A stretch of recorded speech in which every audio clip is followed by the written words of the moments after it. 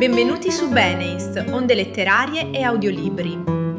Oggi vi accompagniamo in Vagabondaggio, raccolta di novelle pubblicata nel 1887 da Giovanni Verga, maestro del verismo italiano. 12 racconti che esplorano, con sguardo lucido e talvolta ironico, quella che Verga definiva la condizione di perenne movimento dell'umanità. Un vagabondare non solo geografico, ma soprattutto interiore e sociale.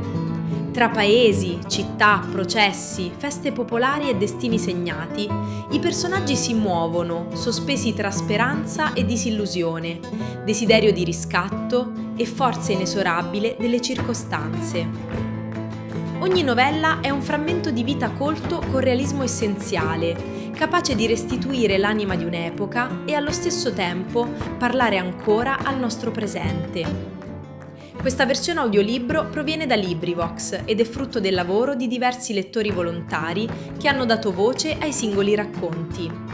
L'edizione che ascoltate su YouTube è curata da Beneist, onde letterarie e audiolibri, con l'intento di rendere accessibile e viva un'opera significativa della letteratura italiana. Ora lasciamoci guidare dalle parole di Verga, tra umanità in cammino e storie che ancora sanno emozionare. Buon ascolto!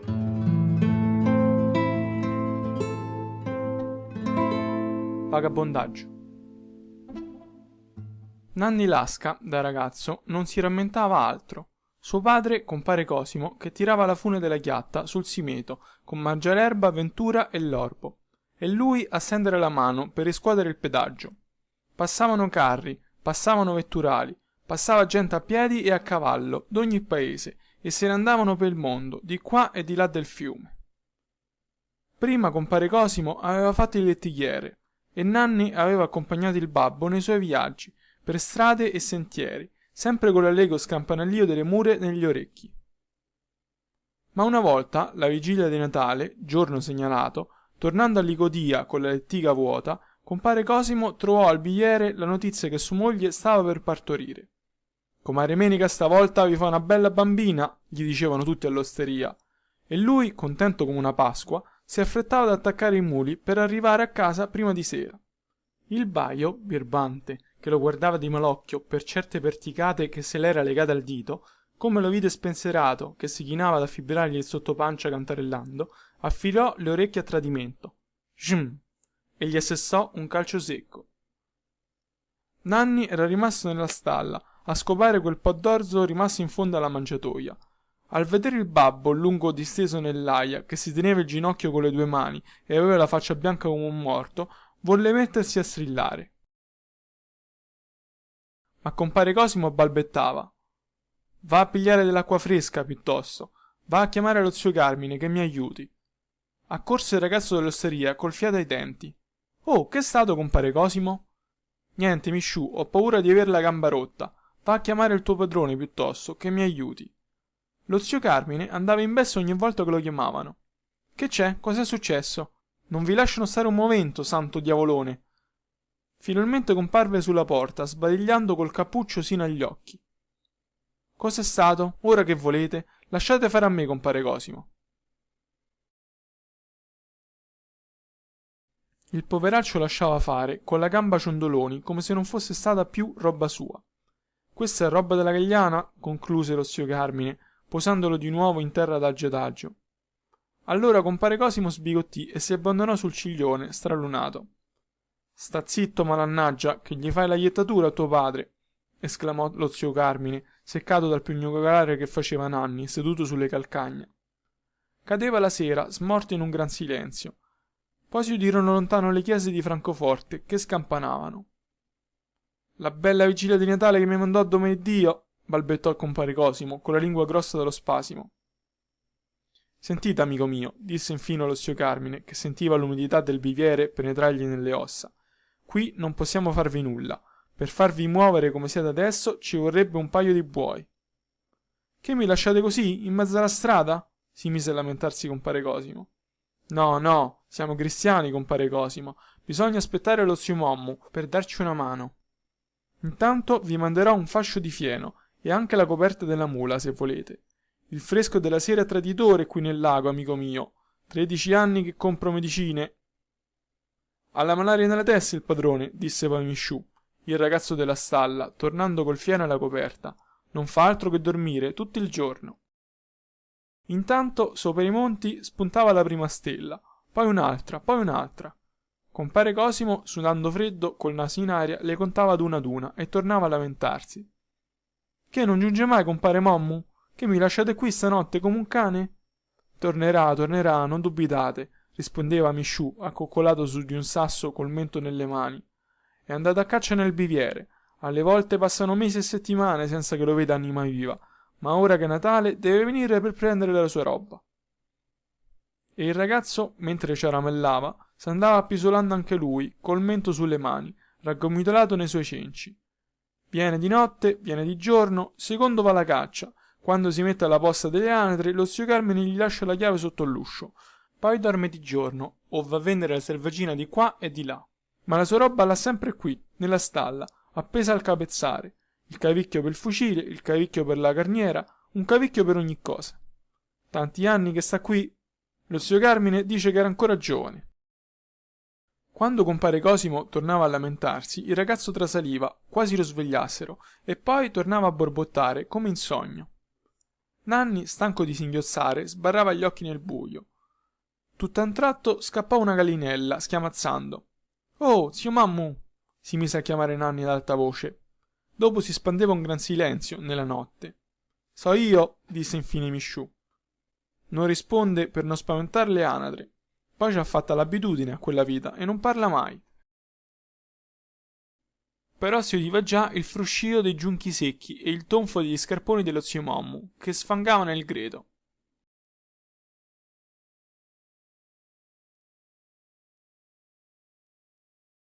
Qua, zio Mommu, c'è compare Cosimo che gli è successo un accidente.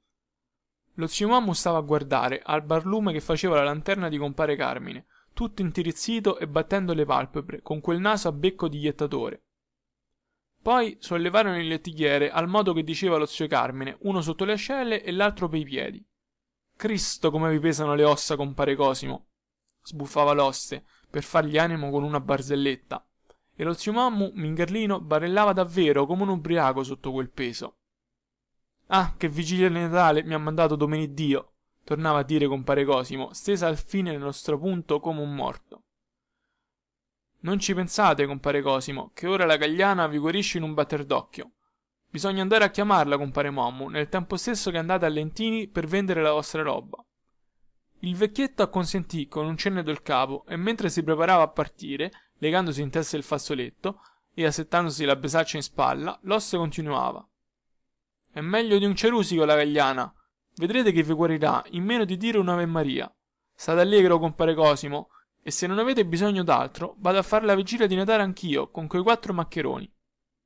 E tu, che non vuoi mangiare un boccone? Chiese il lettighiere, voltandosi al suo ragazzo che non si muoveva di lì, smorto, con le mani in tasca, il viso sudicio da piangere che aveva fatto.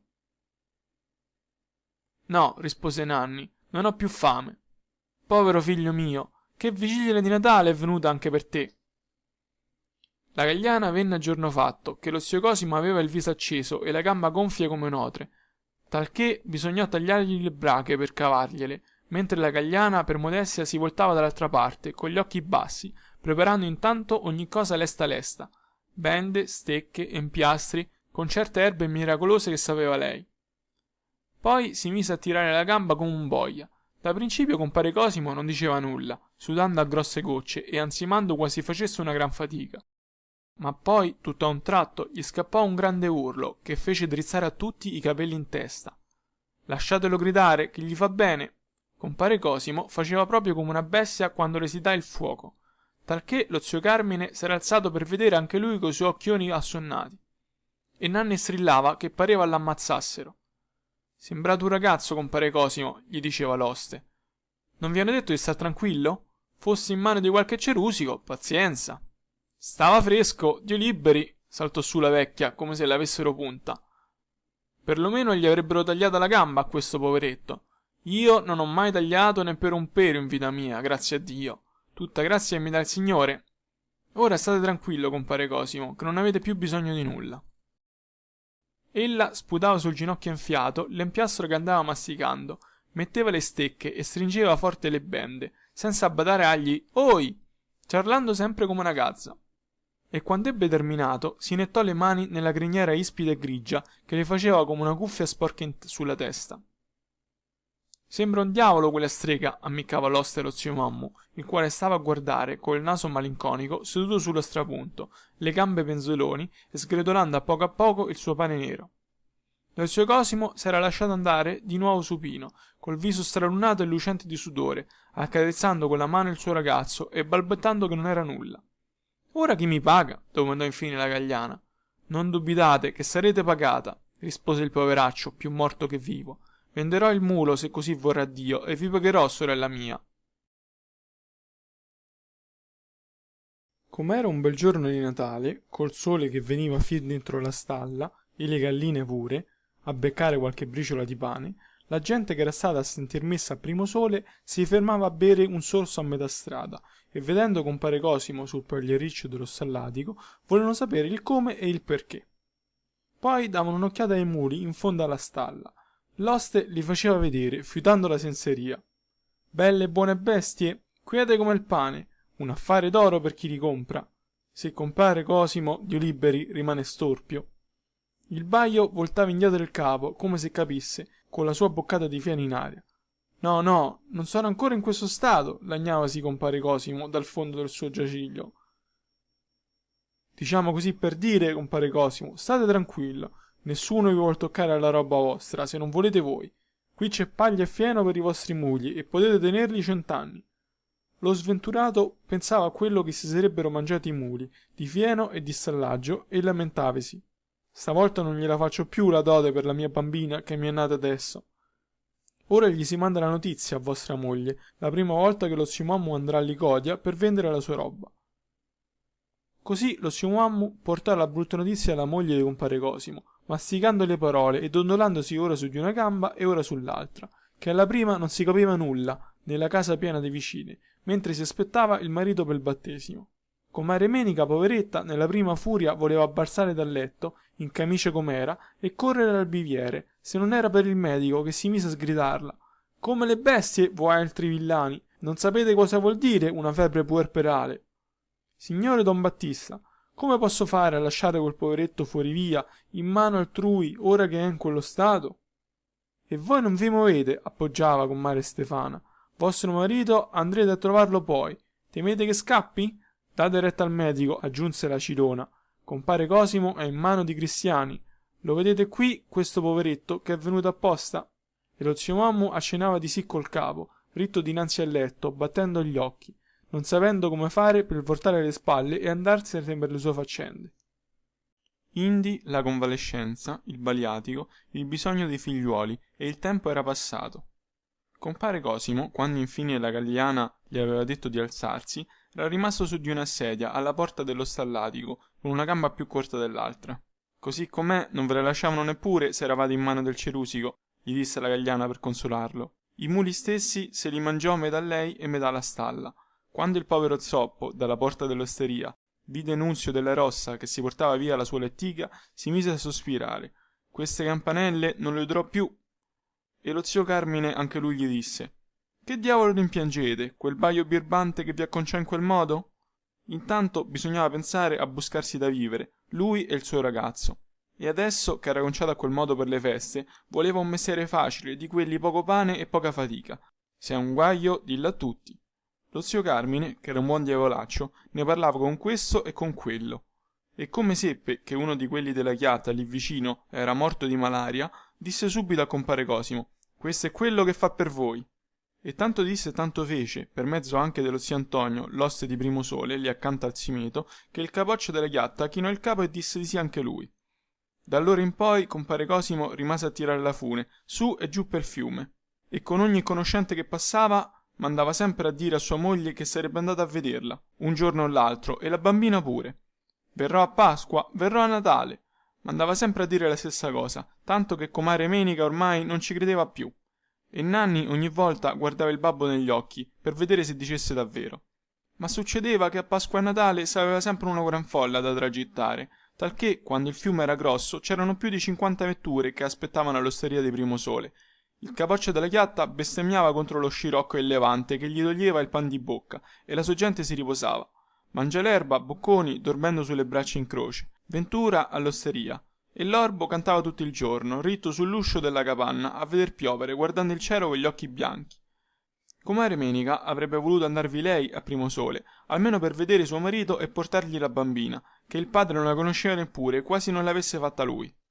Andrò appena avrò presi i denari del filato, diceva essa pure. Andrò dopo la raccolta delle ulive, se mi avanza qualche soldo. Così passava il tempo. Intanto comare Menica fece una malattia mortale, di quelle che don Battista, il medico, se ne lavava le mani come Pilato. Vostra moglie è malata, malatissima, venivano a dirgli lo zio Cheli, compare Lanzara, tutti quelli che arrivavano da Licodia. E compare Cosimo stavolta voleva correre davvero, a piedi, come poteva. Prestatemi 2 lire per la spesa del viaggio, padron Mariano. Aspettate prima, se vi portano una buona notizia. Alle volte, intanto che voi siete per via, vostra moglie guarisce e voi ci perdete la spesa del viaggio. L'orbo invece consigliava di far dire una messa alla Madonna di Primosole, che è miracolosa. Finché giunse la notizia che da comare Menica c'era il prete. Vedete se avevo ragione, esclamò padron Mariano. Cosa andavate a fare, se non c'era più aiuto? La bambina se l'era tolta in casa a comare Stefana, per carità. E compare Cosimo era rimasto a Primosole col suo ragazzo. Tanto l'orbo gli diceva che, con l'aiuto di Dio, poteva vivere e morire la chiatta al pari di lui, che vi mangiava pane da 50 anni, e ne aveva vista passare tanta della gente.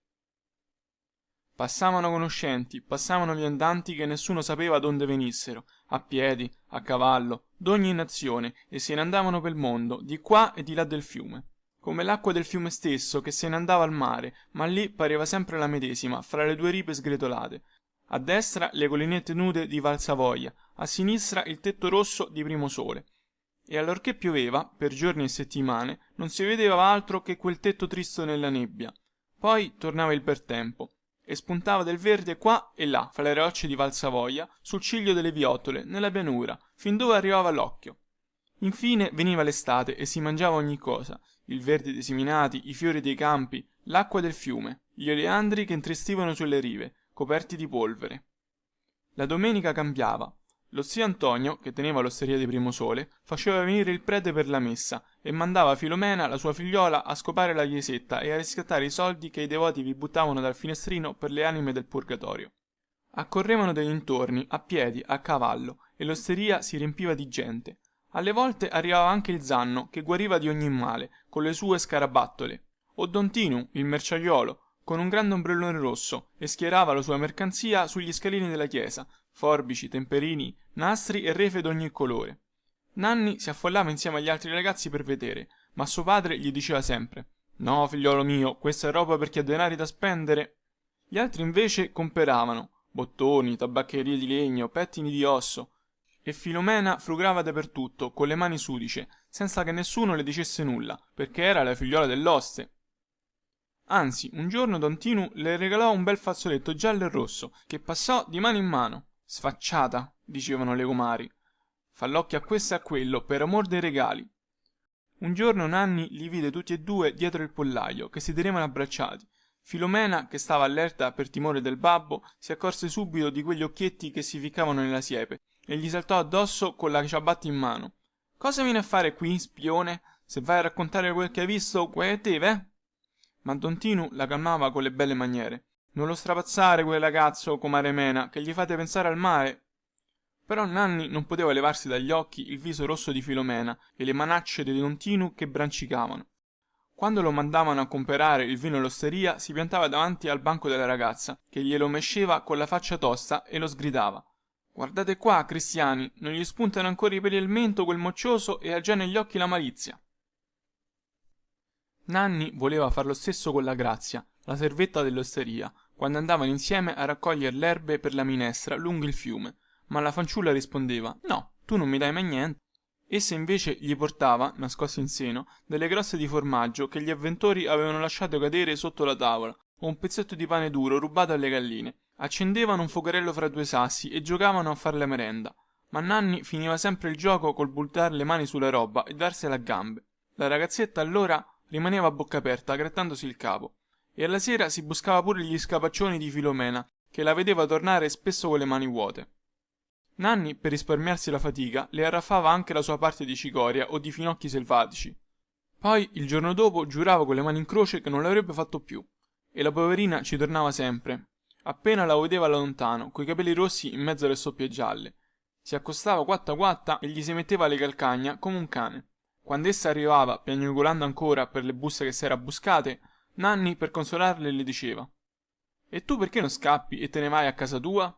Egli raccontava che aveva la sua casa anche lui, laggiù al paese, e i parenti e ogni cosa, di là di quelle montagne turchine. Ci voleva una giornata buona di cammino e un giorno o l'altro ci sarebbe andato. Pianta i tuoi padroni e l'osteria e te ne scappi a casa tua. La ragazzetta ascoltava a bocca aperta, con le gambe penzoloni sul greto asciutto, guardando attonita là dove Nanni le faceva vedere tante belle cose, oltre i monti turchini. Infine si grattava il capo e rispondeva: non so, io non ci ho nessuno. Egli intanto si divertiva a tirar sassi nell'acqua o cercava di far scivolare Grazia giù dalla sponda, facendole il solletico. Poi si mettevano a correre ed egli la inseguiva a zollate.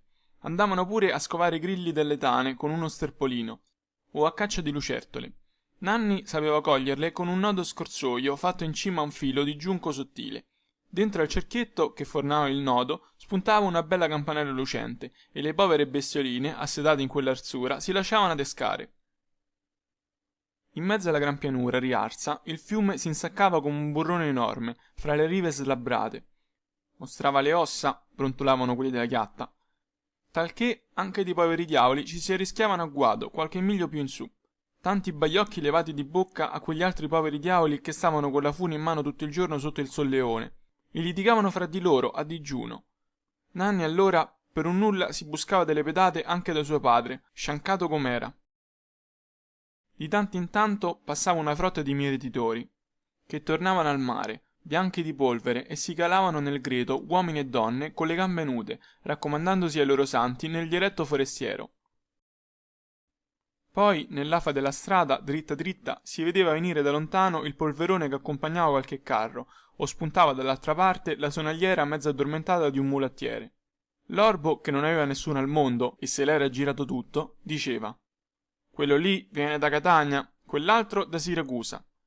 E sempre cuor contento lui raccontava agli uomini stesi bocconi le meraviglie che aveva visto laggiù, lontano lontano. E Nanni ascoltava intento, come aveva fatto la Grazia ai racconti che faceva lui, con delle allucinazioni di vagabondaggio negli occhi stanchi di vedere eternamente l'osteria dello zio Antonio, che fumava tutta sola nella tristezza del tramonto. Ma chi gli mise davvero la pulce nell'orecchio fu il zanno, una volta che lo chiamarono per lo zio Carmine al biviere. Fin da Pasqua di Rose i viandanti che venivano a passare la notte allo stallatico e non lo vedevano come al solito a portare la paglia dal fienile o a riscuotere lo stallaggio dicevano: e compare Carmine? Zio Mommu lo mostrava con un cenno del capo, lungo disteso nel pagliericcio sotto un mucchio di bisacce, e Misciu col cappuccio in capo, mangiato dalle febbri anche lui, soggiungeva: alla terzana. Alle volte, quando alla voce riconosceva un conoscente, lo zio Carmine rispondeva con un grugnito: son qua, sono ancora qua. Erano quasi sempre le stesse facce stanche che si vedevano passare dinanzi al lumicino moribondo appeso al travicello e tiravano fuori dalla bisaccia la scarsa merenda, accoccolati su di un basto, masticando adagio adagio. Lo zio Carmine non brontolava più, non si muoveva più dalla sua cuccia, zitto e cheto. Soltanto quando udiva fermarsi alla porta una vettura rizzava il capo come poteva per amor del guadagno e chiamava: o Misciu. Però non potevano lasciarlo morire a quel modo come un cane. Ventura, Mangialerba e spesso anche compare Cosimo, tirandosi dietro la gamba storpia, venivano apposta da Primosole e stavano a guardare compare Carmine lungo disteso, con la faccia color di terra, come un morto addirittura. Infine risolvettero di chiamargli la Gagliana, quella vecchietta che faceva miracoli a 20 miglia in giro. Vedrete che la Gagliana vi guarirà in un batter d'occhio, andavano dicendo a lui pure. È meglio di un dottore quel diavolo di donna, che ne dite, compare Carmine? Compare Carmine non diceva né sì né no, pensando al denaro che si sarebbe mangiata la Gagliana, però nel forte della febbre tornava a piagnucolare: chiamatemi pure la Gagliana, senza badare a spesa, non mi lasciate morire senza aiuto, signori miei. La Gagliana la battezzò febbre pericolosa, di quelle che è meglio mandare pel prete addirittura. Giusto era sabato e passava gente che tornava al paese. Tutto ciò gli rimase fitto in mente a Nanni, che era andato a vedere anche lui, i curiosi che all'uscio allungavano il collo verso il moribondo, la Gagliana che cercava nelle tasche il rimedio fatto apposta brontolando, il malato che guardava tutti ad uno con gli occhi spaventati. L'orbo, a consolare la Gagliana che non sapeva trovare il rimedio, le domandava: cosa ci vuole per farmi tornare la vista? Lo zio Carmine morì la notte stessa.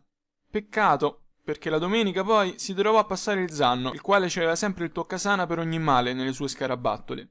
Lo menarono appunto a vedere il morto. Ei gli toccò il ventre, il polso, la lingua e conchiuse: se c'ero io, lo zio Carmine non moriva. Raccontava pure molte cose di miracoli che aveva fatto, tale e quale come la Gagliana, dei paesi che aveva visti, e come Nanni ascoltava a bocca aperta, gli piacque quel ragazzetto e gli disse, accarezzandogli i capelli rossi: vuoi venire con me? Mi porterai la balla e ti farai uomo. Egli ha tutt'altra balla da portare, sospirò compare Cosimo, e pensava nel tempo stesso che se gli succedeva una disgrazia come quella di compare Carmine, il suo ragazzo restava in mezzo a una strada. C'era anche l'oste di Primosole, il quale maritava Filomena con Lanzise, uomo da bene che non sapeva nulla, e tornavano tutti da Lentini pel contratto gli sposi, compare Antonio ed altra gente. Lanzise era uno che ci aveva il fatto suo, terra, buoi e un pezzo di vigna lì vicino alla Savona, dicevano. Il matrimonio fece chiasso, talché venne anche don Tinu a vender roba pel corredo. La sera mangiava all'osteria come al solito. Non si sa come, a motivo di un conto sbagliato, attaccarono lite con lo zio Antonio e don Tinu gli disse: becco! Compare Antonio era un omettino cieco d'un occhio che al vederlo non l'avesse pagato un soldo, però si diceva che avesse più di un omicidio sulla coscienza e a 20 miglia in giro gli portavano rispetto. Al sentirsi dire quella mala parola sul mostaccio da don Tinu, il quale aveva una faccia da minchione, andò a staccare lo schioppo dal capezzale per spifferare le sue ragioni anche lui, mentre la moglie, che la malaria inchiodava in fondo a un letto da anni ed anni, rizzatasi a sedere in camicia, strillava: aiuto che s'ammazzano, santi cristiani! E Filomena, per dividerli, buttava piatti e bicchieri addosso a don Tinu, gridando: birbante, ladro, scomunicato! Che vi pare azione d'uomo cotesta, compare Antonio? Rispose don Tinu, più giallo del solito. Io non ho altro addosso che questo po di temperino. Avete ragione, disse lo zio Antonio, vi risponderò con la stessa lingua che avete in bocca voi. E andò a posare lo schioppo, senza aggiungere altro. Più tardi Nanni andava all'osteria per il vino, quando vide venirsi incontro don Tinu tutto stralunato, che si guardava intorno sospettoso. Te, 2 soldi, gli disse, e va a dire a compare Antonio che l'aspetto qui per quella faccenda che sa lui. Ma che nessuno ti veda, eh? La sera trovarono compare Antonio lungo disteso dietro una macchia di fichi d'india, col suo cane accanto gli leccava la ferita. Che è stato, compare Antonio? Chi vi ha dato la coltellata? Compare Antonio non vuole dirlo. Portatemi sul mio letto per ora, se poi campo ci penso io, se muoio ci pensa Dio. Questo fu don Tinu che me l'ammazzò, strillava la moglie. L'ha mandato a chiamare con Nanni dello zoppo. E Filomena badava a ripetere: birbante, ladro, scomunicato. Compare Cosimo, che aveva una gran paura della giustizia, se la prese anche lui col suo ragazzo, il quale si ficcava in quegli imbrogli. Se ti metto le mani addosso voglio romperti le ossa, andava gridando. E Nanni perciò se ne stava alla larga, dall'altra parte del fiume, col ventre vuoto, come una bestia inselvatichita. Grazia lo vide lontano, coi capelli rossi, dietro l'abbeveratoio a secco, e corse a raggiungerlo. Ora me ne vado col zanno, diceva lui, e alla chiatta non ci torno più. Poscia, riassicurata a poco, vedendo che dietro il muro non spuntava lo zio Cosimo col bastone, si mise a sgretolare la sponda dell'abbeveratoio, tutta fessa e scalcinata, un sasso dopo l'altro, e dopo li tirava lontano, mentre la ragazzetta stava a guardare. Tutto a un tratto s'accorsero che il sole era tramontato e la nebbia sorgeva tutt'intorno dal fiume e dalla pianura. Senti, disse Grazia, lo zio Cosimo che chiama. Nanni se la diede a gambe senza rispondere e lei s'affannava a corrergli dietro, con la vestocciola tutta sbrindellata che gli svolazzava sulle gambette nude. Camminarono un bel pezzo e infine si trovarono soli, nella campagna buia, col cuore che batteva forte, lontano lontano dalla capanna delle chiatte, dove si udiva ancora cantare l'orbo. Era una bella notte piena di stelle, e dappertutto i grilli facevano cri cri nelle stoppie. Come Nanni si fermò, vide Grazia che gli veniva dietro. E tu dove vai? Le disse. Essa non rispose e tornavano a dirsi grilli tutto intorno. Non si udiva altro, solo il fruscio del grano in spiga al loro passaggio. E appena si fermavano ad ascoltare cadeva un gran silenzio, quasi il buio si stringesse loro ai panni. Di tanto in tanto correva una folata di ponente caldo, come un'ombra sull'onda del seminato. Allora Grazia si mise a piangere. Passava un vetturale coi suoi muli e la piccina a piagnucolare. Portateci al paese, vossignoria, per carità. Il mulattiere, ciondoloni sul basso, borbottò qualche parola mezzo addormentato e tirò di lungo, e i due fanciulli dietro. Arrivarono a uno stallatico e si accoccolarono dietro il muro ad aspettare il giorno. Quando Dio volle spuntò l'alba e un gallo si mise a cantare d'allegria sul mucchio di concime. Da un sentiero fra due siepi sbucò un vecchietto con una bisaccia piena in spalla. Aveva la faccia buona e Grazia gli domandò: per andare al paese, vossignoria, da che parte si va? Lo zio Mommu accennò di sì col capo e seguitò per la sua via col naso a terra. Si misero dietro a lui che andava a vedere la sua roba al paese e arrivarono sulla piazza che era giorno chiaro. C'era già una donnicciola imbacuccata in una mantellina bianca, la quale vendeva verdura e fichi d'india. Delle altre donne entravano in chiesa. Davanti lo stallatico salassavano un mulo e dei contadini freddolosi stavano a guardare, col fazzoletto in testa e le mani in tasca. In alto, nel campanile, già tutto pieno di sole, la campana suonava a messa. Essi andarono a sedere tristamente sul marciapiede, accanto al vecchietto con cui erano venuti, e s'era messo a vendere anatre e gallinelle che nessuno comprava, aspettando il zanno che non veniva neppur lui. Il tempo passava, e passava anche della gente che veniva a comprare la verdura della donnicciola con la mantellina, pesandola con le mani.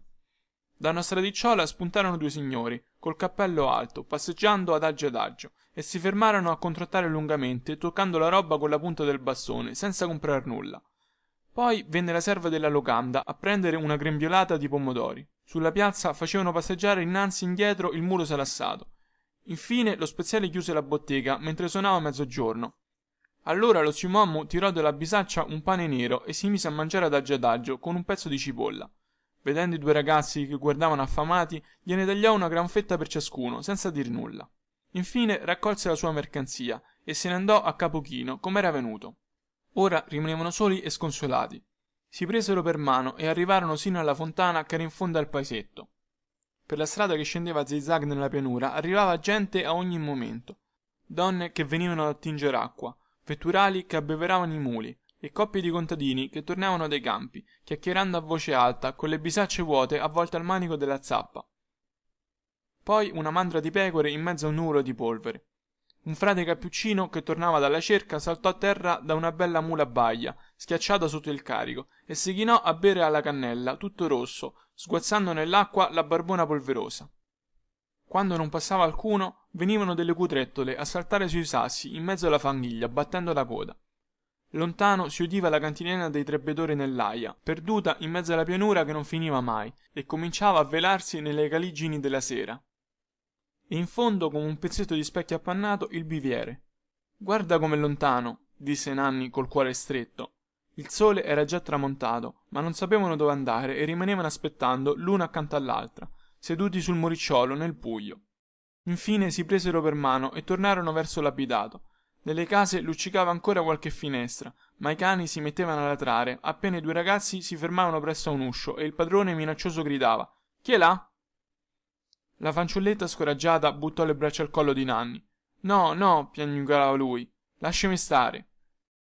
Trovarono una tettoia addossata a un casolare e vi passarono la notte tenendosi abbracciati per scaldarsi. Li svegliò lo scampanio del paese in festa che il sole era già alto. Mentre andavano per via, guardando la gente che usciva vestita in gala, scorsero in piazza don Tinu il merciaiolo con le sue scarabattole di già in mostra sotto l'ombrellone rosso. Signore don Tinu, gli disse Grazia tutta contenta, benvenuto a vossignoria. Don Tinu si accigliò e rispose: oh, tu chi sei? Io non ti conosco. La fanciulletta si allontanò moggia moggia, ma don Tinu vide il ragazzetto che guardava da lontano timoroso e gli disse: tu sei quello dell'osteria del pantano, ti conosco. Sì signore don Tinu, rispose Nanni col sorriso incerto. E tutto il giorno gli rozzò intorno affamato sul marciapiede. Quando vide che don Tinu raccoglieva la sua mercanzia e stava per andarsene, si fece animo e gli disse: se mi volete con voi vossignoria io vi porterò la roba. va bene, rispose don Tinu. Ma la tua compagna lasciala stare pei fatti suoi, che non ho pane per tutti e due. Grazia, scorata, si allontanò passo passo, con le mani sotto il grembiule, e poi si mise a guardare tristamente dall'altra cantonata, mentre Nanni se ne andava dietro al merciaiuolo, curvo sotto il carico. Un buon diavolaccio quel don Tinu, sempre allegro, anche quando gli lasciava andare una pedata o uno scapaccione. In viaggio gli raccontava delle barzellette per smaliziarlo e ingannare la noia della strada a piedi, oppure gli insegnava a tirare di coltello in qualche prato fuori mano. Così ti farai uomo, gli diceva. Giravano pei villaggi, dappertutto dov'era la fiera. Schieravano in piazza la mercanzia su di una panchetta e vociavano nella folla. C'erano trecconi, bestiame, gente vestita da festa, e il zanno che faceva vedere lecce e omo si sbracciava a vendere impiastri e medaglie benedette, a strappar denti e a dire la buona ventura, ritto su di un trespolo in un mare di sudore. I curiosi facevano ressa intorno a bocca aperta, sotto il sole cocente. Poi veniva il santo con la banda e lo portavano in processione. Dopo tutta la giornata le donne stavano sugli usci, carichi d'ori, sbadigliando. La sera accendevano la luminaria e facevano il passeggio. Don Tinu ripeteva: se restavi alla chiatta con tuo padre le vedevi tutte queste cose, di. Capitarono anche una volta al paese di Nanni, il quale non ci si raccapezzava più dopo tanto tempo, e passando davanti alla sua casa vide un ballatoio che non ci era prima e della gente che non conosceva e vi stava pei fatti suoi. Cercò anche dei parenti. Il fratello Pierantonio era lontano, Camparo alle Madonne, laggiù verso la marina, e la sorella Benedetta s'era maritata un buon partito che le aveva procurato comare Stefana, dotandola coi suoi denari, e facevano tutti una famiglia in una bella casa nuova, col terrazzino e il tetto col cortinaggio, che quasi non volevano lasciarvi entrare quel vagabondo. Pure donna Stefana, per politica, come seppe chi era e donde veniva, gli fece dar colazione, pane, vino e companatico, in un angolo della tavola, che egli subito disse grazie perché le due donne sembrava che gli contassero i bocconi. Sua sorella ritta sull'uscio con le mani sul ventre e l'orecchio teso, per sentire se capitava il marito, guardando di sottocchio donna Stefana come fosse sulle spine. No e sì, sì e no. Le parole cascavano di bocca e il pane e il companatico pure. Toccarono appena del babbo e del fratello, che erano lontani, uno di qua e l'altro di là, e tacquero subito perché poco avevano da dire, dopo tanto che non si erano visti. Benedetta anzi non ne aveva neppure conosciuto il babbo, come fosse figlia del peccato. Questa povera orfanella, disse donna Stefana, non ha avuto nessuno al mondo, né amici né parenti. Dillo tu stessa, figliuola mia, se non ero io, come restavi al mondo? Benedetta disse di sì, con un'occhiata riconoscente, poi guardò il fratello e chinò gli occhi. Infine gli chiese se contava di fermarsi molti in paese, dandogli del voi, sempre con gli occhi bassi. Donna Stefana invece gli ficcava addosso i suoi, quasi volesse frugarlo sotto i panni, con certe occhiate sospettose che covavano le posate. Appena fuori dell'uscio si sentì dar tanto di catenaccio dietro le spalle. Queste so cose che succedono, disse poi don Tinu, quando seppe com'era andata la visita alla sorella. Il mondo è grande e ciascuno va pei fatti suoi. Andavano pel mondo, di qua e di là, per fiere e per villaggi, sempre con la roba in collo, sinché infine una volta capitarono al primo sole dopo tanto tempo. Ora ti faccio vedere tuo padre, se è ancora al mondo, disse don Tinu. Nanni non voleva, fra la vergogna e la paura, ma il merciaio soggiunse: lascia fare a me, che le cose le so fare. E andò avanti a prevenire compare Cosimo, che era sempre lì alla chiatta su di un piede come le gru. Ecco vostro figlio Nanni, compare Cosimo, che è venuto apposta per baciarvi le mani. Lo zio Cosimo aveva la terzana e stava lì al sole appoggiato alla fune col fazzoletto in testa, aspettando la febbre. Che il Signore t'accompagni, figliol mio, e che ti aiuti sempre. Adesso che era stremo di forza gli venivano gli lucciconi negli occhi, vedendo che bel pezzo di ragazzo che s'era fatto il suo Nanni. Costui narrava pure di Benedetta e del fratello che era stato a cercarli. E il padre, tutto contento, scrollava, tentennava il capo, con la faccia sciocca. Una miseria in quella chiatta. Ventura partito per cercar fortuna altrove, mangia l'erba più che mai sotto i piedi della sua donnaccia, becco e bastonato, e l'orbo sempre lo stesso, attaccato alla fune come un'ostrica e allegro come un uccello, che canta nel silenzio della malaria, guardando il cielo con gli occhi bianchi. Con me vostro figlio girerà il mondo e si farà uomo, ripeteva don Tinu. Anche lo zio Antonio, poveretto, non era più quello di prima e stava lì sull'uscio dell'osteria, inchiodato dalla paralisi sulla scranna, a salutare la gente che passava, con la faccia da minchione per tirare gli avventori. Benedicite vossignoria, che non mi riconoscete più, zio Antonio, gli disse il merciaiuolo fermandosi a salutarlo. Lo zio Antonio accennava di sì col capo come Pulcinella. Allora don Tinu trasse fuori un bel sigaro e glielo mise nelle mani che tremavano continuamente, posate sulle ginocchia. Ma l'altro scosse il capo, accennando di no, che non poteva. Don Tinu per cortesia gli chiese infine di sua moglie e di comare Filomena, che non si vedevano nell'osteria deserta, e il vecchio con le mani tremanti accennò di qua e di là, lontano, verso il camposanto e verso la città. Per bere un sorso dovettero sgolarsi e chiamare un ragazzaccio che compare Antonio s'era tirato in casa, onde fare andare l'osteria, e arrivò dall'orticello abbandonato tutto sonnacchioso, fregandosi gli occhi, insaccato in un giubbone vecchio dello zio Antonio che gli arrivava alle calcagna. Abbiamo fatto un'opera di carità, osservò don Tinu nel pagare il vino bevuto. Statevi bene, compare Antonio. Così era fatto don Tinu, con le mani sempre aperte, quando ne aveva, e il cuore più aperto ancora. Gli piaceva ridere e divertirsi, e aveva amici e conoscenti in ogni luogo. Spesso lasciava Nanni al negozio, diceva lui, e correva a godersi le feste di qua e di là con le comari. Aveva comari dappertutto. Appena arrivava in un paese lo mandavano a chiamare di nascosto e gli facevano trovare il desco apparecchiato dietro all'uscio, mentre i loro uomini erano alla processione con la testa nel sacco. Finché una volta, per la festa del Cristo, a Spaccaforno, lo portarono a casa su di una scala, come un ecceomo davvero. Era stata Grazia che era venuta a chiamarlo. Signore Don Tinu, vi aspettano dove sapete vossignoria. Don Tinu esitava, grattandosi la barba. Non che avesse paura, no, ma quella ragazza allampanata gli portava la jettatura, c'era da scommettere. Lei intanto rimaneva sull'uscio della bottega, sorridendo timidamente, col viso nella mantellina rattoppata. Nanni, che da un pezzo non la vedeva, le disse: Oh, tu, come sei qui? Son venuta a piedi, rispose Grazia tutta contenta che le avesse parlata. Son venuta a piedi da Scordia e da Carlentini, perché laggiù morivo di fame. Ora fo i servizi a chi mi chiama. S'era fatta grande, tanto che la vesticciuola sbrindellata non arrivava a coprirle del tutto le gambe magre, con la faccia seria e pallida di donna fatta che ha provato la fame, e due pesche fonde nere sotto gli occhi. Nanni, che stava leccando col pane il piatto di don Tinu, le disse: Te, ne vuoi? Ma Grazia si vergognava a dir di sì. Io sto con don Tinu e faccio il merciaiuolo, aggiunse Nanni. Ad un tratto egli si fece serio, guardandole in viso. Entra. La ragazza esitava, intimidita da quegli occhi. Nanni ripeté: Entra, ti dico, sciocca.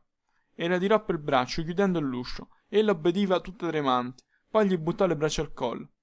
Tanto tempo che ti volevo bene. E ricominciò a narrare la storia di quel suo misero vagabondaggio, la fame, il freddo, le notti senza ricovero, gli stenti e le brutalità che aveva sofferto, seduta sulla balla della mercanzia, con la schiena curva, le braccia abbandonate sulle ginocchia, ma gli occhi lucenti di contentezza adesso, e una gran gioia che le si spandeva infine sul viso sbattuto e scarno. Sai, tanto tempo che ti volevo bene, ti rammenti? Quando andavamo insieme per le erbe della minestra a primo sole, e l'isolotto che lasciava il fiume quando era magro, e quella notte che abbiamo dormito insieme dietro un muro sulla strada di Francoforte. Poi quando tu te ne sei andato con don Tinu e non sapevo che fare né dove andare.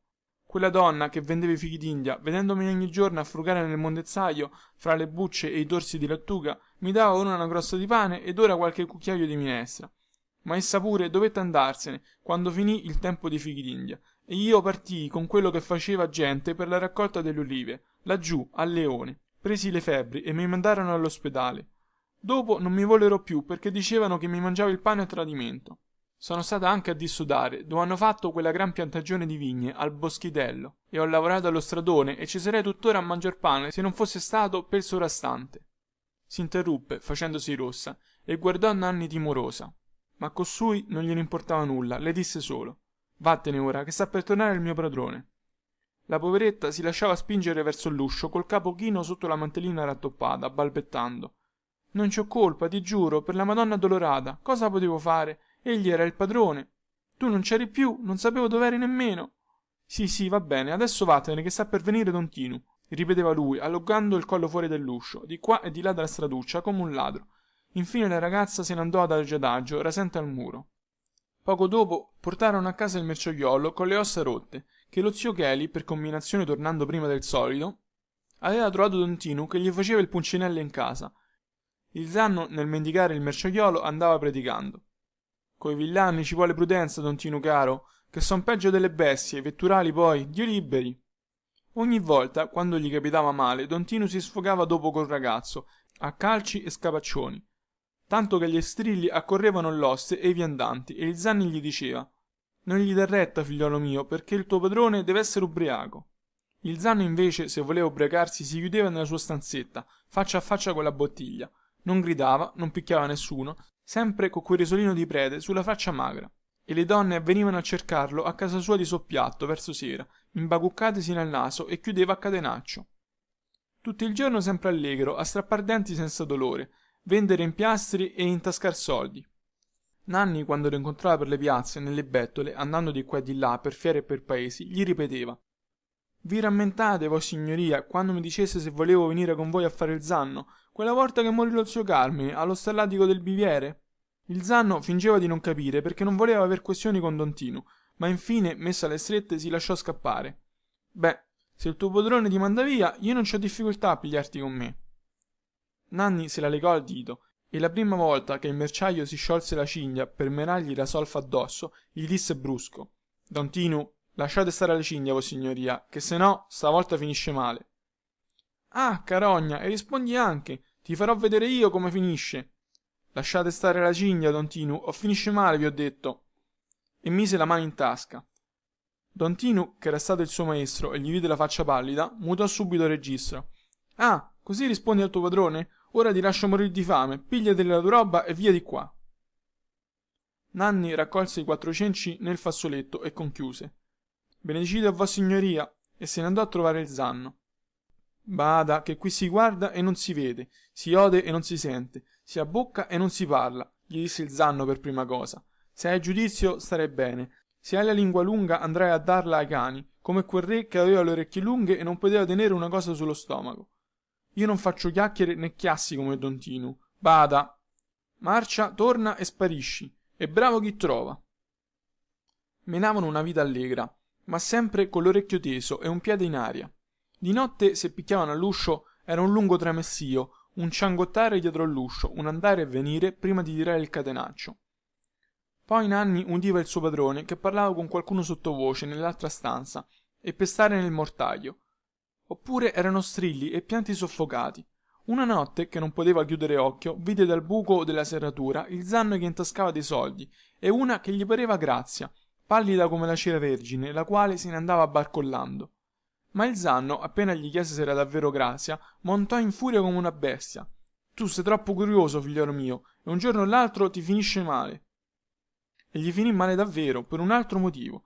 Un giorno, per la festa dell'Immacolata, appena rizzarono il trespolo sulla piazza di Spaccaforno, vennero gli sbirri e li acciuffarono tutti e due, con gli unguenti e gli elisiri, e li portarono al criminale, accusati di infanticidio. Ma allorché il zanno vide Grazia sullo scanno, accusata insieme a loro, si mise a giurare e spergiurare con le mani in croce che non l'aveva mai vista né conosciuta, come è vero Dio. Ma c'erano testimoni che avevano visto quella ragazza con Nanni tempo fa, quando egli era passato un'altra volta da Spaccaforno con don Tinu, il merciaio, nella settimana santa, anzi, egli aveva chiuso l'uscio. Grazia, più morta che viva, balbettava: signor giudice, fatemi tagliare la testa, che sono una scellerata. Prima feci il peccato e poi non seppi far la penitenza. Era stato per la disperazione, dacché tutti la scacciavano come un cane malato, e per la vergogna anche, sì, perché no? Dopo che Nanni l'aveva mandata via e cominciava a capire il male che aveva fatto, fu una notte nel casolare, abbandonato dietro il ponticello, che prima serviva per i lavoranti della strada, una notte che pioveva, e le pareva di morire lì sola e abbandonata, e non sapeva come fare, con quella creaturina abbandonata al par di lei. Poi, quando non udì più vagire e la vide tutta bianca, si strascicò sino al burrone, là nella cava delle pietre, e l'avvolse nel grembiule prima.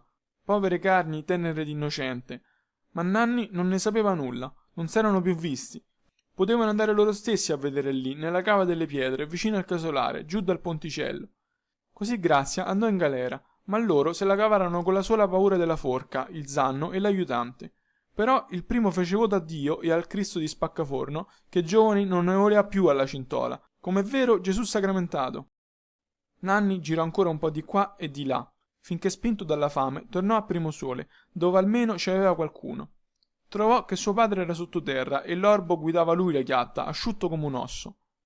Giusto c'era Filomena che cominciava a farsi vecchia e nessuno la voleva per quella storia di don Tinu e le altre che si erano scoperte dopo, la quale gli diceva ogni volta: io c'ho la mia roba, grazie a Dio, e il marito che volessi prendere sarebbe come un principe. L'orbo, che faceva da mezzano, per un bicchiere di vino aiutava. L'ho vista io con questi occhi. Per me, rispose alfine Nanni, se voi siete contenta, sono contento io pure. E si fece il nido come un gufo. Di correre il mondo ne aveva abbastanza ora e badava a mangiare e a bere con la moglie e gli avventori, che tenevano allegra la casa e lasciavano dei soldi nel cassetto. Ogni tanto gli portavano la notizia. Sapete, zio Giovanni, vostro fratello gli è successo un accidente. Oppure: gnà Benedetta, vostra sorella, ha avuto un altro maschio, tale e quale come suo padre, che aveva messo radici a Primosole, dopo che era rimasto zoppo, e venivano a dirgli sin lì quel che succedeva al mondo, di qua e di là. Un giorno, dopo anni ed anni, in mezzo a una torma di mietitori, vide passare anche una vecchia che neppure nel diavolo l'avrebbe più riconosciuta, mangiata com'era dalla fame e dagli strapazzi, la quale gli disse: che non mi riconoscete più, compare Nanni? Sono Grazia, vi rammentate? Ma egli la mandò subito via per paura di Filomena che ascoltava dal letto, come aveva fatto l'altra volta per paura del padrone che stava per venire. Ora voleva godersi tranquillamente la sua pace e la provvidenza che il cielo mandava, insieme alla moglie che gli aveva dato Dio. E si trovavano a passare il Zanno oppure don Tinu, che ora gli portavano rispetto e lasciavano anche loro bei soldi all'osteria, soleva dire con la moglie o con chi c'era. Poveri diavoli, costoro vanno ancora pel mondo a buscarsi il pane. Il maestro dei ragazzi. La mattina prima delle 7 si vedeva passare il maestro dei ragazzi mentre andava raccogliendo la scolaresca di casa in casa, con la mazzettina in una mano, un bimbo restio appeso all'altra e dietro una nidiata di marmocchi che ad ogni fermata si buttava sul marciapiede come pecore stracche. Donna Mena, la merciaia, gli faceva trovare il suo aloardo già belle ripulito a furia di scapaccioni, e il maestro, amorevole e paziente, si trascinava via il monello che strillava e tirava calci. Più tardi, prima del desinare, tornava rimorchiando aloardino tutto inzaccherato, lo lasciava sull'uscio del negozio e ripigliava per mano il bimbo con cui era venuto la mattina. Così passava e ripassava 4 volte al giorno, prima e dopo il mezzodì, sempre con un ragazzetto svogliato per mano, gli altri sbandati dietro, d'ogni ceto, d'ogni colore, col vestitino attillato alla moda oppure strascicando delle scarpacce sfondate, però tenendosi accosto invariabilmente lo scolaro che stava più vicino di casa, sicché ogni mamma poteva credere che il suo figliuolo fosse il preferito. Le mamme lo conoscevano tutte, dacché erano al mondo l'avevano visto passare mattina e sera, col cappelluccio stinto sull'orecchio, le scarpe sempre lucide, i baffetti come le scarpe, il sorriso paziente e inalterabile nel viso disfatto di libro vecchio, senza altro di stanco che il vestito mangiato dal sole e dalla spazzola sulle spalle un po curve. Sapevano pure che era un gran cacciatore di donne, da circa 40 anni, dacché andava su e giù per le strade mattina e sera al pari di una chioccia coi suoi pulcini, era sempre col naso in aria, agitando la mazzettina a guisa di uno zimbello come un vero uccellatore, in cerca di un'innamorata, senza ombra di male, una che lo guardasse ogni volta che passava e tirasse fuori il fazzoletto quando egli si soffiava il naso, niente di più. Gli sarebbe bastato di sapere che in qualche luogo, vicina o lontana, aveva un'anima sorella, talché lungo la perenne via crucis di tutti i giorni egli aveva delle immaginarie stazioni consolatrici, delle invetriate che soleva sbirciare dacché svoltava la cantonata e che avevano senso e parole soltanto per lui, alle quali aveva visto invecchiare dei visi amati o scomparirne per andare a maritarsi, egli solo, sempre lo stesso, portando una instancabile giovinezza dentro di sé, dedicando alle figliuole il sentimento che aveva provato per le madri, mulinando avventure da don Giovanni nella sua vita da anacoreta. Era come la conseguenza della sua professione, l'incarnazione degli estri poetici che gli occupavano le ore d'ozio la sera dinanzi al lume a petrolio coi piedi indolenziti nelle ciabatte di cimosa, ben coperto dal pastrano, mentre sua sorella Carolina rattoppava le calze dall'altro lato del tavolinetto, anch'essa con un libro aperto dinanzi agli occhi. Faceva il maestro di scuola per vivere, ma il suo vero stato erano le lettere, sonetti, odi, anacreontiche e acrostici soprattutto, con tutte le sante del calendario a capoverso. portava sotto il paletò spelato da un capo all'altro della città, strascinandosi dietro la scolaresca, la sacra fiamma dei versi, quella che fa cantare le giovinette al chiaro di luna sul veroncello, e doveva farle pensare a lui. Sapeva già, come se gliel'avessero confidata, tutta la curiosità che doveva suscitare la sua persona, i palpiti che destava una sua occhiata, le fantasie che si lasciava dietro il suo passaggio. Troppo scrupoloso però per abusarne. Un giorno, lo rammentava sempre con una dolce confusione interna, una giovinetta alla quale andava a dare lezioni di bello scrivere a domicilio volle regalargli per la sua festa un bel fiore che era in un vasetto della scrivania. Rosa o garofano non si rammentava pel turbamento che gli aveva fatto velo alla vista. Glielo presentava con un atto gentile e gli diceva, al vederlo timido e imbarazzato: l'ho tenuto lì per lei, signor maestro. No, la prego, mi risparmi. Come, non lo vuole? Seguitiamo la lezione, di grazia, queste non son cose. Ma perché, che c'è di male? Tradire la fiducia dei suoi parenti sotto la veste di istitutore. Allora la ragazza era scoppiata in una risata così matta, così impertinente, che gli squillava ancora nelle orecchie al ripensarci, e ancora, dopo tanto tempo, gli metteva in capo un dubbio, uno di quei lampi di luce che fanno cacciare il capo sotto il guanciale per non vederli la notte. Ah, quelle benedette ragazze! Chi arrivava a capirle per quanto gli anni passassero? Esse gli ridevano dietro le spalle. Poi, dopo molto tempo, quand'egli passava a prendere i loro bimbi, tirando in su i baffetti ostinatamente neri, si sentivano intenerire da una certa commozione ripensando al passato, alle rosee fantasie della prima giovinezza che evocava la figura melanconica di quell'eterno cercatore di amore. Entrate, don Peppino, il ragazzo sta vestendosi. No, grazie, non importa. Volete aspettare al sole? Ho qui i ragazzi, non posso lasciarli. Quanti ne avete, santa pazienza? Ce ne vorrà da mattina e sera, tanto tempo che fate quel mestiere. Sì, un pezzo che ci conosciamo, di vista almeno. Quando lei stava in via del Carmine, il terrazzino col basilico, si rammenta? Si diventa vecchi, don Peppino. Ora abbiamo i capelli bianchi. Parlo per me che ho già una figliuola da marito. Giusto, avevo portato qui una cosuccia per donna Lucietta. Oggi è la sua festa, mi pare. Cos'è l'immagine di Santa Lucia? No, è una poesia. Lucia, Lucia, vien qui, guarda cosa t'ha portato il signor maestro. Piccolezze, donna Lucietta, scuserà l'ardire. Bello, bello, grazie tante. Guarda che bel foglio, mamma, sembra un merletto. Son cose leggere, proprio un ricamino in versi come ci vogliono per una bella ragazza qual è lei. Piccolezze, sa. Grazie, grazie. Ecco Bartolino, è mezz'ora che il signor maestro t'aspetta, maleducato. Guarda, mamma, ritagliando il bordo della carta tutto in giro, se ne può ricavare un bel portamazzi se oggi mi vengono dei fiori. La scuola era un grande stanzone imbiancato a calce, chiuso in fondo da un tramezzo che arrivava a metà dell'altezza, e al di sopra lasciava un gran vano semicircolare e misterioso, il quale dava lume a un bugigattolo che vi era dietro.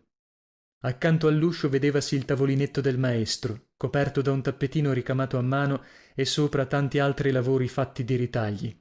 Nettapenne sotto lume e un mandarino di lana arancione con le sue brave foglioline verdi, causa d'infinite distrazioni agli scolari. L'altro ornamento della scuola, sulla larga parete nuda dietro il tavolino, era una cornicetta di carta traforata, opera industre della stessa mano, che conteneva due piccole fotografie ingiallite, i ritratti del maestro e di sua sorella, somiglianti come due gocce d'acqua, malgrado i baffetti incerati dell'uno e la pettinatura grottesca dell'altra. Gli stessi pomelli scarni che sembravano sporgere fuori della cornice, la stessa linea sottile delle labbra smunte, gli stessi occhi appannati, quasi stanchi di guardare perennemente dal fondo dell'orbita incavata lo sbaraglio delle seggiole scompagnate per la scuola.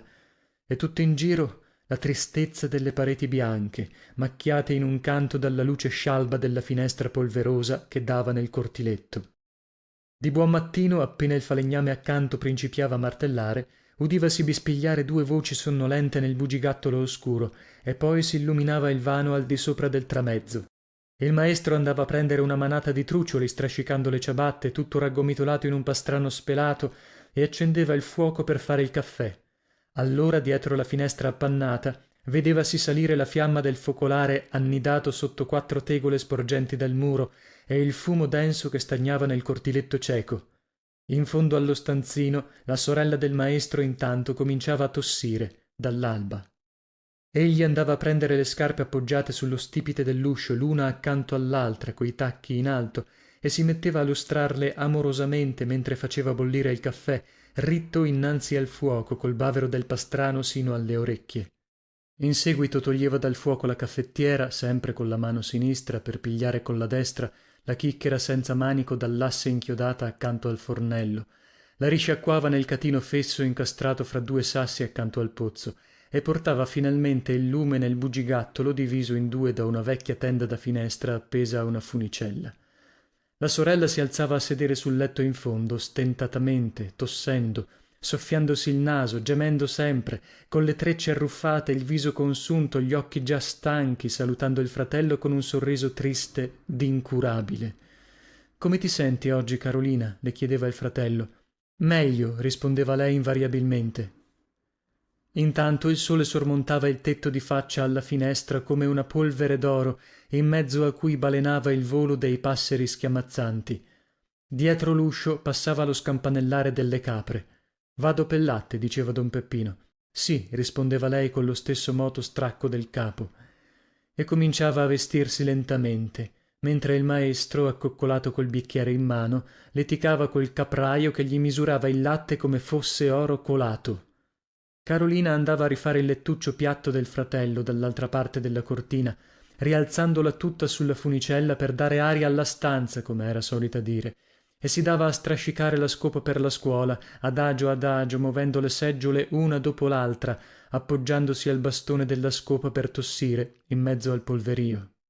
Il fratello tornava coi 2 soldi di latte in fondo al bicchiere e 2 panetti nelle tasche del pastrano. Ripiegavano un lembo del tappetino per non insudiciarlo e sedevano a far colazione in silenzio l'uno di qua e l'altra di là del tavolino, tagliando ad una delle fette di pane sottili, masticando adagio e come soprapensieri. Soltanto ogni volta che lei tossiva il fratello rizzava il capo a fissarla in aria inquieta e tornava a chinare gli occhi sul piatto. Alfine egli se ne andava con la mazzettina sotto l'ascella, il cappelluccio sull'orecchio, i baffetti incerati, tirando in su il colletto della camicia, infilandosi con precauzione i guanti neri che puzzavano d'inchiostro, seguito passo passo dalla sorella che si ostinava a passargli straccamente la spazzola addosso, covandolo con uno sguardo quasi materno, accompagnandolo dalla soglia con un sorriso rassegnato di zitellona che credeva tutte le donne innamorate di suo fratello. Anch'essa aveva avuto la sua primavera scolorita di ragazza senza dote e senza bellezza quando rimodernava ogni festa principale lo stesso vestitino di lana e seta e architettava pettinature fantastiche dinanzi allo specchietto incrinato. Oh, le rosee visioni che passarono su quella vesticciuola mentre essa agucchiava le intere notti, e gli sconforti amari che la tormentarono dinanzi a quello specchio al quale si affacciavano ogni volta inesorabilmente i pomelli ossuti ed il naso troppo lungo. In mezzo al crocchio allegro e civettuolo delle altre ragazze ella portava sempre come la visione dolorosa della sua figura grottesca e se ne stava in disparte per vergogna, dicevano le une, per orgoglio, dicevano le altre, giacché passava anche lei per letterata. Nello squallore della loro miseria decente le lettere avevano messo un conforto, una lusinga, come un lusso delicato che li compensava della commiserazione mal dissimulata dei vicini. Essa teneva gelosamente custoditi in belle copie tutte a svolazzi e maiuscole ornate i versi del fratello, e quando egli si era lasciato vincere alfine dall'indifferenza generale, dalla stanchezza dell'umile e faticoso impiego che doveva fare delle lettere per guadagnarsi il pane, essa sola era rimasta una gran leggitrice di romanzi e di versi, avventure epiche di cappa e di spada, casi complicati e straordinari, amori eroici, delitti misteriosi, epistolari di 400 pagine tutte piene di una sola parola, nenie belate al chiaro di luna, dolori di anime in lutto prima di nascere che piangevano delusioni future. Tutta la sua giovinezza squallida s'era consunta in quelle fantasie ardenti che le popolavano le notti insonni di cavalieri piumati, di poeti tisici e biondi, di avvenimenti bizzarri e romanzeschi in mezzo ai quali sognava di vivere anche mentre scopava la scuola o faceva cuocere il magro desinare nel cortiletto cieco che serviva da cucina. e sotto l'influenza di tutto quel medioevo la preoccupazione dolorosa della sua disavvenenza e della sua povertà manifestavasi in modo grottesco, con ricciolini artificiosi sulla fronte, trecce spioventi sulle spalle, sgonfi medioevali ai gomiti del vestito e gorgiere inamidate. Che è l'ultimo figurino, quello? Aveva chiesto un giorno la più elegante e la più crudele delle sue compagne. Lui solo, tanto tempo addietro, adesso era impiegato alla pretura urbana. Quanti palpiti, quanta dolcezza, quanti sogni, ed ora più nulla allorché lo incontrava per caso carico di moglie e di figliuoli. Allora era un giovinetto smunto, con grandi occhi pensosi che stavano a guardare i vortici delle danze dal vano di un uscio come dall'alto da 100 miglia lontano. Le ragazze lo canzonavano anche un po' perché non ballava mai, lo chiamavano il poeta. Egli da lontano inchiodava uno sguardo fatale su quella ragazza, sola e dimenticata in un cantuccio al par di lui. Una domenica infine le si fece presentare. Le disse con una lunga frase ingarbugliata che aveva ambito l'onore di far la sua conoscenza perché nella festa era l'unica persona con cui si potesse scambiare due parole. Lo sentiva, gliel'avevano detto, sapeva anche che era una distinta cultrice delle lettere. Le danze giravano vorticosi in un gran polverio sotto la lumiera a petrolio ed essi sembrano 100 miglia lontani proprio come nei romanzi, mezzo nascosti dietro la tenda all'uncinetto, lui col cappello sull'anca e l'arco della mente teso per ogni parola che gli usciva di bocca. Lei irradiata da quella prima lusinga che le veniva da un uomo con una nuova dolcezza negli occhi attraverso i ricciolini. È un poema, no, un romanzo. Storico? Oibò, signorina, per chi mi piglia? Sa il detto di quel tale: chi ci libererà dai greci e dai romani? Genere Manzoni, allora? No, più moderno, stavo per dire più fine, certo più nervoso, tutta la nervosità del secolo in cui viviamo. E il titolo si può sapere almeno? Lei sì. Amore e morte. Bello, bello, bello. Ci ha lavorato molto. Saran 4 anni circa. Perché non lo fa stampare? Il giovanotto alzò le spalle con un sorriso sdegnoso. Peccato. Egli ebbe un lampo negli occhi per la risposta che gli balenava in mente pronta e azzeccata, un lampo che illuse la poveretta. Mi basta questa parola sua, guardi. La Carolina avvampò di gioia e chinò il capo col petto che le scoppiava. Che dice? Io? Che dice mai? L'altro, gonfiandosi nel soprabito anche lui a quella prima lusinga che gli veniva da una donna, le lasciava cadere sul capo chino, dall'alto del suo colletto inamidato, la confidenza che il trionfo più ambito per uno scrittore è quello di una parola sola, d'encomio, d'incoraggiamento, che venga da una persona. Pardon, s'interruppe a un tratto tirandosi bruscamente indietro. Gli è arrivata? Chiese scusandosi il padrone di casa che girava con l'annaffiatoio. Mi dispiace, sa, facevo perché si soffoca dalla polvere, non le pare? Il poeta continuava dicendo che era proprio una fortuna d'incontrarsi in mezzo a tanta volgarità invadente. Lei non balla? Domandò infine. Io, stia tranquilla, non ballo neppur io. Sa il detto di quel tale: non capisco perché cotesto lavoro non lo facciano fare dai domestici. Ed è vero, infatti. Provi a tapparsi le orecchie per vedere l'impressione grottesca. È vero, è vero. Sentisse poi che discorsi, il caldo, la folla, i lumi. Quando si arriva a parlar delle acconciature è già un gran progresso. A proposito, lei è messa divinamente. No, mi lasci dire, è diversa dalle altre, un buon gusto, un'originalità. Tese l'arco delle sopracciglia e le scoccò l'ultima frecciata. Insomma, l'abito non fa il monaco, ma il buon gusto dice la persona. Com'era bello il valzer che suonavano in quel punto, come l'era rimasto in cuore tutta la notte e come lo canticchiava poi a mezza voce con gli occhi gonfi di lacrime deliziose cucendo nel cortiletto oscuro.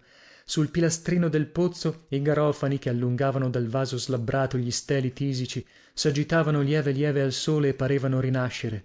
Che pace ora con se stessa quando si guardava nello specchio, che dolcezza in certi toni della sua voce, che soavità nel raggio della luna che baciava in alto il muro di rimpetto, e nell'oro del tramonto che scappava dal comignolo del tetto e scintillava sui vetri di quella finestra dove si vedeva alle volte un fanciulletto biondo in una scranna a bracciuoli, immobile per delle ore. Vivere anche in quel cortiletto triste fra quelle 4 mura che avevano una melanconia intima e quasi affettuosa nelle umili occupazioni divenute care, con quell'altro mondo fantastico che le aprivano i libri sotto la carezza di quella voce fraterna, amorevole e protettrice. e in fondo al cuore poi come un punto luminoso, come una fibra delicata che trasaliva al menomo tocco, come una gran gioia che aveva bisogno di nascondersi e le balzava alla gola ogni momento, come una fede, come una tenerezza nuova per ogni cosa e ogni persona nota, e l'attesa di quella domenica, di quel ballonzolo periodico in mezzo alla polvere e al puzzo di petrolio, dove sapeva di rivedere colui che da 8 giorni aveva preso tanta parte nel suo cuore e nella sua vita. Stavolta le venne incontro appena la vide, con una stretta di mano che riannodava a un tratto la loro intimità spirituale, e le si mise al fianco, dietro la tenda all'uncinetto, con la destra nello sparato della sottoveste, parlandole sempre di sé, delle sue inclinazioni, dei suoi gusti, delle sue ammirazioni che erano poche e calde, della sua ambizione che toccava il cielo. Di tratto in tratto, quando gli pareva che la ragazza chinasse il capo stanco sotto tutto quell'io implacabile, le accoccava un complimento come un cocchiere fa schioccare la frusta nelle salite. La giovinetta però chinava il capo per la commozione, col cuore tutto aperto a quelle confidenze che cercavano avidamente la simpatia di lei. Egli pure, trascinato dalla sua foga, eccitato dalle sue frasi medesime, si abbandonava, cominciava a sbottonarsi, a scendere fino ai suoi piccoli guai. Suo padre che lo contrariava nelle sue inclinazioni, nelle tendenze più spiccate del suo ingegno. Nei 2 anni d'università non aveva imparato nulla, aveva scritto soltanto dei versi sulle panche della cattedra di diritto civile. Un vero parricidio, osservò Carolina sorridendo. Egli per la prima volta la baciò con un'occhiata d'ineffabile tenerezza. Carolina, Carolina, chiamava il fratello e sottovoce le disse all'orecchio: bada che tutti ti guardano, sei sempre con colui, chi è? Qua e là, dietro i ventagli e nei crocchi delle ragazze, balenavano infatti dei sorrisi mal dissimulati, ma Carolina, fiera, lo presentò al fratello. Il signor Angelo Monaco, distinto poeta, l'autore di Amore e Morte. So che anche il signore è un chiaro cultore delle lettere, disse il monaco tendendogli la mano regalmente. Il romanziere aveva sollecitato l'onore di leggere il manoscritto del suo romanzo in casa del maestro per averne un giudizio illuminato e sincero. Una sera, dopo la scuola, lo installarono dinanzi al tavolinetto dal tappetino ricamato, con 2 candele accese dinanzi come un giocatore di bussolotti. Don Peppino col capo fra le mani, tutto raccolto nel disegno di appioppargli alla sua volta la lettura dei propri versi che si sentiva rifiorire in petto, gelosi a quell'avvenimento. La sorella digià commossa dalla solennità dei preparativi, la porta chiusa, le seggiole dei ragazzi schierate in fila come per una folla di ascoltatori invisibili. Il manoscritto era voluminoso, circa mezza risma di carta a mano, raccolta in una custodia di marocchino col titolo in oro sul dorso e legata con nastri tricolori. L'autore leggeva con convinzione, sottolineando ogni parola col gesto, con la voce, con certe occhiate che andavano a ricercare l'ammirazione in volto alla Carolina, pallidissima, e al fratello di lei, impenetrabile dietro il palmo delle mani.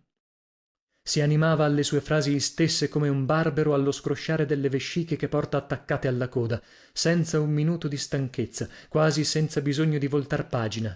Le pagine volavano, volavano con un fruscio quasi di foglie secche d'autunno nel gran silenzio della notte. Tutti i rumori della vita erano cessati uno dopo l'altro. La luna alta si affacciava al finestrino. C'era un punto in cui il protagonista del romanzo, disperato, forzava la consegna di uno stuolo di domestici in gran livrea, schierati in anticamera, e andava a bere la morte nell'alcova della sua bella appena tornata dal ballo, ancora in una nuvola di merletti e di pizzi. Egli la bollava con parole di fuoco, voleva offrirle, dea implacabile, l'olocausto del suo sangue, dei suoi sensi, del suo amore immensurabile, lì, ai piedi dell'altare istesso, su quel tappeto di persia, dinanzi a quel letto immacolato.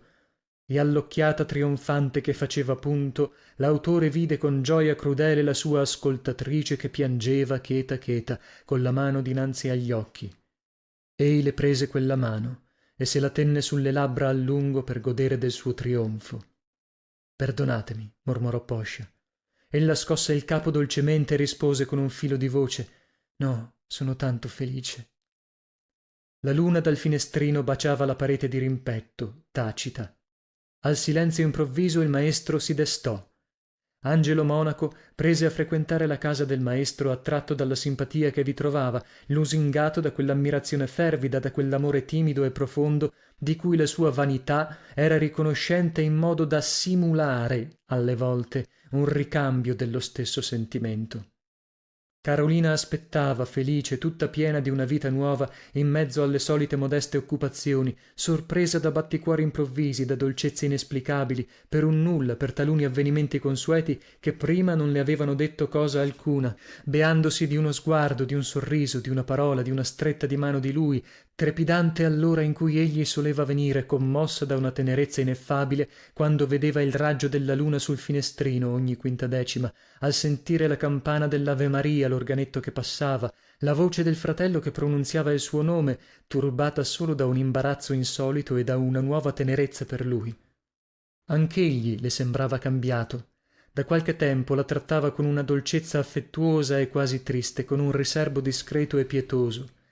Un giorno finalmente, al momento di uscire insieme ai ragazzi col cappelluccio in testa e la mazzettina in mano, la chiamò in disparte dietro la cortina rossa. Sai, Carolina, sta per ammogliarsi. No, senti, coraggio, coraggio, guarda che io ho lì i ragazzi. Perdonami se ti ho fatto dispiacere. Toccava a me dirtelo. Sono tuo fratello, il tuo Peppino. Ella uscì nello stanzone barcollante, come si sentisse soffocare, e balbettò dopo un momento: come lo sai? Chi te l'ha detto? Masino, quel ragazzo, il figlio del caffettiere. Oggi, come l'incontrammo per caso e vide che lo salutavo, mi ha detto che sposa sua sorella. Vai, vai, disse la poveretta respingendolo con le mani tremanti. I ragazzi aspettano. Ella non aggiunse una parola, non gli mosse un lamento. L'ultima volta che la vide, Angelo la trovò così afflitta, così chiusa nel suo dolore, che ne indovinò il motivo.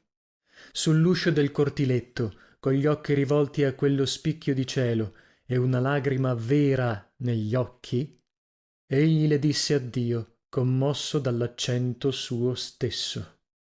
Il giorno dopo le scrisse una lettera tutta fremente da un rigo all'altro d'amore e di disperazione. La prima in cui le parlasse d'amore, per dirle che il suo era fatale e doveva immolarlo sull'altare dell'obbedienza filiale. Siate felice, lontana o vicina, in vita e in morte. Fu la sola missiva d'amore che ella ricevesse, e la custodì gelosamente fra i fiori secchi che le aveva donati e i nastri scolorati che portava il giorno in cui si erano incontrati per la prima volta.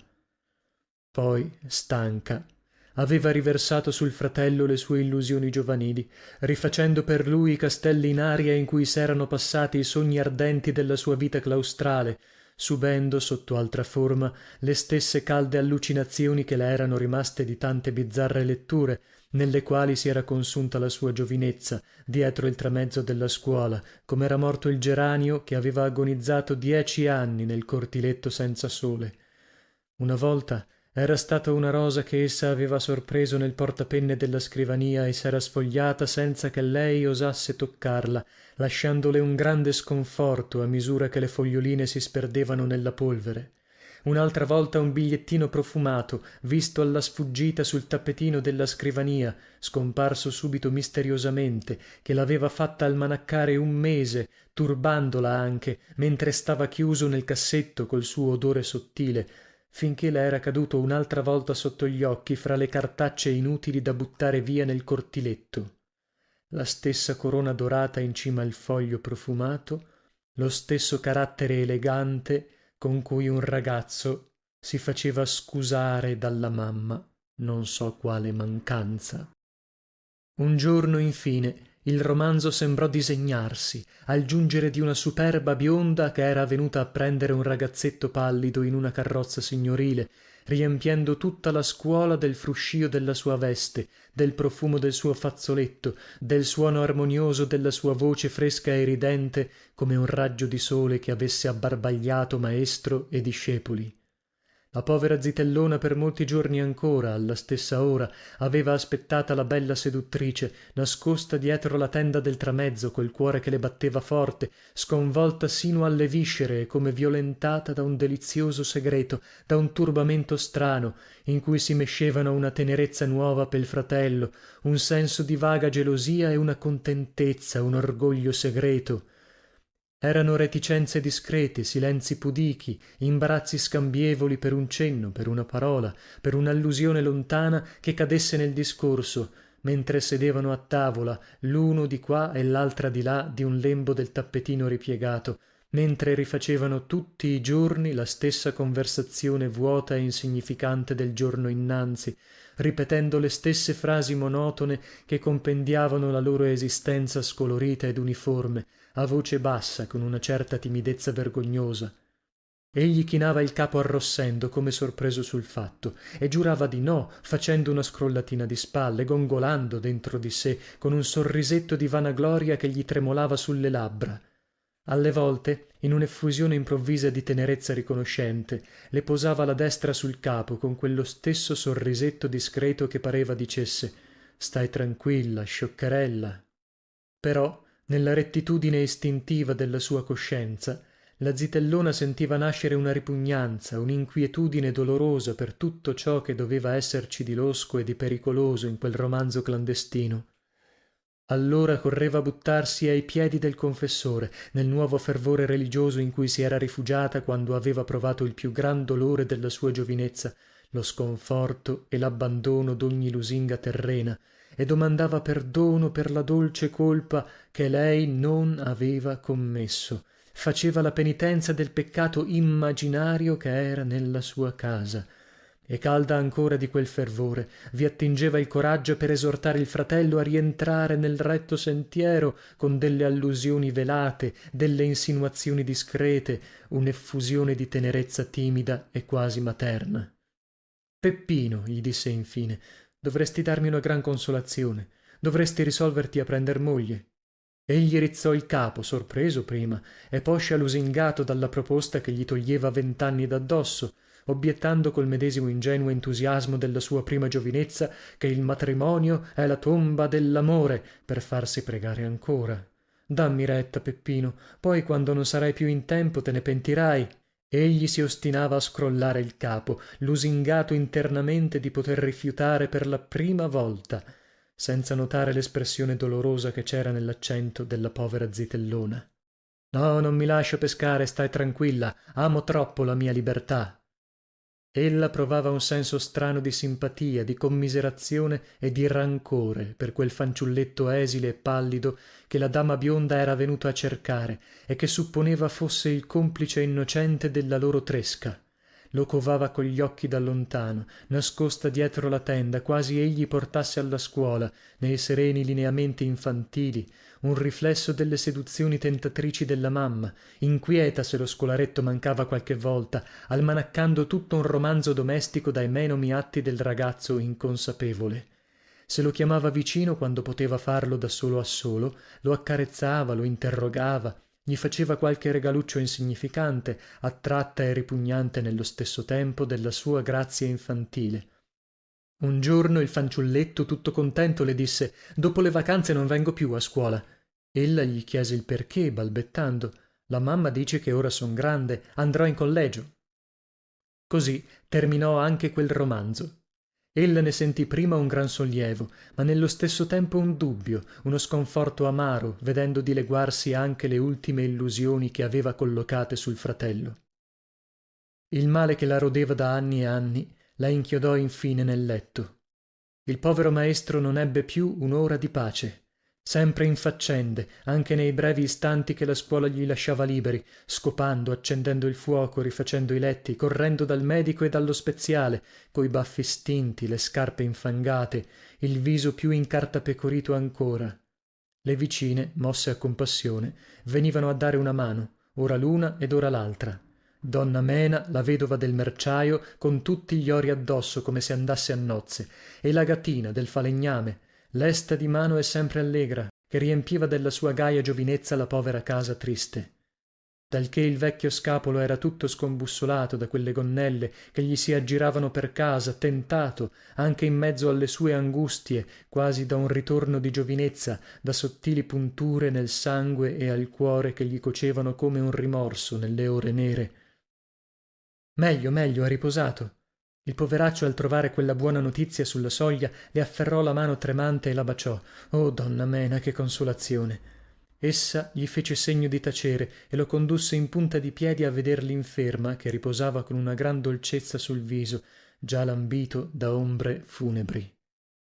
E come se la dolcezza di quell'istante di tregua gli si fosse comunicata, affranto dall'angoscia che aveva trascinato insieme ai suoi ragazzi da un capo all'altro della città, egli cadde a sedere sulla seggiola dietro la cortina senza lasciare la mano di donna Mena, che la svincolò adagio adagio. La stanza era già oscura, con un senso di intimità misterioso e triste. Ad un tratto la sorella, svegliandosi, lo chiamò, indovinando ch'era lì, e per la prima volta egli, accendendo il lume, si trovò imbarazzato dinanzi a lei insieme a un'altra donna. Era stata una crisi terribile, la prima lotta colla morte che già abbrancava la preda. L'inferma, tornata in sé, guardava il lume, le pareti, il viso del fratello con certi occhi attoniti in cui durava ancora la visione di terrori arcani, e lo accarezzava col sorriso, col soffio della voce, con la mano tremante, in un ritorno di tenerezza ineffabile che si attaccava a lui come alla vita. Allorché furono soli, gli disse pure con quell'accento e quello sguardo singolari: no, quella no, Peppino. Verso l'agosto sembrò che cominciasse a stare alquanto meglio. Il sole giungeva fino al letto dall'uscio del cortile e la sera entravano a far compagnia tutti i rumori del vicinato, il chiacchierio delle comari, lo stridere delle carrucole nei pozzi tutto intorno, la canzone nuova che passava, l'accordo della chitarra con cui il barbiere di rimpetto ingannava l'attesa. La ragazza del falegname entrava con un fiore nei capelli, con un sorriso allegro che portava la gioventù e la salute. No, no, non ve ne andate ancora. Vedete il bene che fa a quella poveretta soltanto a vedervi. Si fa tardi, signor maestro, è un'ora che son qui. No, non è tardi. A casa vostra lo sanno che siete qui.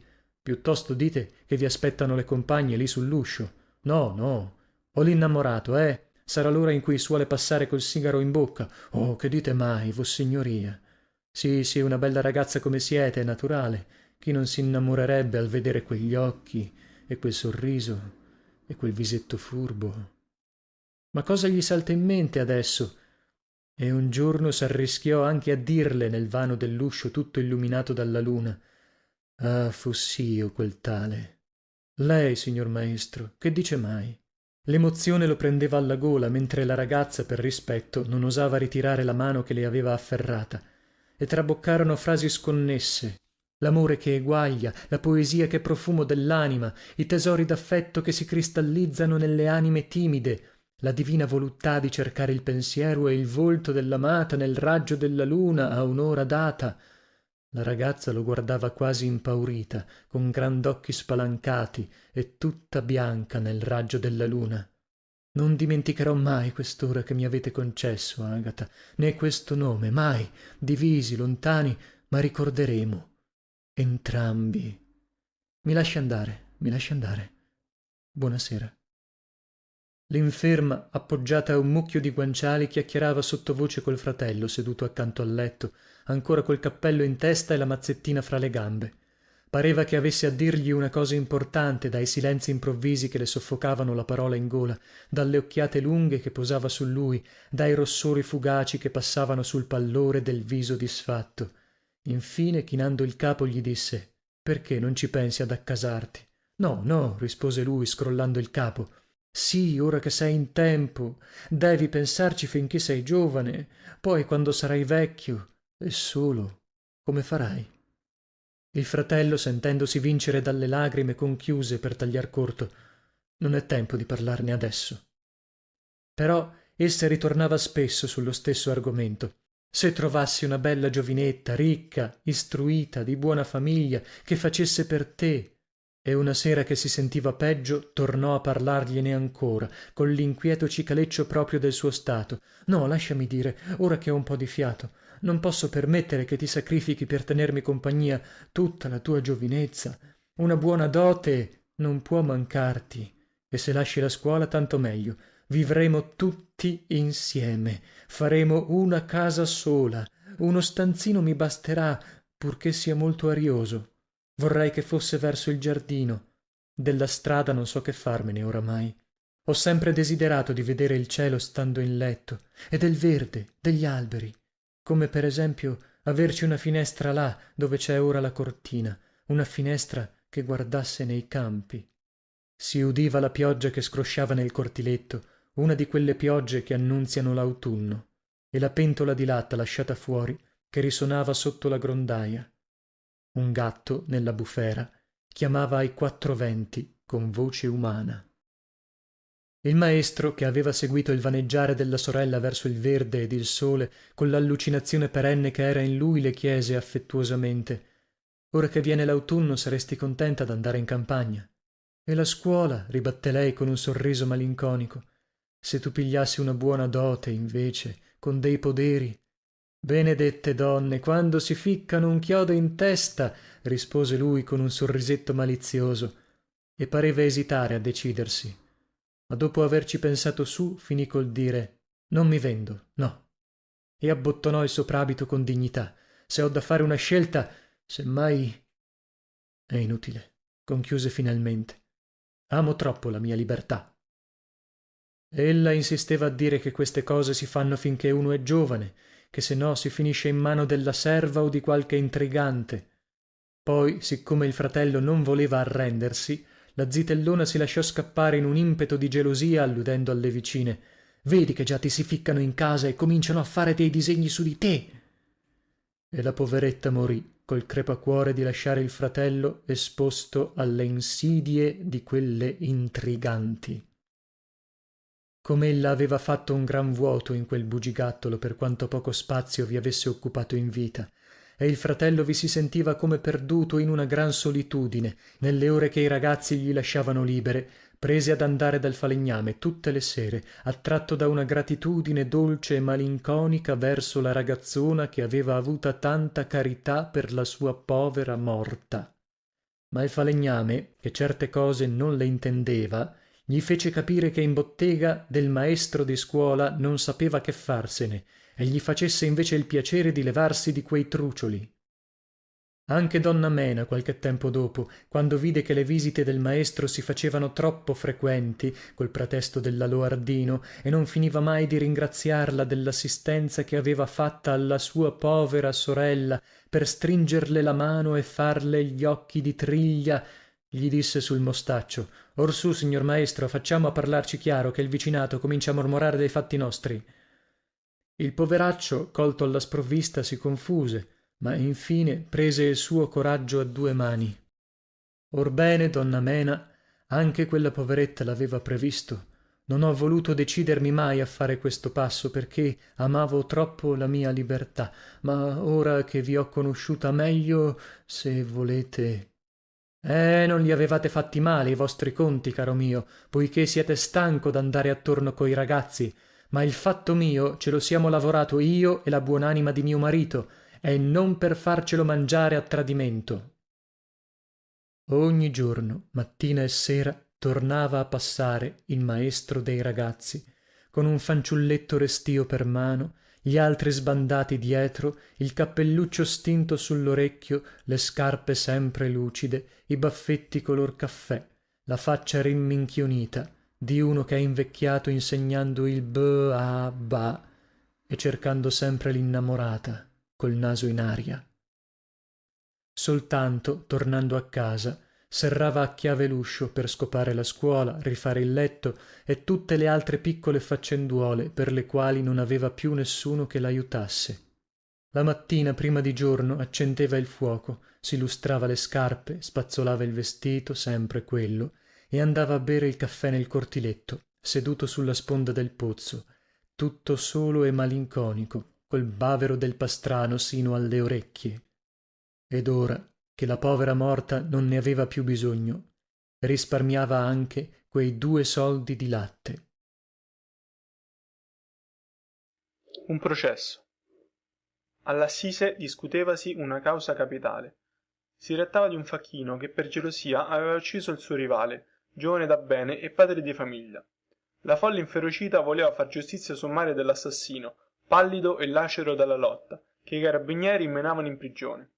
La vedova dell'ucciso era venuta, come Maria Maddalena, per chiedere giustizia a Dio e agli uomini, in lutto, scarmigliata, con i suoi orfani attaccati alla gonnella, mentre l'usciere andava mostrando ai signori giurati l'arma con cui era stato commesso l'omicidio, un coltelluccio da tasca, poco più grande di un temperino, di quelli che servono a sbucciare i fichi d'India, ancora nero di sangue sino al manico. Il presidente domandò: con questo avete ucciso Rosario Testa? Tutti gli occhi si volsero alla gabbia dove era rinchiuso l'imputato, un vecchio alto e magro, dal viso color cenere, coi capelli irti e bianchi sulla fronte rugosa. Egli ascoltava l'accusa senza dir verbo, col dorso curvo, e seguiva con gli occhi l'usciere, il quale passava dinanzi al banco dei giurati col coltello in mano. Soltanto batteva le palpebre, quasi la poca luce che lasciavano entrare le persiane chiuse fosse ancora troppo viva per lui. Alla domanda del presidente si rizzò in piedi, diritto, col berretto ciondoloni fra le mani, e rispose: sì, signore, con quello. Corse un mormorio nell'uditorio. Era una giornata calda di luglio e i signori giurati si facevano vento col giornale, accasciati dall'afa e dal brontolio sonnolento delle formule criminali. Nell'aula c'era poca gente, amici e parenti dell'ucciso, venuti per curiosità.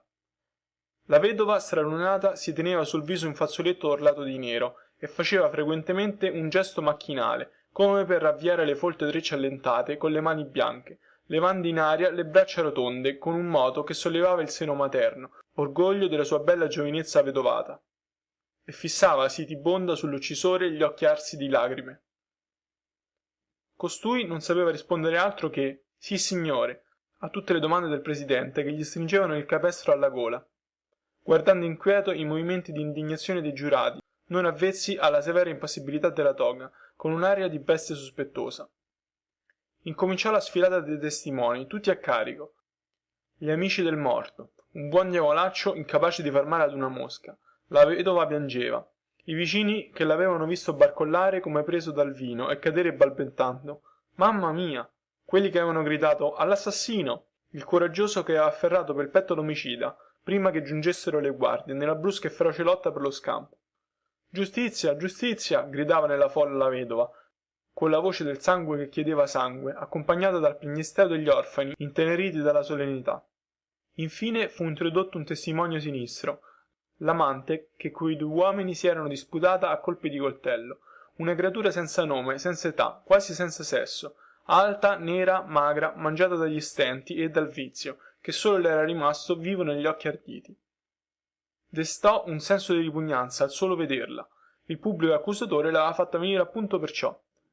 Ella si piantò tranquillamente in faccia al Cristo, alla legge, a tutti quei visi arcigni, con la sicurezza di chi ha visto in maniche di camicia gli sbirri e i doganieri, e giurò, levando la mano sudice e nera verso il crocifisso d'avorio, come avrebbe fatto una vergine dinanzi all'altare, baciando lo scapolare bisunto che trasse dal seno cascante. Come vi chiamate? La Malerba. E siccome l'uditorio, nell'attesa tragica, s'era messa a ridere, quasi per ripigliar fiato, ella soggiunse: anche lui, gli dicevano malannata. E indicò l'imputato nel banco. Di chi siete figlia? Di nessuno.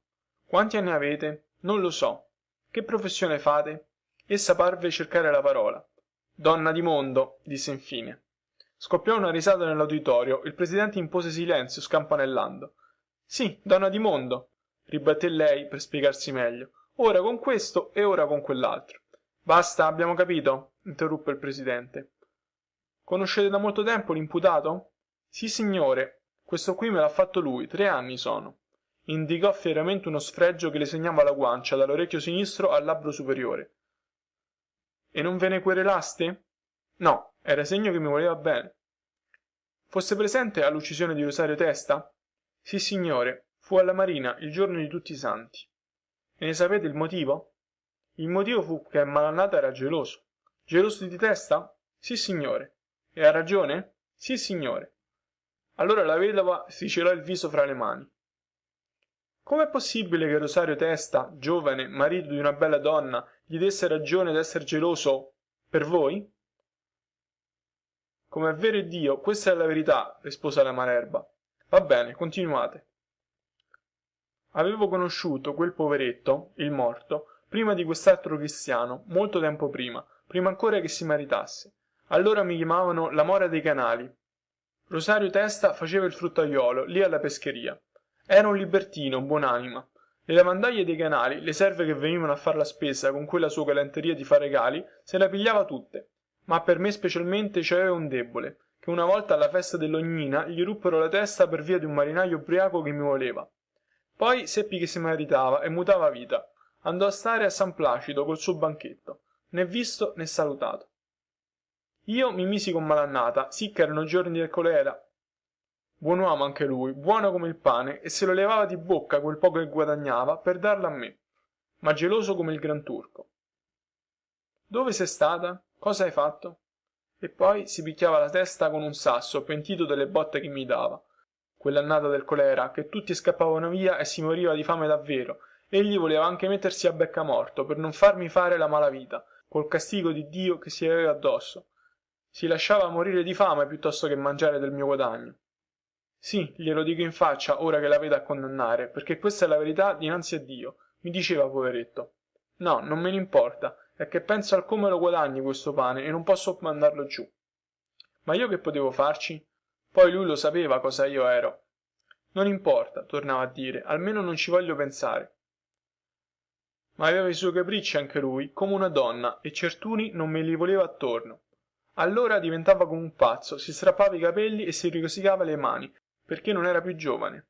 Quando mi vedeva insieme al doganiere del molo, che era un bell'uomo, con la montatura lucida, mi diceva: vedi questo quattrino arrotondato che io tengo in tasca apposta? Con questo ti taglierò la faccia e dopo m'ammazzo io. E lo fece davvero. Io gli dissi: che serve? Ora che mi avete sfregiata, nessuno mi vorrà e non saprete più geloso. Si interruppe con un orribile sorriso di trionfo, guardando sfrontatamente in giro il presidente, i giurati, i carabinieri cinghiati di bianco, incrociando sul petto il vecchio scialle con un gesto vago. Ma non fu così, signor presidente. Mi volevano ancora, per sua bontà. Già, gli uomini sono come i gatti. E anche Rosario Testa? Ella chinò il capo, assentendo 2 o 3 volte con quel sorriso. Sì, signore, anche lui. La vedova adesso la guardava con gli occhi ardenti e feroci, le labbra pallide come le guance. V'ho detto che era un discolo, buonanima, e anch'io a rivederlo mi sentivo tutta fiacca come m'avesse fatto bere. Dicevo di no perché Malannata era lì vicino, a scaricare il zolfo nel magazzino dietro alla villa, e tante volte mi aveva detto lui pure: bada che se torni con Rosario vi faccio la festa a tutti e 2. Ma l'amore antico non si scorda più, vossignoria. Basta, dite come avvenne l'omicidio. Così, come ve lo dico adesso, signor presidente, col coltello dei fichidindia, quello lì. Testa era armato? Lui? Povero ragazzo. Mi aveva invitato ai fichidindia, una galanteria delle sue, lì, al banco di Pocaroba, che ce li ha di quelli di Paternò, sia a Natale.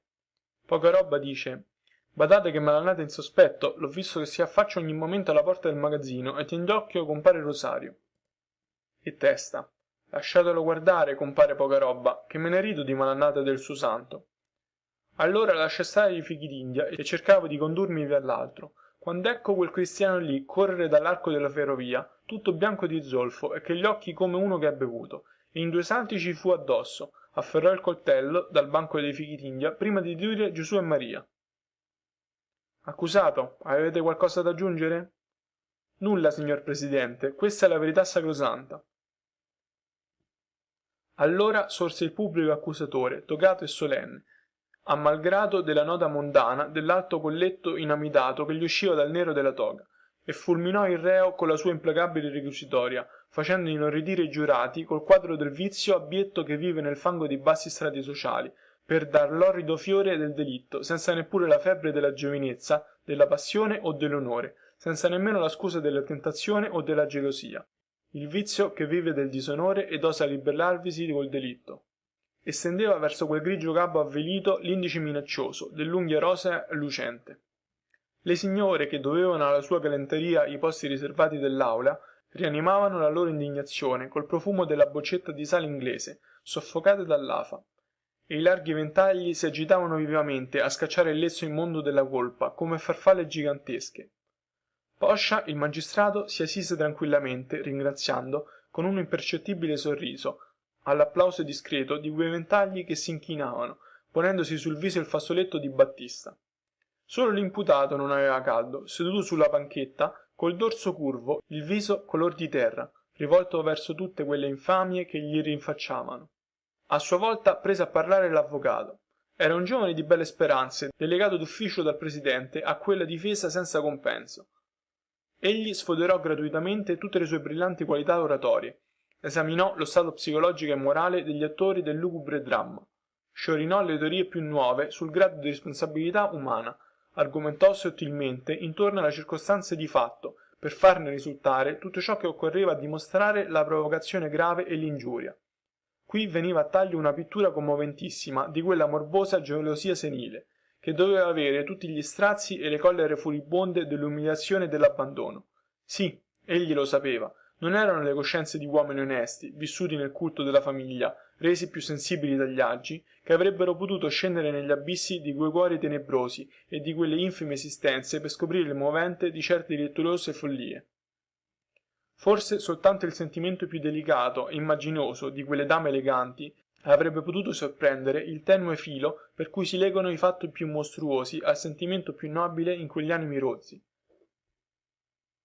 Egli seguì cotesta fatale concatenazione che c'è fra tutti i sentimenti e le azioni umane con un'analisi così acuta che più di un onesto padre di famiglia sentì turbato la sua digestione dallo svanimento della colpa, mentre era lì seduto a giudicare, pensando al ricolto del potere o al fresco del terrazzino dove lo stava aspettando la famigliuola.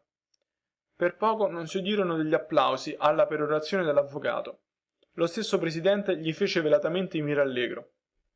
Accusato, avete nulla da dire a vostra discolpa? Conchiuse il presidente. L'accusato si alzò di nuovo, con le braccia penzoloni lungo la sua stecchita persona e un gesto vago dell'indice, come d'uomo persuaso di quel che dice. Signor presidente, ho ucciso Rosario Testa, devo andare a morte anch'io, come scritto nella legge, e va bene. La Malerba, poveretta, è quella che è, e anche ciò va bene. Ma quando me la lasciavano sulla panchina del molo, come una scarpa vecchia, chi andava a dirle una buona parola ero io, e a chi ella diceva una buona parola quando aveva il cuore grosso ero io pure. Gli altri, pazienza, oggi questo, domani quell'altro, le buttavano dei soldi e delle male parole ed essa non ci pensava più. Ma Testa, no signore. Essa, quando era stata con lui, mi ritornava a casa tutta sottosopra, con gli occhi che pareva ci avesse la luminaria dentro. Io glielo avevo detto a Testa: guarda che a te non te ne importa, tu c'hai moglie e figliuoli, ma io non ho che questa qui, Testa. Poi tornò a sedersi, accennando ancora del capo, mentre la corte si ritirava per deliberare, e rimase immobile nell'ombra aspettando il suo destino. Era venuta la sera. La folla s'era diradata e nella sala accendevano il gas. Infine squillò di nuovo un campanello e comparvero di nuovo le stesse toghe nere, le stesse facce pallide e stanche che guardavano l'imputato. Egli non capiva nulla delle frasi che borbottavano in mezzo a quella folla, nell'ombra. Intese solo il presidente che pronunziava la condanna. A vita! E si alzò un'ultima volta, barcollando sulle gambe, accennando sempre con l'indice quel gesto vago che era tutta la sua eloquenza, e balbettò: io gliel'avevo detto a colui, signor presidente. La festa dei morti. Nella collina solitaria, irta di croci sull'occidente imporporato, dove non odesi mai canto di vendemmia né belato d'armenti, c'è un'ora di festa, quando l'autunno muore sulle aiuole infiorate e i funebri rintocchi che commemorano i defunti dileguano verso il sole che tramonta. Allora la folla si riversa chiassosa nei viali ombreggiati di cipressi e gli amanti si cercano dietro le tombe. Ma laggiù, nella riviera nera dove termina la città, c'era una chiesuola abbandonata che racchiudeva altre tombe, sulle quali nessuno andava a deporre dei fiori. Solo un istante i vetri della sua finestra s'accendevano al tramonto, quasi un faro pei naviganti mentre la notte sorgeva dal precipizio, e la chiesuola era ancora bianca nell'azzurro, appollaiata come un gabbiano, in cima allo scoglio altissimo che scendeva a picco sino al mare. Ai suoi piedi, nell'abisso già nero, sprofondavasi una caverna sotterranea, battuta dalle onde, piena di rumori e di bagliori sinistri, di cui il riflusso spalancava la bocca orlata di spuma nelle tenebre. Narrava la leggenda che la caverna sotterranea, per un passaggio misterioso, fosse in comunicazione con la sepoltura della chiesetta soprastante, e che ogni anno, il dì dei morti, nell'ora in cui le mamme vanno in punta di piedi a mettere dolci e giocattoli nelle piccole scarpe dei loro bimbi e questi sognano lunghe file di fantasmi bianchi carichi di regali lucenti e le ragazze provano sorridendo dinanzi allo specchio gli orecchini o lo spillone che il fidanzato ha mandato in dono per i morti, un prete, sepolto da 100 anni nella chiesuola abbandonata, si levasse dal cataletto con la stola indosso insieme a tutti gli altri che dormivano al pari di lui nella medesima sepoltura con le mani pallide in croce e scendessero a convito nella caverna sottostante che chiamavasi perciò la camera del prete. Dal largo verso Agnone i naviganti s'additavano l'illuminazione paurosa del festino come una luna rossa sorgente dalla tetra riviera. Tutto l'anno i pescatori che stavano di giorno al sole sugli scogli circostanti con la lenza in mano non vedevano altro che lo spumeggiare della marea quando s'internava muggendo nella camera del prete e il chiarore verdognolo che ne usciva colla risacca, ma non osavano gettarvi l'amo. Un palombaro che s'era arrischiato a penetrarvi nuotando sott'acqua, uno che non badava né a Dio né al diavolo pel bisogno che lo stringeva alla gola e i figliuoli che aspettavano il pane, aveva visto il chiarore ch'era lì dentro, azzurro e ondeggiante al pari di quei fuochi che s'accendono da sé nei cimiteri, il pietrone liscio e piatto come una gigantesca tavola da pranzo e i sedili di sasso tutt'intorno, rosi dall'acqua e bianchi quali ossa al sole. L'onda che s'ingolfava gorgogliando nella caverna scorreva lenta e livida nell'ombra e non tornava mai indietro. Come non tornò più quel poveretto che s'era strascinato via. L'estate, nell'ora in cui ogni piccola insenatura della riva risonava della gazzarra dei bagnanti, l'onda calma scintillava, rotta dalle braccia di qualche ragazzo che nuotava verso le sottane bianche, formicolanti come fantasmi sulla spiaggia. Così quel prete, un sant'uomo, aveva perso l'anima e la ragione dietro i fantasmi delle terrene voluttà il giorno in cui lei, la tentazione, era venuta a confessargli il suo peccato nella chiesetta solitaria ridente al sole di Pasqua col seno ansante e il capo chino su cui il riflesso dei vetri scintillanti accendeva delle fiamme impure. Da 100 anni le sue ossa consunte dal peccato posavano nella fossa stringendosi sul petto la stola maculata. Ivi non giungevano gli strilli provocanti delle ragazze sorprese nel bagno, né il canto bramoso dei giovani, né le querele delle lavandaie, né il pianto dei fanciulli abbandonati.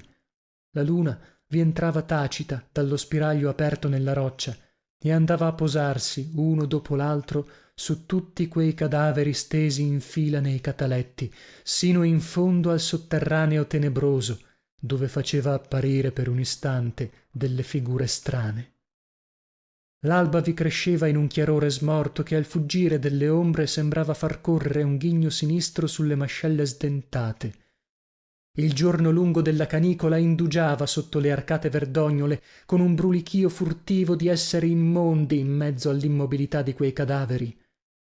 Erano defunti d'ogni età e d'ogni sesso, guance ancora azzurrognole come se fossero state rase ieri l'ultima volta e bianche forme verginali coperte di fiori, mummie irrigidite nei guardinfanti rigonfi e toghe corrose che scoprivano tibie nerastre. Dallo spiraglio aperto nell'azzurro entravano egualmente il soffio caldo dello scirocco e i gelati aquiloni che facevano svolazzare come farfalle di bruchi le trine polverose e i riccioloni cadenti dai crani gialli. I fiori già secchi di lagrime si agitavano pel sotterraneo come vivi e andavano a posarsi su altre labbra rose dal tempo. E appena il vento sollevava i funebri lenzuoli stesi da mani smarrite d'angoscia su caste membra amate, occhi inquieti di rettili immondi guardavano furtivi nelle ossa nude.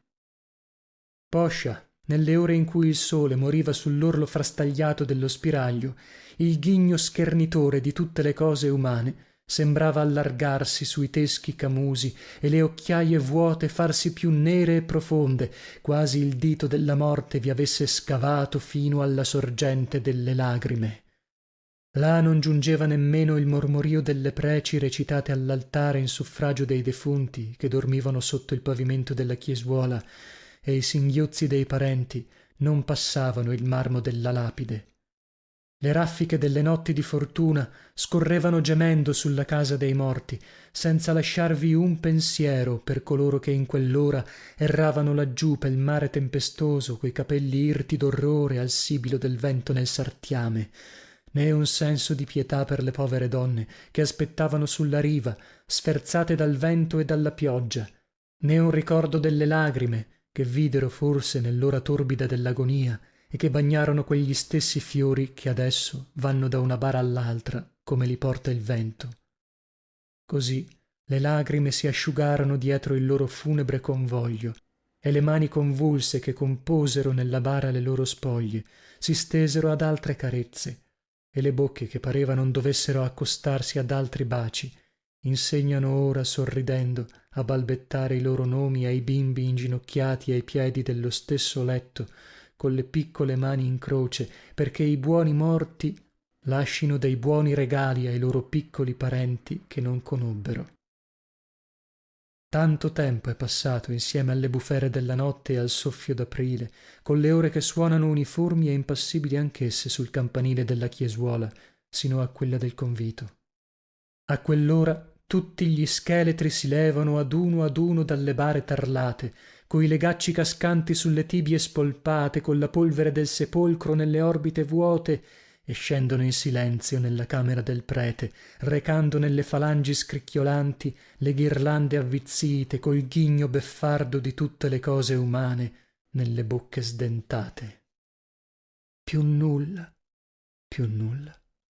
né la tua treccia bionda che ti cade dal cranio nudo, né i tuoi occhi bramosi pei quali egli sfidò il disonore e la morte onde portarti il bacio delle labbra che non ha più. Ti rammenti i baci insaziati che dovevano durare eterni?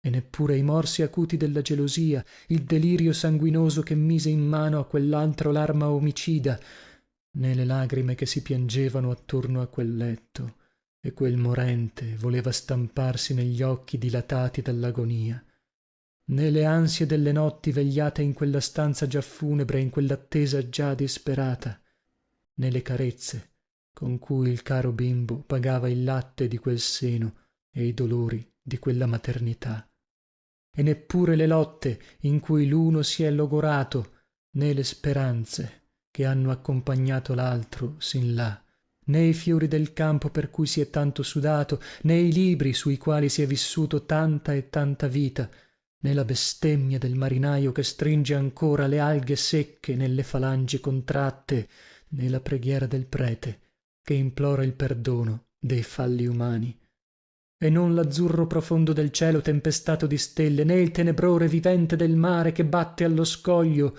l'onda che s'ingolfa gorgogliando nella caverna sotterranea e scorre lenta e livida sulla tavola del prete, si porta via per sempre le briciole del convito e la memoria di ogni cosa.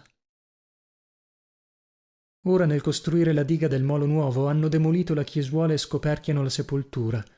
La macchina a vapore vi fuma tutto il giorno nel cielo azzurro e limpido, e l'argano vi geme in mezzo al baccano degli operai. Quando rimossero l'enorme pietrone posato a piatto sul piedistallo di roccia come una tavola da pranzo, un gran numero di granchi ne scappò via, e quanti conoscevano la leggenda andarono narrando che avevano visto lo spirito del palombaro ivi trattenuto dall'incantesimo. Il mare, spumeggiante sotto la catena dell'argano, tornò a distendersi calmo e color del cielo, e scancellò per sempre la leggenda della camera del prete. Nel raccogliere le ossa del sepolcreto per portarle al cimitero fu una lunga processione di curiosi, perché frugando fra quegli avanzi avevano trovato una carta che parlava di denari e molti pretendevano di essere gli eredi. Infine, non potendo altro, ne cavarono 3 numeri pel lotto. Tutti li giocarono, ma nessuno ci prese un soldo. Artisti da strapazzo. Su tutte le cantonate immensi cartelloni a 3 colori annunziavano: caffè concerto nazionale, questa sera debutto di Madamigella Edvige, gran successo del giorno, senza aumento sul prezzo delle consumazioni.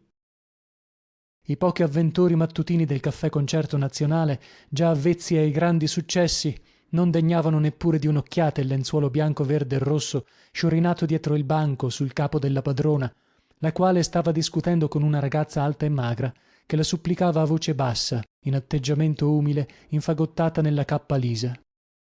In un canto il lavapiatti sbracciato scopava un tavolone che la sera faceva da palco, parato a drappelloni bianchi, verdi e rossi, ornato di corone d'alloro di carta che pendevano malinconiche.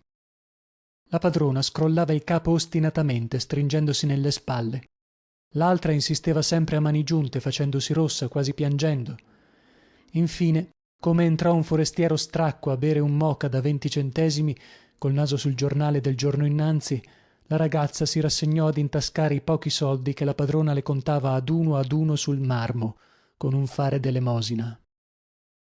Alle 8 in punto di sera, accesi i lumi del pianoforte, il maestro, un giovanotto allampanato sotto una gran barba e uno zazzerone che se lo mangiavano, dopo un grande inchino alla sala quasi vuota, incominciò timidamente una ouverture di propria fabbrica, mentre il Caffè Concerto Nazionale andavasi popolando a poco. Dopo montò sul tavolone un pezzo d'uomo vestito tutto di rosso come un gambero cotto, con 2 enormi sopracciglia alla cinese per darsi un'aria satanica e dei cornetti inargentati. Egli si mise ad urlare la canzone dell'oro come un ossesso, allargando le gambe sul tavolato, stendendo gli artigli minacciosi verso l'uditorio, con certi occhi terribili e certe boccacce sardoniche che volevano incutere terrore.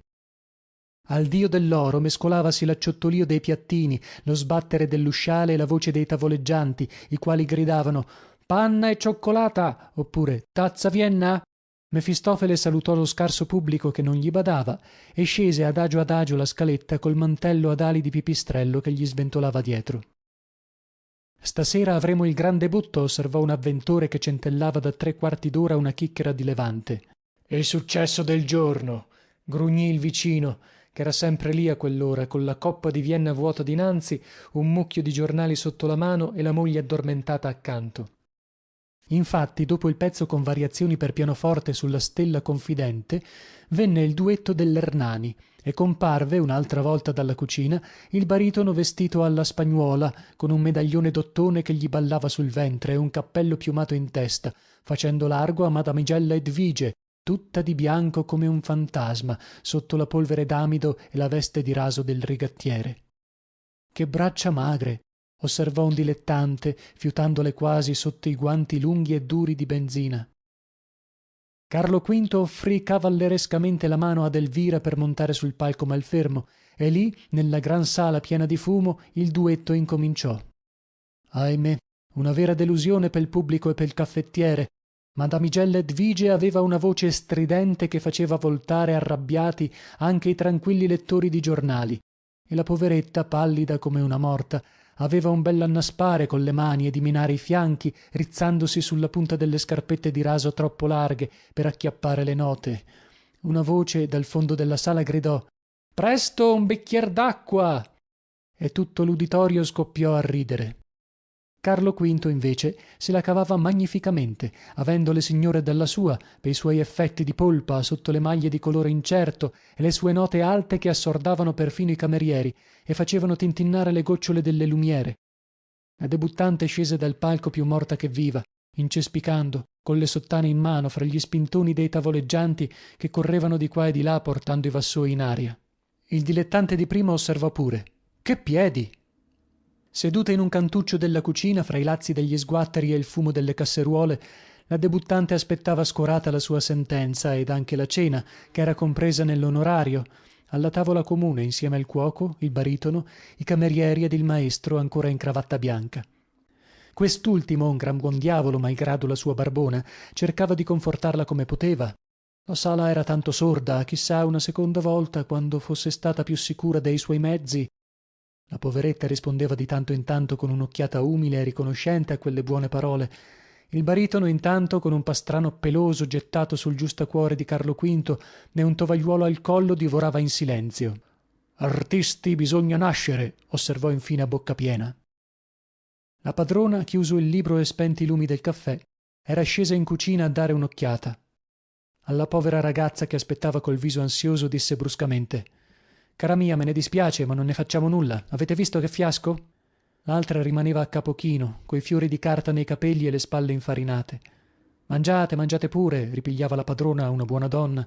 Che diamine, non voglio che la gente vada via a pancia vuota da casa mia. Il maestro, che pensava al poi, le spingeva il piatto sotto il naso, ma la poveretta non aveva più fame, si sentiva la gola come stretta dai singhiozzi, andava riponendo adagio nella borsetta i guanti lavati, i fiori di carta e le scarpette di raso, senza però potersi risolvere ad andarsene. Due ragazzacci che parlavano forse di tutt'altro si misero a sghignazzare. Allora essa salutò umilmente tutti e s'avviò. Sulla porta un cameriere in giubba stava spegnendo i lumi e staccava il cartellone del concerto canticchiando «Gran successo del giorno!». Per la via buia e deserta da stringere il cuore correvano le prime raffiche d'autunno. Il maestro, mosso a compassione, le corse dietro. «Vuole essere accompagnata a casa, senza complimenti?» «No, grazie, sto lontano assai». «Diamine, diamine! Anch'io sono aspettato a casa, ma non posso lasciarla andare sola come un cane. Vuol dire che affretteremo il passo». «Davvero? Non vorrei abusare». No, spicciamoci piuttosto. Anche per me è tardi. Ci ha qualcuno che l'aspetti?» «No, signore, nessuno». «Almeno ci avrà qualche conoscente qui». «Neppure, signore. Sono arrivata la settimana scorsa con una lettera pel caffè nazionale. Una corista mia compagna, che vi era stata questa primavera, mi disse che ci avrei trovato qualche cosa. Non molto, è vero, ma nella stagione morta, sa bene». Laggiù alla piazza erano rimaste 50 persone sulla strada dopo la fuga dell'impresario. Dicono che anche lui, poveraccio, ci abbia perso tutto il suo. Il maestro pensava intanto a quei giorni terribili in cui una notizia simile era arrivata come un fulmine al caffè, sulla faccia stravolta di un artista, e s'erano trovati tutti raccolti dallo stesso terrore davanti alla porta chiusa del teatro. Poi erano corsi in folla all'agenzia, come pazzi, in paese straniero, in mezzo a gente di cui non conoscevano la lingua, che si fermava sorridendo al passaggio di quella turba affamata. E le lunghe ore dei giorni interminabili passate al caffè, il solo rifugio, con una tazza di birra dinanzi, le notti terribili d'inverno, le camicie portate 3 settimane, il mozzicone di sigaro raccattato di nascosto. Sentiva perciò una grande simpatia per quell'altra derelitta e le andava dicendo: coraggio, coraggio, bisogna farsi animo, l'aiuterò anch'io, come posso. È vero, non posso far molto, son forestiero come lei e non sono stato sempre fortunato, ma vedrà che il buon tempo giungerà anche per lei. Diavolo, diavolo, dov'è andata a scovarlo quest'albergo così lontano? Me lo indicarono laggiù perché spendessi meno. Mi rincresce per lei. No, è che m'aspettano a casa, sanno l'ora pressappoco. Mi toccherà inventare qualche storiella. Ma lei non pensi a questo. Deve avere altro in testa, lei, poveretta. Ci dorma su, si faccia animo, che quanto potrò lo farò ben volentieri per lei. Oh, signore, com'è buono. Niente, una mano lava l'altra. Se non ci aiutiamo fra di noi. Il male è che non posso far molto. Infine ella disse: è qui. Picchiò all'uscio di un albergaccio d'infima classe e gli strinse la mano con le lagrime agli occhi. Aveva la faccia tanto buona, con la barba lunga e il misero paletò che il vento gli incollava addosso come fosse di lustrino. Dalla finestra una vociaccia assonnata rispose brontolando: vengo, bell'ora di tornare a casa. Anche lui in quel momento la guardò negli occhi, le strinse forte la mano 2 o 3 volte, mosse le labbra per dire qualcosa e infine proruppe: me ne vado, sono aspettato, buonanotte, e partì correndo. La stanzuccia, che pigliava lume da un finestruolo sulla scala, costava 55 centesimi al giorno, 3 soldi di pane e latte la mattina, 35 centesimi il desinare. La sera poi doveva spendere altri 6 soldi per andare al caffè nazionale, dove era quasi certa di vedere il maestro, la sola persona che conoscesse nella città. Negli intermezzi, quando poteva, egli andava a salutarla. Da lontano, prima di parlare, gli si vedeva in viso la stessa notizia scoraggiante. Nulla ancora. Poi, al vederla così triste e rassegnata con la chicchera di caffè vuota sul tavolino, voleva pagar lui, ma essa non permetteva, arrossendo fino ai capelli. No, signore, un'altra volta. Egli non osava insistere, ma avrebbe voluto che lei lo considerasse come un vero amico, come un fratello. Le confidava i suoi piccoli guai anche lui per incoraggiarla. Le narrò a poco tutta la sua vita, proprio come a una sorella, oggi una cosa, domani l'altra. Il fallimento dello zio che s'era preso cura di lui orfano, la vocazione strozzata dal bisogno, il pane trovato con 1000 stenti qua e là, tutta la sua giovinezza scolorita, scoraggiata, senza gioie, senza fede, senza amore. Essa allora sorrideva, scotendo il capo con una grazia giovanile che la faceva tornar bella. No, no, ve lo giuro, mai. Allora chinavano il viso, malinconici. Una volta i loro occhi s'incontrarono e si fecero rossi tutti e due. Ma spesso egli giungeva accompagnato da un donnone coi baffi come un uomo d'arme, la quale aveva il colorito acceso con un gran cappellone di felpa ornato di piume rosse ed era serrata in una veste di seta grigia che pareva dovesse scoppiare a ogni momento. Quelle volte il maestro non osava muoversi neppure. Il donnone dal suo posto non lo perdeva di vista un momento sotto le piume rosse del cappellone. È la mia padrona di casa, una buona donna, le aveva detto lui, ma quando ci vede insieme faccia finta di niente, per carità. Fu come una fitta al cuore. Il baritono che l'incontrò per la strada tutta sottosopra le propose di accompagnarla. Permettereste voi, mia bella damigella, d'offrirvi il braccio mio per far la strada insieme? Ella ricusava, andava molto lontano, non voleva abusare. Ma che, bagatelle, d'altronde son ben coperto. Con questa pelliccia qui potrei andare sino al polo. Senta, senta! Un regalo dei miei amici di Odessa, tutta volpe di Siberia, una bestia che vende cara la sua pelle, a quello che dicono. Comincia presto l'inverno quest'anno. Non c'è male, n'è vero? Buonanotte, maestro. Questi passava rattrappito nel suo paletò dando il braccio alla sua compagna, di cui la veste grigia luccicava come un'armatura sotto il lampione. È la fiamma del maestro, aggiunse il baritono. Una pira, come vede, però un buon diavolaccio anche lui, un po' timido, un po' bagnato, come diciam noi, ma il mestiere lo conosce, ve lo dico io. Quando vi siete mangiate quelle note della cabaletta la sera del vostro debutto, vi rammentate? Do sol do, nessuno se n'è accorto. Peccato che non riempiano lo stomaco le note che si mangiano. Capisco l'emozione, la paura, ma bisogna aver la faccia tosta, mia cara, e sputar fuori le vostre note pensando che quanti stanno ad ascoltarvi sono tutti una manica di cretini, se no non si fa nulla. Però vorrei sapere chi è quel boia che vi ha messo in questo mestiere senza voce come siete. La voce ce l'avevo. Fui ammalata tanto tempo e d'allora in poi, in principio dell'inverno, ci ho sempre come una spina qui. Ah, peccato. Alle volte, vedete, succedono di queste cose che si farebbe scendere gli dei del cielo. In fondo del cuore ce n'aveva anche lui sotto la pelliccia e sapendo che era a spasso cercava di consolarla come poteva. Bisogna farsi animo, mia cara amica. 100 anni di malinconia non ci danno una sola giornata buona. E poi son cose che abbiamo passate tutti quanti. La va così per noi altri artisti. Oggi fame, domani fama. Non parlo per me, che non posso lagnarmi, grazie a Dio. M'hanno sempre voluto bene dappertutto. Guardate questo anello di brillanti e queste catenelle d'oro, oro di 24 carati, garantito. Ma ogni santo alla sua festa. Vedrete che verrà la vostra festa anche per voi. Chiacchierava con una certa bonomia che gli veniva in quel momento dallo stomaco pieno, dalla pelliccia calda, dal bicchierino di cognac e anche dalla vicinanza di quella giovane simpatica che sentiva tremare di freddo sotto il suo braccio nella via deserta. Vedrete che verrà la vostra festa. Bisogna tentare un'altra volta, in un'altra piazza, ben inteso.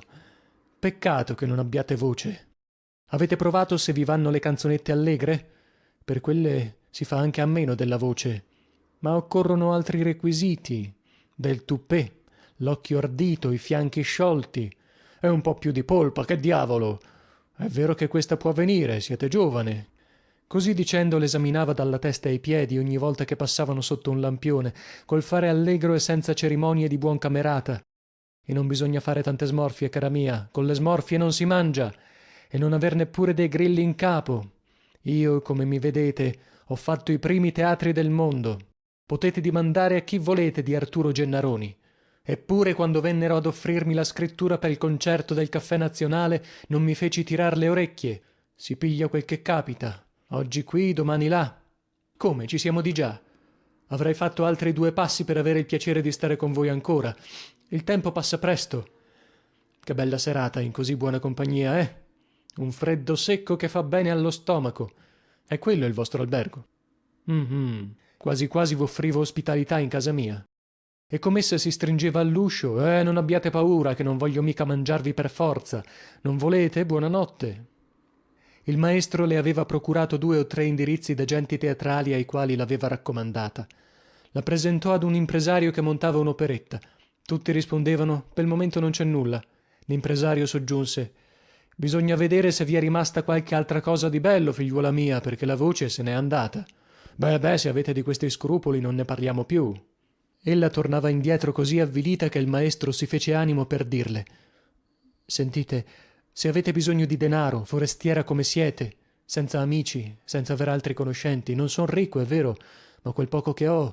No, non vi offendete, in prestito, vedete, come tra fratello e sorella. Ella scoppiò a piangere.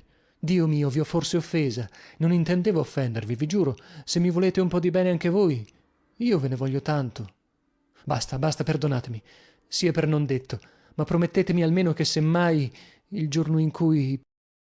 Pensate che vi voglio bene, come un fratello, e vorrei che anche voi... Ella gli stringeva le mani, con le lagrime agli occhi, per dirgli di sì, che anche lei, che gli prometteva... Ma piuttosto sarebbe morta, da tutti prima che da lui. Glien'era riconoscente, sì, avrebbe voluto anzi dirgli tante cose per provarglielo che non ci aveva più nessun altro in cuore, che quell'altro a poco se n'era andato via come era andato lontano, e domandargli della donna che spesso veniva con lui al caffè e le dava una stretta al cuore, delle sciocchezze, via, ma non sapeva da che parte incominciare.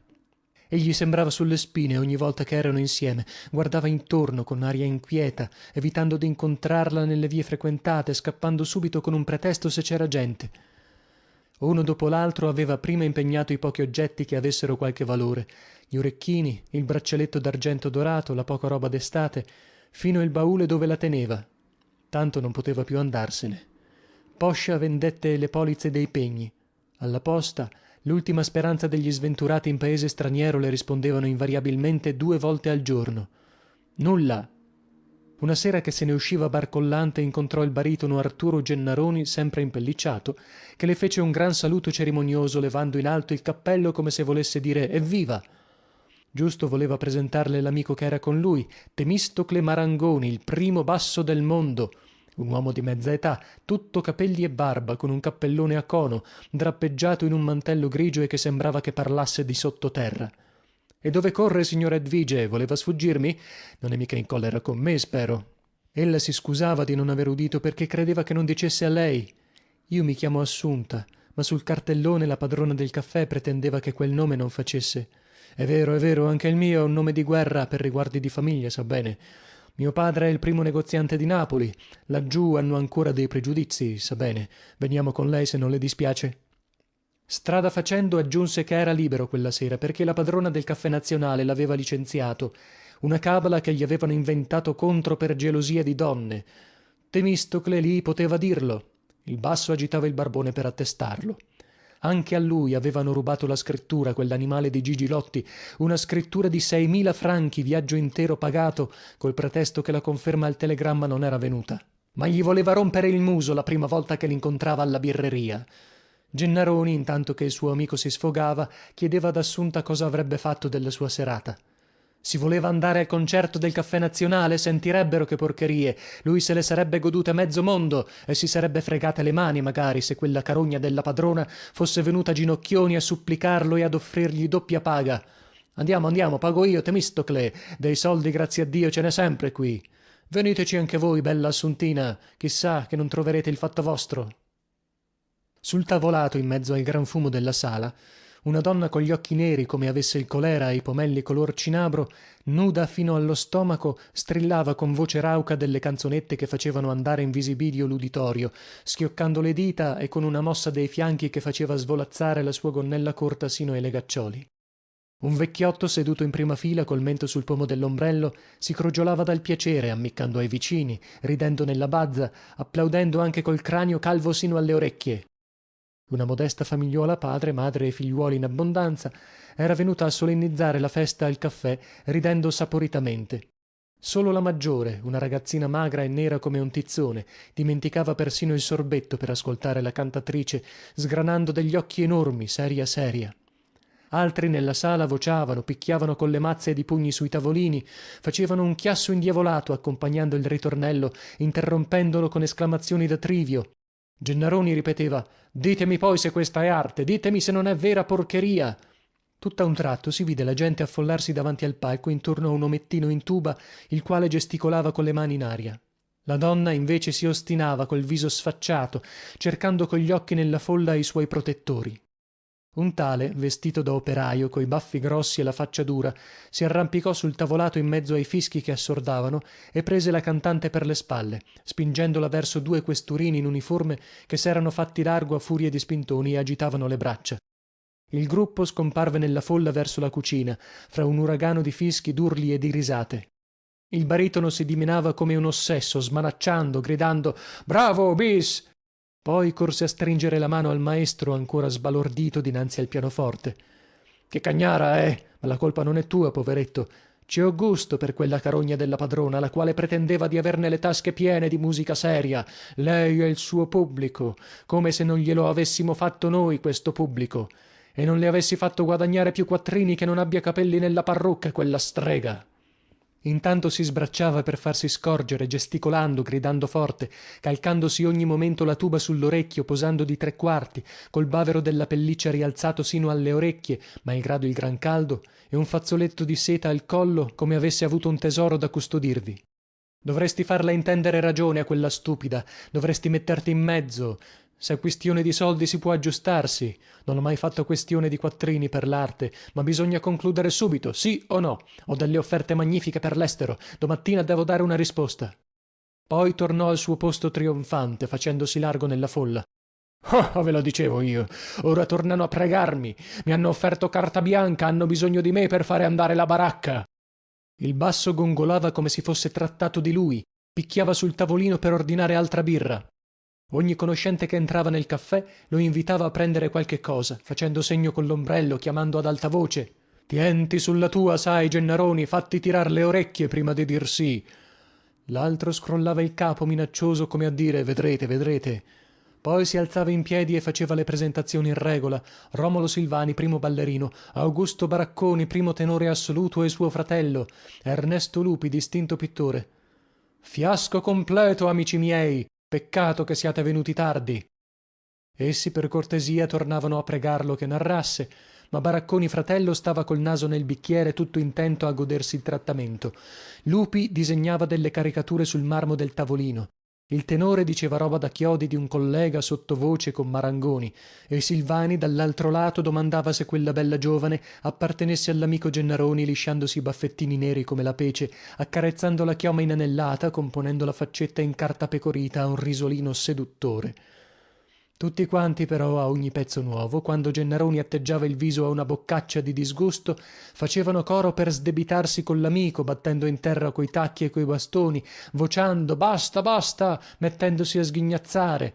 Il baritono infine, vedendo che il maestro non osava prendere le sue parti, quasi fosse inchiodato al pianoforte, andò a salutare la padrona del caffè con la scappellata alta, tutto gentilezze, mentre essa cambiava i gettoni e teneva d'occhio i garzoni che uscivano dalla cucina.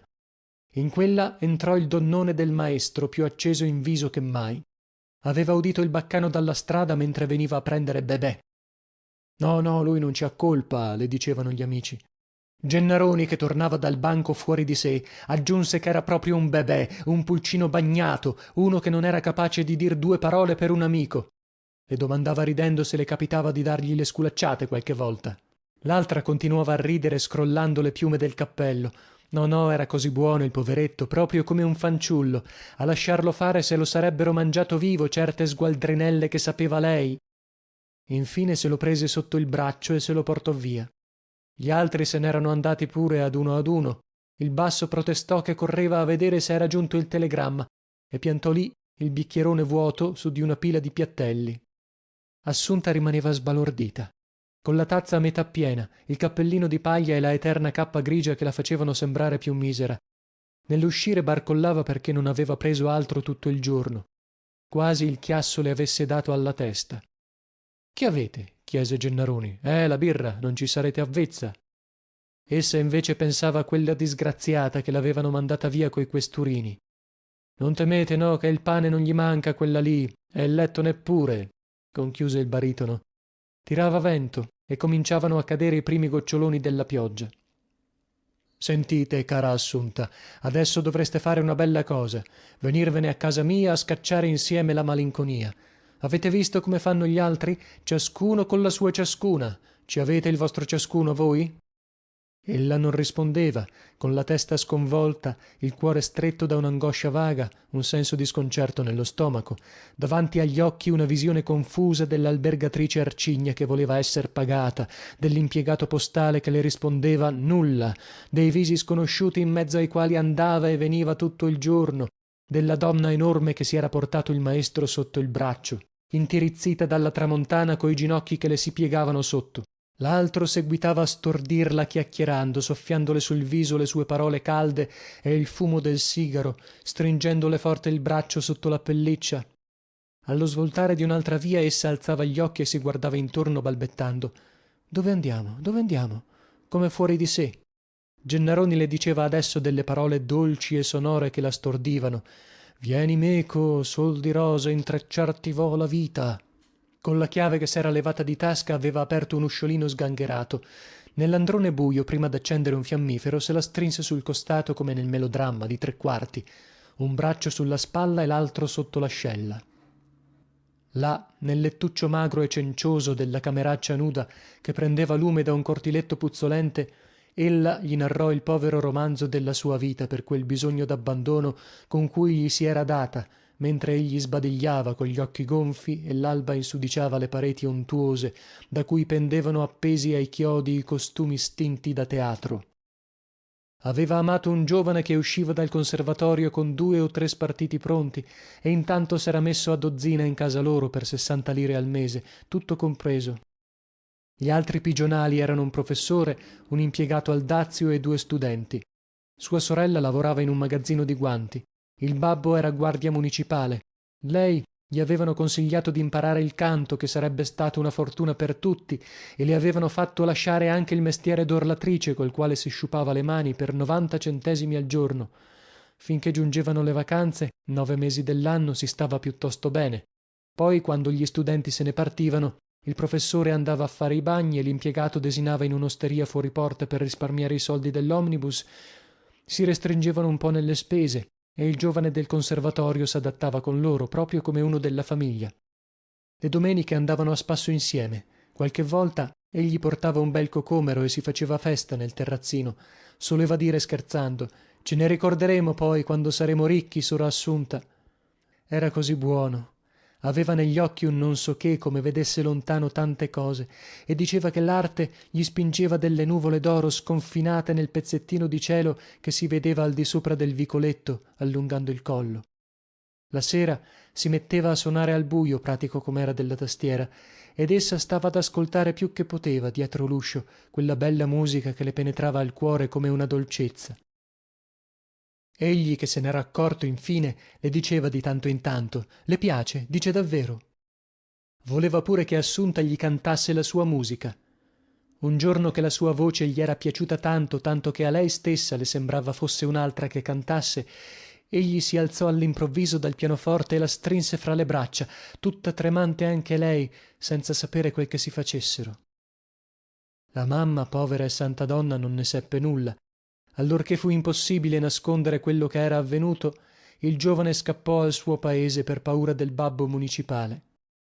Ella ne fece una malattia mortale, durante la quale la mamma sola veniva a trovarla di nascosto. Un giorno le disse piangendo che lui se n'era andato via lontano, in Grecia, in Turchia, molto lontano, insomma. Era svanita l'ultima speranza. All'ospedale, appena fu guarita, non vollero lasciarla. Il babbo aveva giurato che non l'avrebbe più ricevuta in casa sua. Un avventore della guantaia, dove lavorava sua sorella, le aveva procurato una scrittura di corista al Politeama.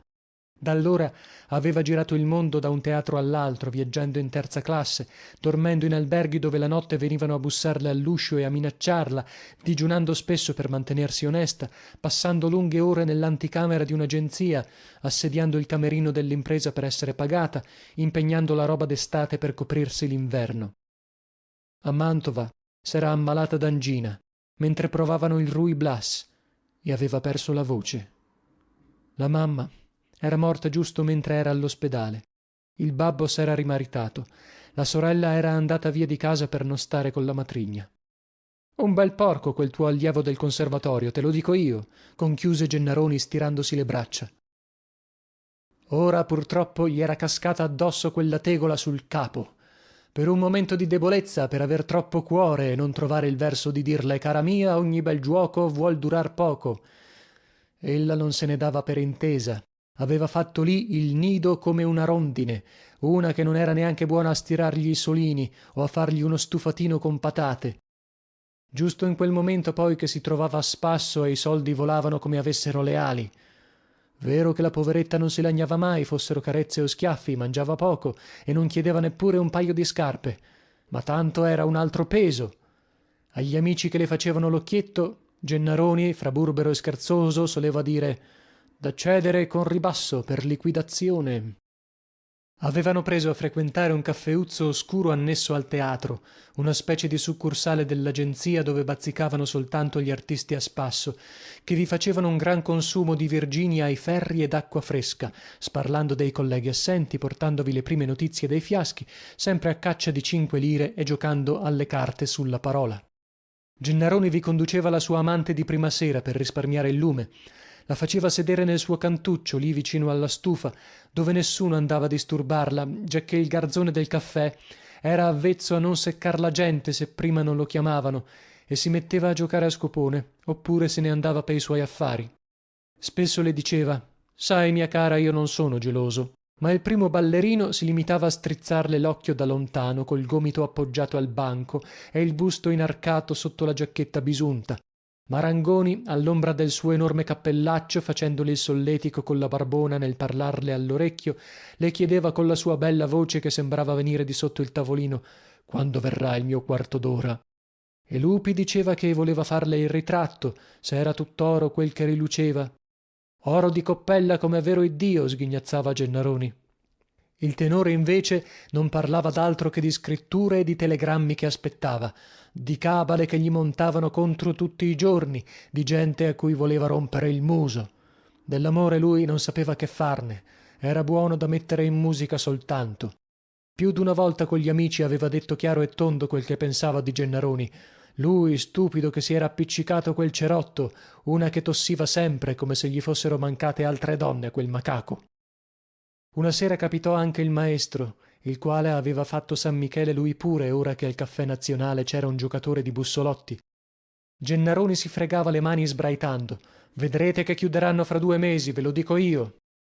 Assunta si sentì come un tuffo nel sangue appena vide entrare il maestro, e avrebbe desiderato che egli non si accorgesse di lei nel suo cantuccio presso la stufa.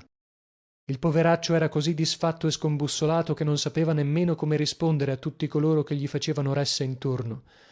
Poi, come la scorse con gli occhi addosso a lui, andò a salutarla, domandandole come stava, se aveva trovato qualche cosa nel tempo che non s'erano più visti. Purtroppo anche lui non aveva trovato nulla, se no glielo avrebbe fatto subito sapere. Dopo che il maestro ebbe voltate le spalle, incominciarono le osservazioni sul conto di lui. Quello lì se ne rideva, era ben appoggiato a un vero pilastro. Baracconi disse una parolaccia. Verso la fine di dicembre gli avventori del caffè del teatro sembravano ammattiti, formando dei crocchi animati, disputandosi fra di loro, cavando ogni momento dal portafogli lettere e telegrammi sudici, correndo sull'uscio ogni volta che s'apriva per vedere se giungeva un fattorino del telegrafo. Il domani di San Stefano erano tutti lì dalle 7, davanti la porta del caffè sotto la pioggia, con l'ombrello aperto, ansiosi, guardandosi in cagnesco fra di loro. Delle facce nuove che si vedevano soltanto nelle grandi occasioni, pastrani senza pelo e stivaloni infangati, scialli messi a guisa di plaid, cappelloni di donna e sottane che sgocciolavano sul marciapiedi. Alcuni dei vecchi mancavano. Il tenore, un basso rimorchiatovi da poco dal Silvani, e 2 o 3 altri di cui i rimasti dicevano corna. Attraverso l'usciale si udiva come un brontolio sordo di rivoluzione nello stanzone vuoto, dove il Lupi beveva a piccoli sorsi un caffè caldo, schizzando la testata di un giornale davanti al garzone in maniche di camicia che gli si buttava addosso per vedere col ventre sul tavolino. Assunta, rimasta a casa, stava facendo cuocere 2 uova in una caffettiera posata sullo scaldino, quando udì picchiare all'uscio e le comparve dinanzi il maestro all'improvviso, così in camiciuola com'era e ancor spettinata. Egli pure era sossopra, talché non si avvide nemmeno dell'imbarazzo di lei. Lei qui, come ha saputo? Gennaroni stesso, siamo stati insieme. Ella avvampò in viso cercando macchinalmente i bottoni della camiciuola. Venivo a portarle una buona notizia. Un mio amico che è incaricato di formare una compagnia pel Cairo m'ha promesso di scritturarla, ma non saprei, così lontano. No, bisogna risolversi subito, bisogna accettare. È che dovrei parlarne prima a un'altra persona, non potrei risolvermi da sola, così su 2 piedi. Il maestro le afferrò le mani quasi per forza. Bisogna accettare, dica di sì, è pel suo meglio. Essa non l'aveva mai visto a quel modo. Allora, con la gola stretta da un'angoscia vaga, si fece animo per interrogarlo. Voleva sapere. Gennaroni partirà stasera col diretto. Deve imbarcarsi a Genova domani, disse infine il maestro. Chi gliel'ha detto? Lui stesso, lo sanno tutti. La poveretta cercò una seggiola brancolando. No, non può essere. Non mi ha detto nulla. Stamattina ancora. Glielo dirà poi, quando è il momento di partire. A che scopo tormentarla avanti tempo? È vero, è vero. Allora si mise a piangere cheta nel grembiule. Poscia, quando fu un po' più calma, si asciugò gli occhi senza dir nulla e si mise a preparargli la valigia, un bauletto di cuoio nero tutto strappi e scontrini di ferrovia. Le camicie di flanella, la scatola dei polsini, le pantofole slabbrate, la pipa nella quale egli soleva fumare, il berretto di pelo che teneva in casa, i costumi da teatro appesi ai chiodi. Ogni oggetto che toglieva dal solito posto si sentiva staccare pure dal seno qualche cosa dinanzi a quelle pareti nude. Il maestro l'aiutava. Gennaroni, tornando a casa, li trovò in quelle faccende. Bravi, gliel'hai detto?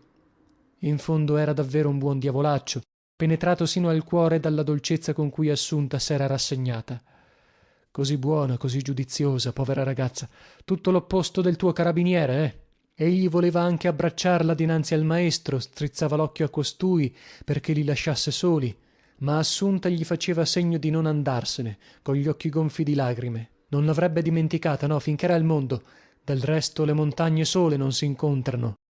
Intanto dava una mano anche lui per aiutarla, correndole dietro dal cassettone al letto, su cui era il baule, con le braccia piene di roba. Voleva che andassero tutti e 3 insieme a desinare al caffè, l'ultima volta, e finir la giornata bene.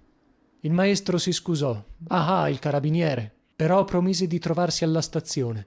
Sì, benone, le farai un po' di compagnia. Poi mi affido a te per trovarle la scrittura. È un pulcino bagnato questa poverina, se non c'è chi l'aiuti. Voleva lasciarle anche una 20 di lire, caso mai le abbisognassero, ma essa si ribellò per la prima volta. Scusa, dicevo, caso mai non firmassi subito la scrittura, ma non c'è bisogno d'andare in collera, l'ho fatto a fin di bene. Ella si intenerì piuttosto. Per lei aveva fatto anche troppo per tanto tempo. Al caffè poi non le riescì di mandar giù un solo boccone, mentre egli mangiava per 2 e cercava di tenerla allegra. Le offerse anche di farle una sigaretta per scioglierle quel groppo alla gola, roba d'isterismo. Alla stazione c'era tutta la compagnia che partiva con lui, dai poveri diavoli che litigavano coi facchini, 2 o 3 prime parti che pigliavano i posti di seconda, con la borsetta ad armacollo e le mamme dietro, cariche di fagotti e di scatole di cartone. Gennaroni disse alla sua amica: tienti un po' in disparte, come tu fossi col maestro. Così lo vide per l'ultima volta, col biglietto nel nastro del cappello, allegro e chiassone come al solito, salutando questo e quello. Addio, ciao, buona fortuna. S'era preso anche in mano la gabbia del pappagallo di una compagna di viaggio. Dalla cancellata fuori la stazione lo videro sbracciarsi a collocare tutto il loro arsenale di scatole e cappellini mentre il treno fuggiva. Di lui le rimase un bel ritratto in fotografia formato gabinetto in posa di 3/4 con la bocca sorridente, la pelliccia sbottonata, un mazzetto di ciondoli sul ventre e la sua brava dedica sotto: ricordo imperituro. In quanto alla scrittura non se ne fece nulla. L'impresario anzitutto voleva belle ragazze e non dei cerotti come quella lì. Le pare, caro maestro? Il poveraccio non si diede vinto ancora. Continuò ad arrabattarsi come un disperato per lei, correndo di qua e di là, raccomandandola a quanti conosceva, ma ciascuno pensava ai propri casi in quel momento. Ora che Gennaroni aveva piantata la ragazza senza voce e senza quattrini, doveva essere un affar serio levarsi da quella pece, uno che vi si lasciasse prendere per buon cuore o per altro. Gli amici, quando essa capitava il caffè per aspettare il maestro che doveva portare la risposta, se la battevano uno dopo l'altro. Primo di tutti il Silvani, con la giacchetta più stretta che mai. Il garzone stesso, così prudente di solito, veniva ogni momento a strofinare il marmo del tavolino con un cencio, vedendo che non ordinava nulla. Fino il maestro, a poco, scoraggiato di portarle sempre la stessa cattiva nuova, non si era fatto più vedere. Però essa gli aveva detto: non si affanni tanto, poveretto, che qualcosa ho già trovato. E quando egli, facendosi rosso, era tornato sull'offerta di denaro, essa gli aveva risposto che non occorreva. A lui glielo avrebbe detto davvero, di tutto cuore. Una domenica, verso la fine di luglio, il maestro incontrò Assunta che usciva dalla bottega di un calzolaio. Essa avrebbe voluto evitarlo, ma l'altro già le si accostava col cappelluccio di paglia ritinto in mano. Come va? Tanto tempo che non ci siamo più visti. Assunta balbettava, cercando di nascondere un fagottino che portava, fattasi di brace in viso. Il maestro cercava le parole anche lui. Almeno un vermuttino qui a 2 passi al solito caffè. Essa non voleva, vestita a quel modo. Infine si lasciò condurre a un tavolinetto fuori dell'uscio, all'ombra del tendone. Da principio stettero un po' in silenzio guardandosi in viso. Ella sembrava più grassa, disfatta, bianca come cera, con 2 enormi pesche sotto gli occhi e le mani pallide con le vene gonfie. Il giovanotto aveva la barba lunga, la biancheria sudicia, i calzoni sfrangiati che cercava di nascondere sotto il tavolino. A poco Assunta gli narrò che s'era acconciata con la padrona stessa della casa. Pensava alle spese, riguardava la biancheria, teneva d'occhio la pensione e ci aveva in compenso vitto e alloggio. Il tempo che avanzava poi s'era rimessa al suo mestiere d'orlatrice. Con lei non mi vergogno, guardi. Anche lui fece delle vaghe confidenze. Le cose non gli erano andate sempre bene. La stagione morta si portava via quelle poche lezioni. Accennò pure di aver cambiato alloggio. Del resto i suoi abiti parlavano per lui. Assunta non volle altro che un caffè di 4 soldi. Egli invece ordinò un giornale qualunque, tanto seguitavano a discorrere con un senso invincibile di malinconia, che pure aveva la sua dolcezza. Di tratto in tratto si guardavano negli occhi e ripetevano con un sorriso triste: guarda che piacere. Si udiva parlare a voce alta nel caffè, e degli scoppi di risa, delle discussioni tempestose accompagnate dalla stessa nota bassa del Marangoni che trinciava da Caporione. Assunta, allungando il collo dentro l'usciale, lo vide seduto in mezzo a un crocchio di sfaccendati dinanzi ad un vassoio di bicchieri vuoti e una bottiglia d'acqua di seltz, con un vestito nuovo del Bocconi e la barba tagliata a punta come un damerino. Da lì a un po' se ne uscì fuori, seguito dagli amici che gli facevano codazzo. Silvani persino lo tirò in disparte sul marciapiede opposto, supplicandolo sottovoce con tutta la persona umile. Il basso scrollava le spalle e il capo, con la barba dura come una spazzola. Infine volse un'occhiata sprezzante verso il maestro, il quale s'era fatto pallido al vederlo e non l'aveva salutato, e cavò fuori il borsellino scantonando, seguito dal ballerino piegato in 2. Passava della gente in abito da festa, delle famigliuole intere che andavano a sentir la musica al giardino pubblico. Poscia di tratto in tratto succedeva il silenzio grave delle ore calde della domenica. Infine Assunta e il maestro lasciarono il caffè e si avviarono ai boschetti, rasente al muro, nella striscia d'ombra che orlava il marciapiedi. Assunta aveva detto che era libera fino a sera, e anch'esso non temeva più di farsi vedere insieme a lei. Il largo viale ombroso era deserto. Di tanto in tanto solo qualche coppia d'innamorati che passeggiavano sotto i platani, cercando i sedili più remoti. Anch'essi. Le ore scorrevano e non sapevano risolversi a lasciarsi. Ah, se ci fossimo conosciuti prima, esclamò infine il maestro. Ella alzò gli occhi su di lui, si fece rossa e li chinò di nuovo. Il maestro giocherellava col fagottino che Assunta teneva sulle ginocchia. O piuttosto se avessi fatto il calzolaio. No, dico così. Son delle giornate nere. Passeranno. Chiamò uno che andava vendendo dell'acqua fresca in un barilotto attorniato di bicchieri e offrì da bere anche a lei. L'uomo andò a mettersi in fondo al viale col barilotto posato a terra come una macchietta nera nel verde. Sembrava di essere a 100 miglia dalla città, nell'ombra e nel silenzio. Poco per volta il maestro le disse che l'aveva amata, sì, proprio. Tante volte quel segreto gli era spirato sulle labbra. Essa lo sapeva, accennando col capo che teneva chino in aria di rassegnazione dolorosa, la quale scorgevasi anche dall'abbandono di tutta la persona, dalla treccia allentata che le si allungava sul collo. Allora perché? Perché ci siamo taciuti? La poveretta lo guardò in tal modo, attraverso le lagrime che le scendevano, chete chete per le gote, che egli abbassò gli occhi. Sì, è vero, fu il destino. Quell'altra non sa neppure il sacrificio che le ho fatto. Per debolezza, per bontà di cuore. E c'è chi dice per un tozzo di pane. Me lo merito. Ora essa m'ha piantato pel Marangoni che la batte e fa lo strozzino coi suoi denari. Come ho dovuto sembrarle spregevole, dica. No, no, era destino. Anch'io. Però sentivano entrambi una gran dolcezza nel dirsi tutto ciò, seduti accanto sullo stesso banco. Egli aprì la bocca 2 o 3 volte per farle una domanda che non osava. Poi strappò un ramoscello che pendeva e si mise a sminuzzarlo in silenzio. Assunta più di una volta s'era mossa per andarsene senza averne la forza. La sera era venuta prima che se ne fossero accorti, una sera tepida e dolce. Assunta stava col capo chino, col seno gonfio, le mani pallide e venate d'azzurro sulle ginocchia, come ascoltando le parole che lui non osava pronunziare. Infine egli le prese in silenzio una di quelle mani in un modo eloquente.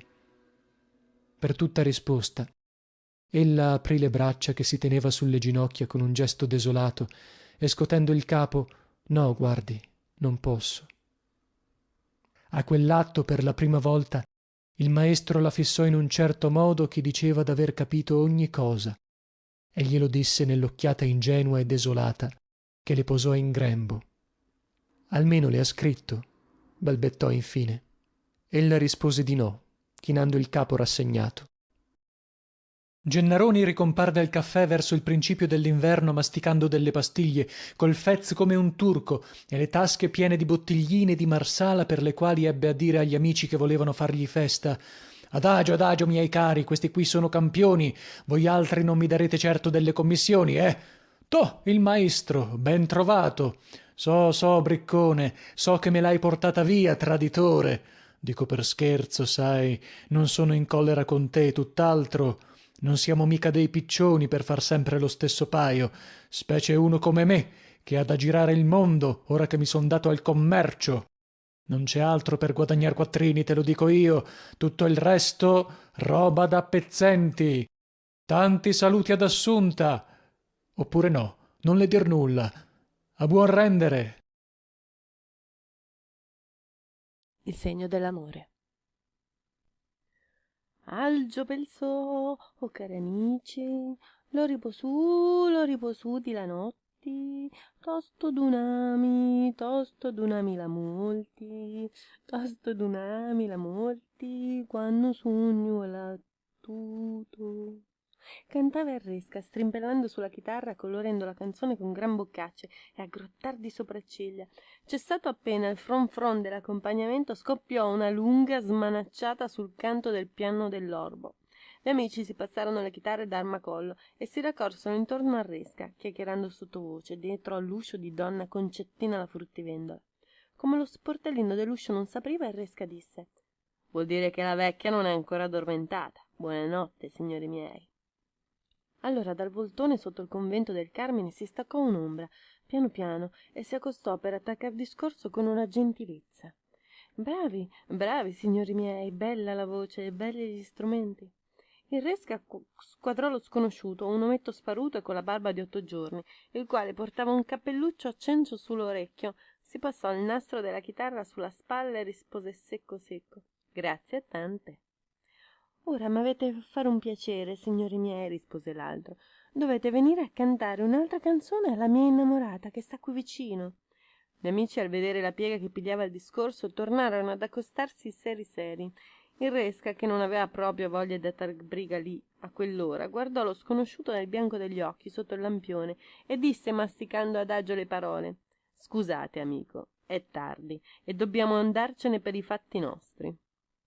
L'altro però, senza darsi vinto: una canzonetta breve, qui a 2 passi.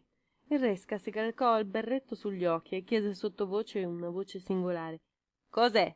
Per sopperchieria? Siete in 5, bella sopperchieria. Dunque lasciateci andare in pace. Allora vi dico che non avete educazione. Il Resca fece un passo indietro e afferrò vivamente la chitarra per il manico, ma si frenò e tornò a ripetere: vi dico di lasciarmi andare per i fatti miei. Allora vi dico che non avete educazione, ribatté l'altro freddo e con le mani in tasca. Sangue di... Il gruppo si scompose bruscamente con un luccicare improvviso di coltelli.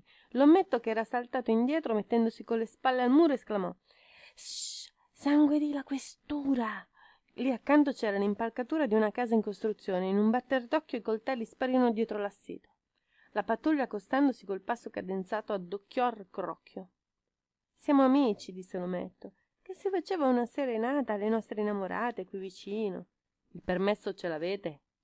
Il permesso eccolo qua, rispose il Resca. In quel momento batteva il tocco e da lontano si udiva venire una canzonaccia d'ubriaco con un'ombra che andava a zig-zag lungo la fila dei lampioni.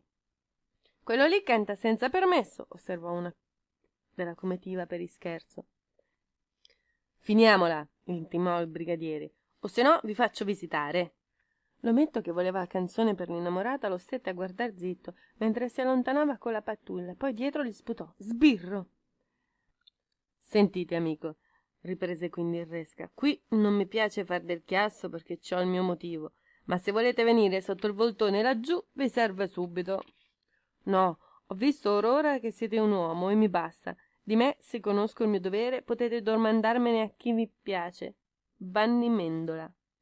Ed io, Don Giovanni. Quando è così, voglio cantarvi la canzone. Dovessimo venire all'ognina pure a Cibali. Grazie tante, disse il Mendola, ma la canzone adesso non la voglio più, mi basta d'aver visto il vostro buon cuore.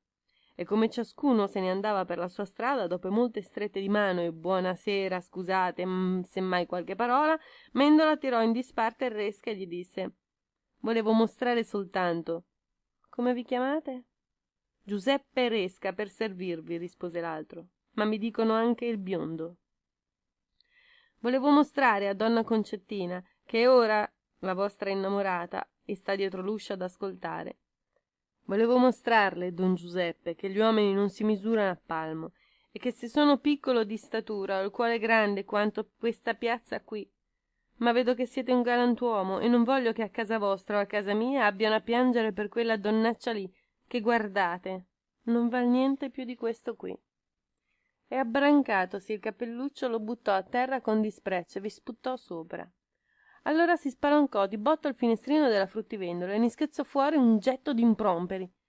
Il molto che valete voi, brutto nano pezzente che siete, e mi fate stomaco. Lasciatela dire, don Giuseppe, rispose calma il Mendola, fermando pel braccio il Resca, che non si muoveva neppure. Lasciate parlare donna Concettina, che è in collera e non si rammenta più che allora non mi diceva tutte queste parolacce quando mi faceva venir qui di notte al tempo di suo marito il grosso, buonanima, qui dove appostiamo i piedi adesso. A te? Bugiardo infame! Sì, a me. E il tuo innamorato qui presente adesso, lo vedi, crede più alle mie parole anziché ai tuoi giuramenti. Finiamola! Interruppe il Resca. Sangue di... Finiamola! Avete ragione, è tempo di finirla, disse il Mendola, e senza dar retta a donna Concettina, che lo colmava di villanie, soggiunse: buonasera e arrivederci, don Giuseppe, tanto piacere della vostra conoscenza, e scusate qualche parola se mai. Aspettate, vengo con voi. Ah, capisco, anche io ai miei tempi mi sarei fatto ammazzare per colei, se la mi avesse detto che adesso c'è il sole fuori. Ma le chiacchiere non servono, sono ai vostri comandi, don Giuseppe, quando volete voi. Domani. Va bene, domani. Ditemi a che ora e dove vi farebbe comodo. Conoscete il pizzolato, quello che fa il negozio di cenci e vicolo stretto? Chi non lo conosce? Il magazzino grande dentro il cortile del Sole.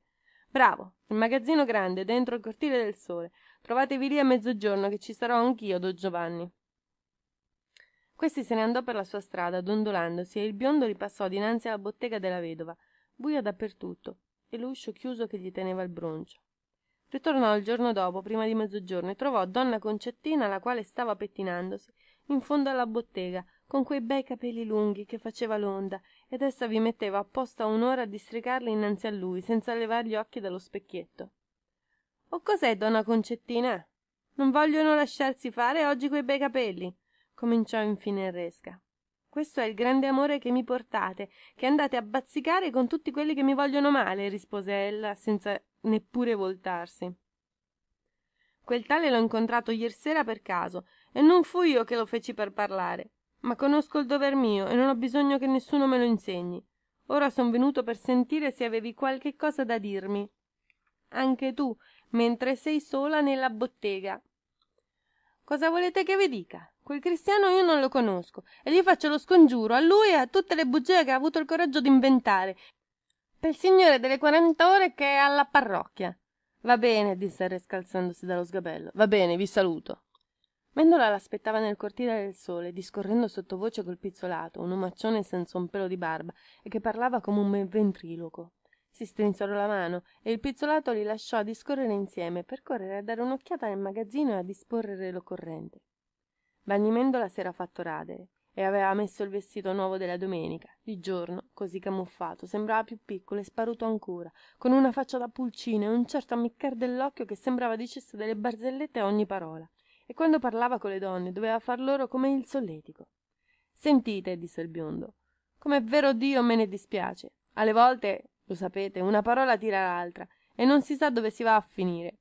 Avrei fatto meglio a tacere, giacché ve la pagliata calda per donna Concettina. Tanto più che non val la pena di ammazzarsi per colei. Lo so, son venuto soltanto per fare il mio dovere». «Donne», conchiuse il Mendola, «pazzo chi ci si mette». Il pizzolato s'affacciò di nuovo all'uscio e disse che era pronto. «Sentite quest'altra cosa, don Giuseppe. Se volete chiuderle la bocca una volta per tutte e levarvela di torno, ditele che sapete di un certo segno che le ha lasciato il Mendola. E ho finito». «Zitto!» interruppe il pizzolato. «Non bisogna scaldarsi il sangue adesso». I giovani del magazzino, occupati a spartire i cenci, sgattaiolarono uno dopo l'altro dinanzi a un randello che aveva ghermito il padrone, intanto che Mendola, il biondo e i due altri amici entravano nel magazzino, e il pizzolato affacciò il capo fra i battenti e disse: «Lì ci avete tutto», e chiuse l'uscio.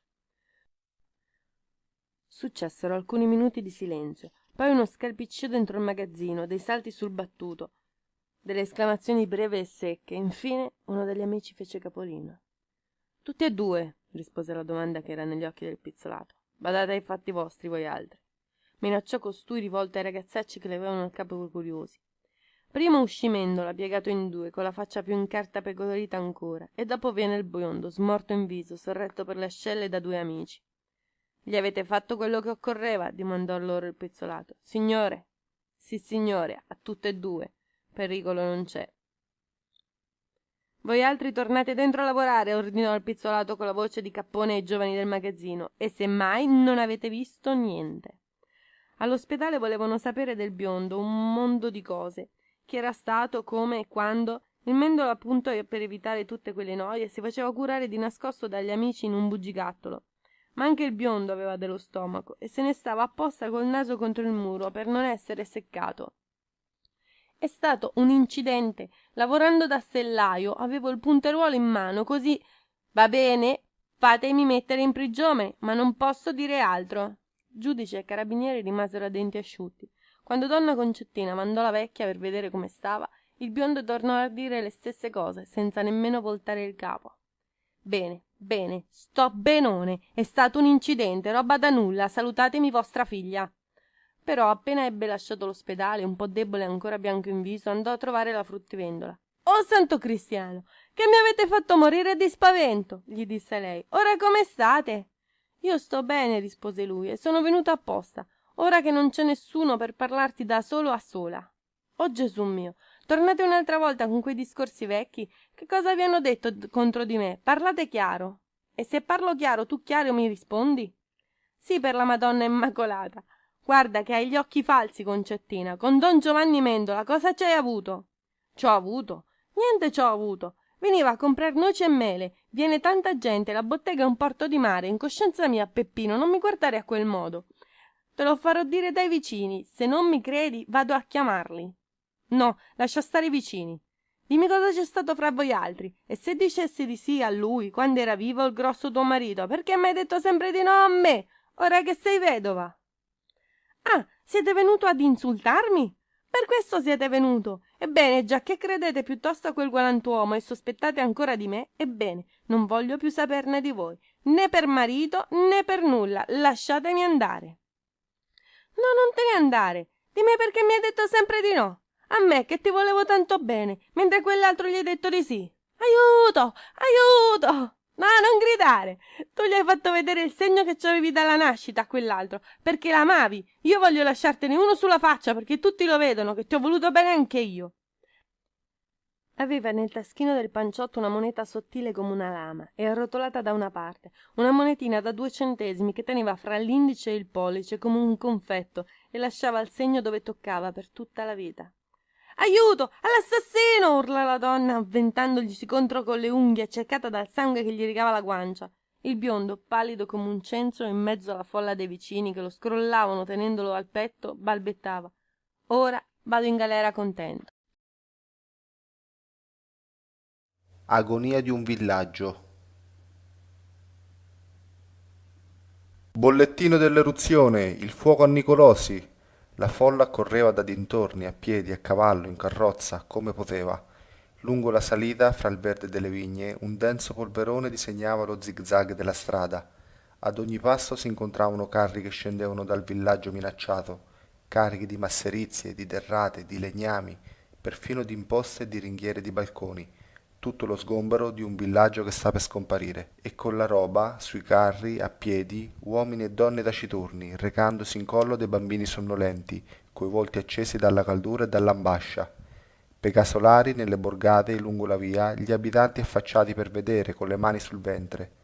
Qualche vecchierella che attaccava un'immagine miracolosa allo stipite della porta o al cancello dell'orto, i monelli che ruzzavano per terra fissanti, e sulle porte spalancate delle chiesuole la statua del santo patrono luccicante sotto il baldacchino come un fantasma atterrito, con le candele spente e fiori di carta dinanzi.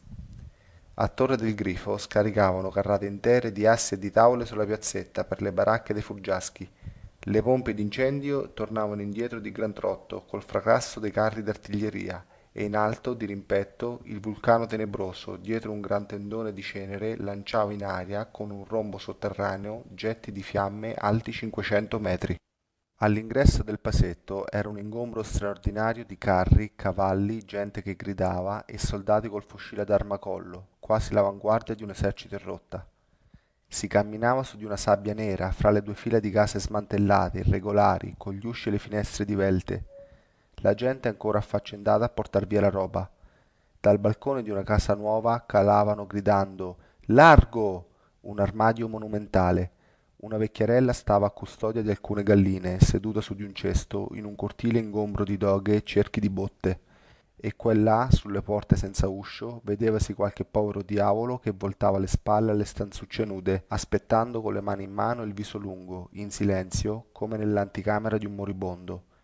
Sul marciapiede del casino di compagnia erano schierate su 2 file di sedie alcune signore venute a vedere lo spettacolo, che si facevano vento, degli uomini che fumavano, un sorbettiere portava in giro dell'acqua fresca, il baldacchino del Santissimo appoggiato al muro, con le aste in fascio, e di faccia la chiesa spalancata, senza lumi, solo un luccichio di santi dorati in fondo all'altare in lutto. Lassù dal campanile, sul chiacchierio, sul frastuono, sui boati del vulcano, la campana che suonava a processione, senza cessare un istante. A nord, verso l'Etna, lo stradone si allungava in mezzo a 2 file di ginestre arboree, formicolanti di curiosi che andavano a vedere, ridendo, schiamazzando, chiamandosi da lontano, e gli strilli soffocati delle signore barcollanti sul basto malfermo delle mule e il vociare di quelli che vendevano gassosa, birra, uova e limoni sotto le baracche improvvisate. Via via che più lontani giungevano sull'erta, udivasi gridare «Ecco! Ecco!» con un grido quasi giulivo. di faccia, a destra e a sinistra, fin dove arrivava l'occhio, come il ciglione alto di una ripa scoscesa, nera, fumante, solcata qua e là da screpolature incandescenti, dalle quali la corrente di lava rovinava con un acciottolio secco di mucchi immensi di cocci che franassero. A 2 passi le ginestre in fiore si agitavano ancora alla brezza della sera. Delle signore si stringevano al braccio del loro compagno di viaggio con un fremito delizioso. Altre si sbandavano per le vigne lungo la linea della corrente minacciosa, scavalcando muricciuoli, saltando fossatelli, le donne con le sottane in mano, con un ondeggiare infinito di veli e d'ombrellini, mentre il crepuscolo moriva nell'occidente e la marina in fondo dileguava lontana, nel tempo istesso che l'immensa fiumana di lava sembrava accendersi nell'orizzonte tetro. Dal paesetto perduto nell'oscurità giungeva sempre il suono delle campane e un mormorio confuso e lamentevole, un formicolio di lumi che si avvicinavano, quasi delle lucciole in viaggio. Poi, dalle tenebre della via, sbucò una processione strana. Uomini e donne scalzi, picchiandosi il petto, salmodiavano sottovoce, con una nota insistente e lamentosa, della quale non si sentiva altro che «Misericordia, misericordia!». E sul brulicame nero e indistinto di quei penitenti, fra 4 torce a vento fumose, un Cristo di legno, affumicato, rigido, quasi sinistro, barcollante sulle spalle degli uomini che affondavano nella sabbia. E chi vive si dà pace. Come la batteria partiva a mezzanotte, Lain in primo aveva invitato la sua ragazza a desinare, una gentilezza per mostrarle il dispiacere che provava nel lasciarla. Sapevano giusto un'osteria di campagna, appena fuori la porta, bel sito e vino buono, 4 ciuffetti di verde al sole, l'altalena e il gioco delle bocce, i tavolinetti sotto il pergolato, da starci bene in 2 soli, senza soggezione, e subito dopo la campagna larga e quieta, grandi fabbriche in costruzione, tutte irte di antenne, un folto d'alberi a diritta e in fondo la linea dei monti che digradavano. Anna Maria s'era messa il vestitino nuovo, con la giacchetta attillata, le scarpette di pelle lucida e le calze rosse. Sentiva una gran contentezza stando insieme al suo bel militare, coi gomiti sulla tovaglia, i mezzi litri che andavano e venivano, là in primo di faccia a lei, col naso nel piatto, dandole delle ginocchiate di tanto in tanto.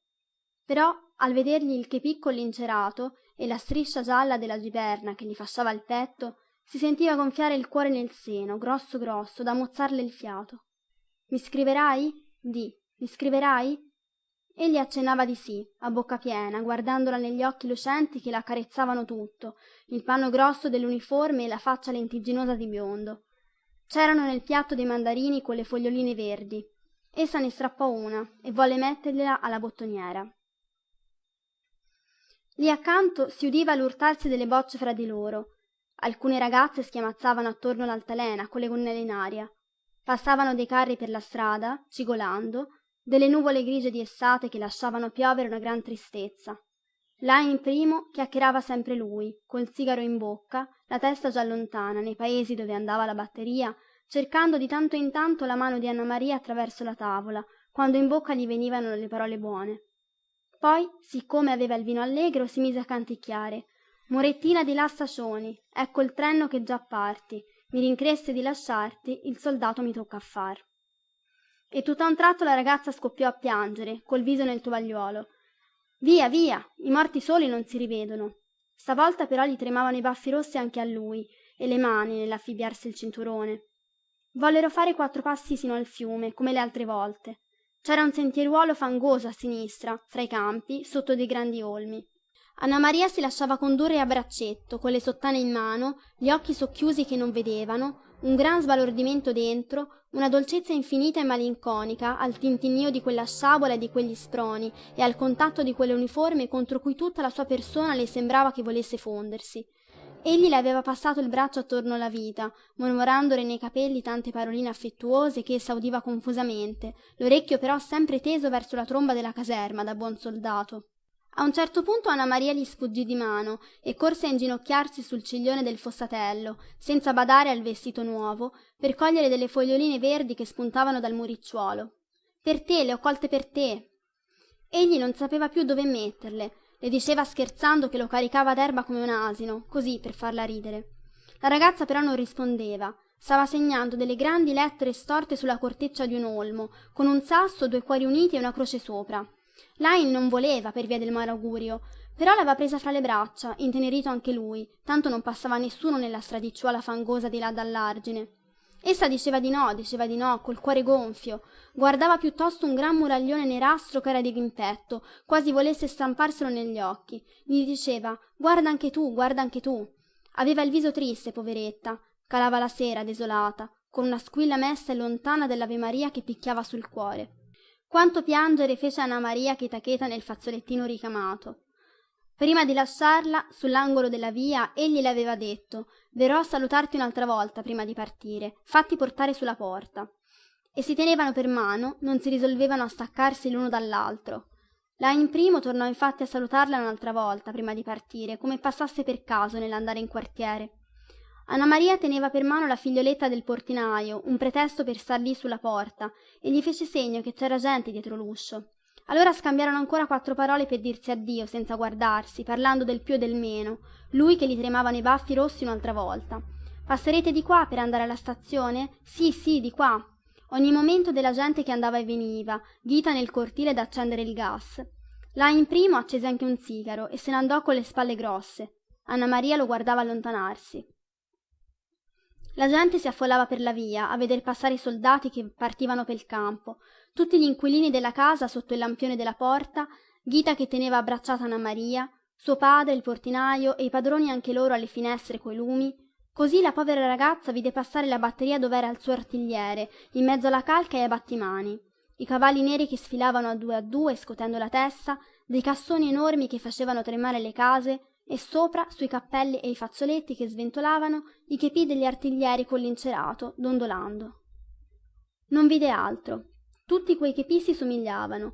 Il suo Lajn però la scorse, alle folte trecce nere in mezzo alle comari, la mamma di Ghita che stava contandole delle frottole, la vide che lo cercava, povera figliuola, con gli occhi smarriti e il viso pallido, senza poterlo scorgere.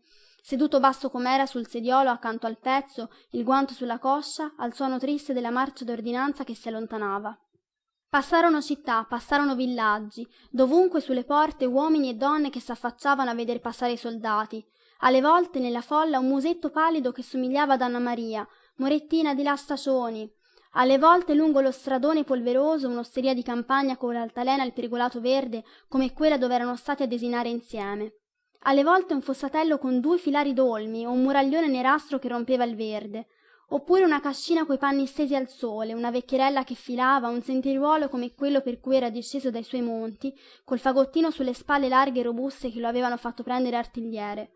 Poscia la via bianca e polverosa, rotta, sfondata dal passaggio della truppa formicolante di uniformi, e di tanto in tanto uno squillo di tromba, che suonava alto nel brusio. Di qua del fiume una gran folla, soldati di tutte le armi, un luccichio, tende di cantiniere che sventolavano e cavalli che nitrivano, delle canzoni dolci e malinconiche in tutti i dialetti, come un'eco lontana del paese, in mezzo alle risate e al rullo dei tamburi. Morettina di là Stacioni, mi rincresse di lasciarti. Sull'altra sponda la campagna, calma e silenziosa, coi casolari tranquilli affacciati nel verde delle colline, e sulla linea scura che traversava il fiume, luccicante qua e là, l'ondeggiare delle banderuole turchine, una lunga fila di lancieri polverosi che sfilavano sul ponte. Le 4 trombe della batteria tutte insieme sonarono. Avanti! Poscia, di là del ponte, a trotto! In mezzo a un nugolo di polvere alberi e casolari che fuggivano, pennacchi di bersaglieri ondeggianti fra i seminati. Di tanto in tanto, in mezzo al frastuono, si udiva un rombo sordo dietro le colline, e fra gli scossoni dell'affusto, la canzone della partenza che ribatteva. Ecco il treno che già parti. A galoppo, march! Addio, Morettina, addio. Su, per l'erta, sfondando le siepi, sradicando i tralci, saltando i fossati, i cavalli fumanti e con le schiene ad arco, gli uomini a piedi, spingendo le ruote, frustando a tutto andare. Poi, sulla cima del colle, 2 carabinieri di scorta immobili, a cavallo dietro un gruppo di ufficiali che accennavano lontano, alle vette coronate di fumo e dei soldati sparsi per la china, fra i solchi come punti neri. Qua e là dei lampi che partivano dalla terra bruna e il rombo continuo nelle colline di rimpetto, delle nuvole dense che spuntavano in fila sulla cresta. Detto fatto, i pezzi in batteria e musica anche da questa parte. Allora, dopo 5 minuti, attorno alla batteria cominciò a tirare un vento del diavolo, la terra che volava in aria, gli alberi dimezzati, solchi che si aprivano all'improvviso, dei sibili acuti che passavano sui chepì. Però attenti al comando, nient'altro per il capo, né capelli bianchi né capelli neri. A braccia e avant, alt, caricat. Prima il povero Renacchi che stava per compir la ferma.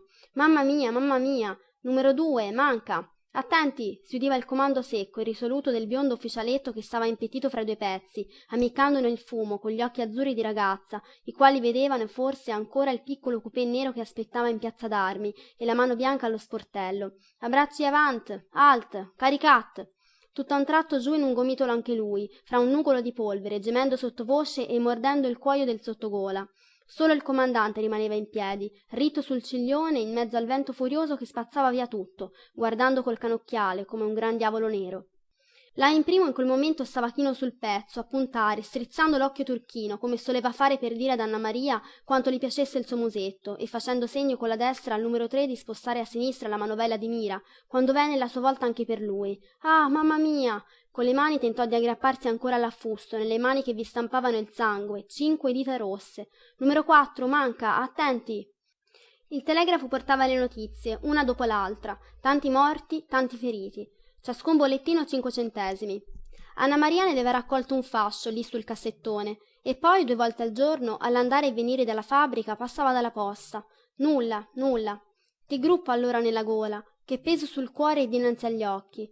La sera soprattutto quando suonava la ritirata. La notte che se lo sognava e lo vedeva sotto il pergolato canticchiando mi rincresse di lasciarti e le stringeva la mano sulla tovaglia. Avesse avuto la mamma almeno per sfogarsi. Il babbo, poveretto, cosa poteva farci? Notte e giorno sulla macchina, a correre pel mondo. La sua amica Ghita, che non aveva fastidi lei e non se la prendeva di nulla, faceva spallucce ripetendole: gli uomini, mia cara, son tutti così, lontano dagli occhi, lontano dal cuore. Quanto piangere fece in quel fazzolettino. Tornavano i soldati, lunghe file di cavalli, battaglioni interi. Dinanzi al castello, in piazza d'armi, erano pure tornati i carretti con l'arance e quelli del sorbetto a 2 soldi, e le bambinaie coi ragazzi e le coppie che si allontanavano sotto gli alberi, artiglieri che andavano e venivano, con l'incerato sul chepì, tale e quale come là in primo, numero 7, numero 9. Solo mancava il numero del suo line. Nella fabbrica aveva sentito dire che molta truppa era stata mandata in Sicilia, laggiù, lontano dagli occhi, lontano dal cuore. Neppure un rigo in 3 mesi. Quante gite alla posta, quante volte ad aspettare il portalettere dal portinaio, tanto che Cesare, il servitore di rimpetto, il quale veniva a pigliare le lettere della contessa, le diceva anche lui ridendo: nulla, a male la penna al suo artigliere. Una vera persecuzione quell'antipatico con la faccia da donna e i capelli lucenti di pomata. Aveva un bello sbattergli la finestra sul muso. Tutto il giorno lì, di faccia, in anticamera, a farle dei segni con le manacce sempre infilate nei guanti bianchi, scappando solo un momento appena suonavano il campanello e tornando subito a montare la sentinella. Sempre, quasi si cocesse anch'esso a poco, al vedersela ogni giorno lì di faccia. Sicché una volta la fermò per le scale e le disse: cosa le ho fatto infine? Almeno me lo dica. E come si vedeva che le parole gli venivano dal cuore, essa non ebbe animo di mandarlo a quel paese. Pensava sempre a quell'altro però, lavorando alla finestra. Chissà dov'era, di là da quelle case, dove andavano quelle nuvole scure. Che tristezza quando giungeva la sera, la campana di Sant'Angelo lì vicino che le picchiava sulla testa e in cuore la tromba della ritirata che piangeva. Il servitore accendeva i lumi, di rimpetto, e poi rimaneva ancora lì, nell'ombra delle cortine, si scorgeva dai bottoni che luccicavano. Quanto piangere in quel fazzolettino ricamato, tanto che il cuore era stanco e s'era vuotato intieramente. Il giorno di San Luca, che era anche la festa del portinaio, andarono tutti a Monte Tabor. Ghita era venuta a prenderla per forza, e anche Cesare, il quale s'era fatto dare il permesso quel giorno dalla padrona, e le aveva detto, stringendole le mani: venga con noi, così a star sempre chiusa piglierà qualche malanno. Una gran tavolata all'aria aperta, l'altalena e il gioco delle bocce. Cesare, che pensava sempre ad una cosa, le rispose: mi importa assai delle bocce adesso, mi lasci stare vicino a lei piuttosto, che non la mangio mica. La sera poi, al ritorno, le diede il braccio, tutta la brigata a piedi pel bastione, sotto i platani che lasciavano cadere le foglie. Una bella sera fresca e stellata, delle ombre a due che si parlavano all'orecchio, sui sedili, voltando le spalle alla strada. Anna Maria chiacchierava di questo e di quello, per non lasciar cadere il discorso. L'altro zitto, a capo chino. Buonasera. Aspetti, l'accompagno sino all'uscio di sopra. Non voglio che salga le scale così al buio e tutta sola. Ora accendo un cerino. No, no, ci sono le stelle. Delle stelle lucenti che scintillavano sui tetti, attraverso i finestroni ad arco, ogni ramo di scala, 6 rami. Anna Maria, di già stanca, s'era appoggiata al muro, proprio accanto al finestrone, col fiato ai denti. Ah, le mie povere gambe! Egli sempre zitto, guardandola nella poca luce che lasciava vedere soltanto il musetto pallido e gli occhi lucenti. Che fatica, una giornata intera. Deve essere molto tardi. Guardi quante stelle. Batteva un po' la campagna anche lei, poveretta, per sfuggire a quel silenzio. Ma lui non rispondeva ancora. Bella sera, non è vero? Allora egli le prese la mano e balbettò con voce mutata. Se crede che abbia capito quel che m'ha detto, sa. E anche lei fu vinta da una gran dolcezza, da un grande abbandono. Gli lasciò la mano nella mano e chinò il capo sul petto. Quest'altro aveva le mani bianche, pulite di uno che non faceva nulla, i capelli lisci, la pelle fine, certe garbatezze d'anticamera che l'accarezzavano. Lo vedeva ogni giorno, l'aspettava alla porta, si lasciava condurre la domenica a desinare in campagna, alla stessa tavola sotto il pergolato, con le ragazze che schiamazzavano sull'altalena e gli avventori che giocavano alle bocce. Avevano passeggiato insieme per quella stradicciuola fangosa, sotto i pioppi, stringendosi l'uno all'altro, nella sera che li celava. Poi egli voleva sapere questo e quello, voleva frugare come un furetto nel presente e nel passato, la faceva ritornare passo passo verso quelle memorie che le rifiorivano in cuore come una carezza e una puntura. Era geloso della stradicciuola dove era stata a passeggiare con quell'altro, geloso della campagna che avevano visto insieme, della tavola alla quale si erano seduti e del vino che avevano bevuto nello stesso bicchiere.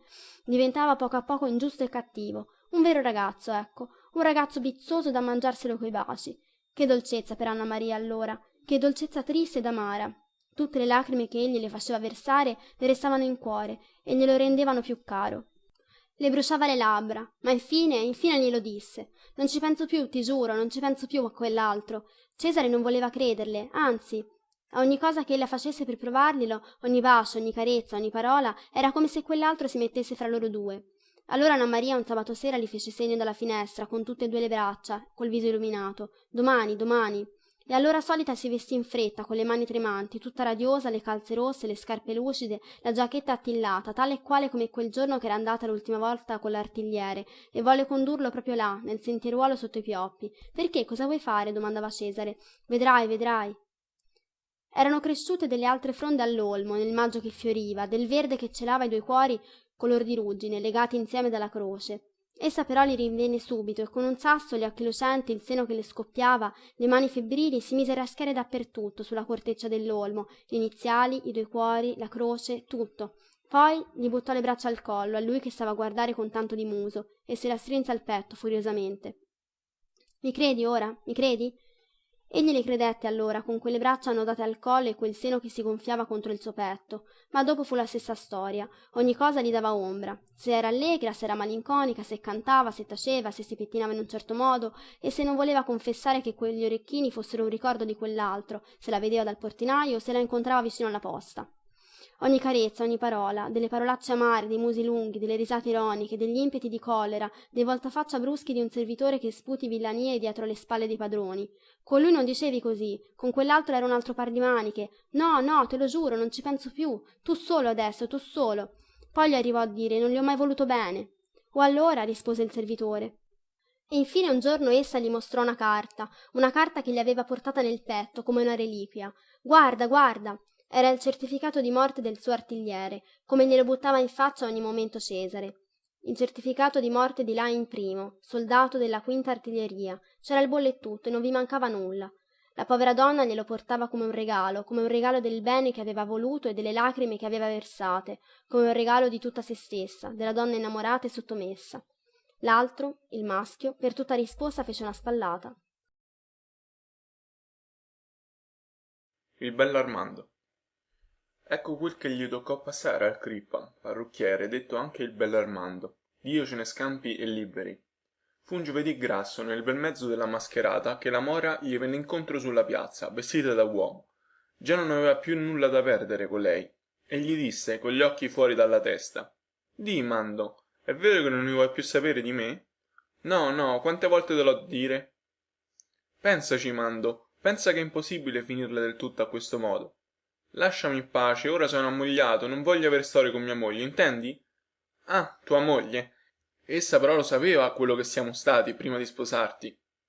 E oggi, quando t'ho incontrato a braccetto con lei, mi ha riso in faccia là, in mezzo alla gente. E tu che l'hai lasciata fare, vuol dire che non c'hai né cuore né nulla lì.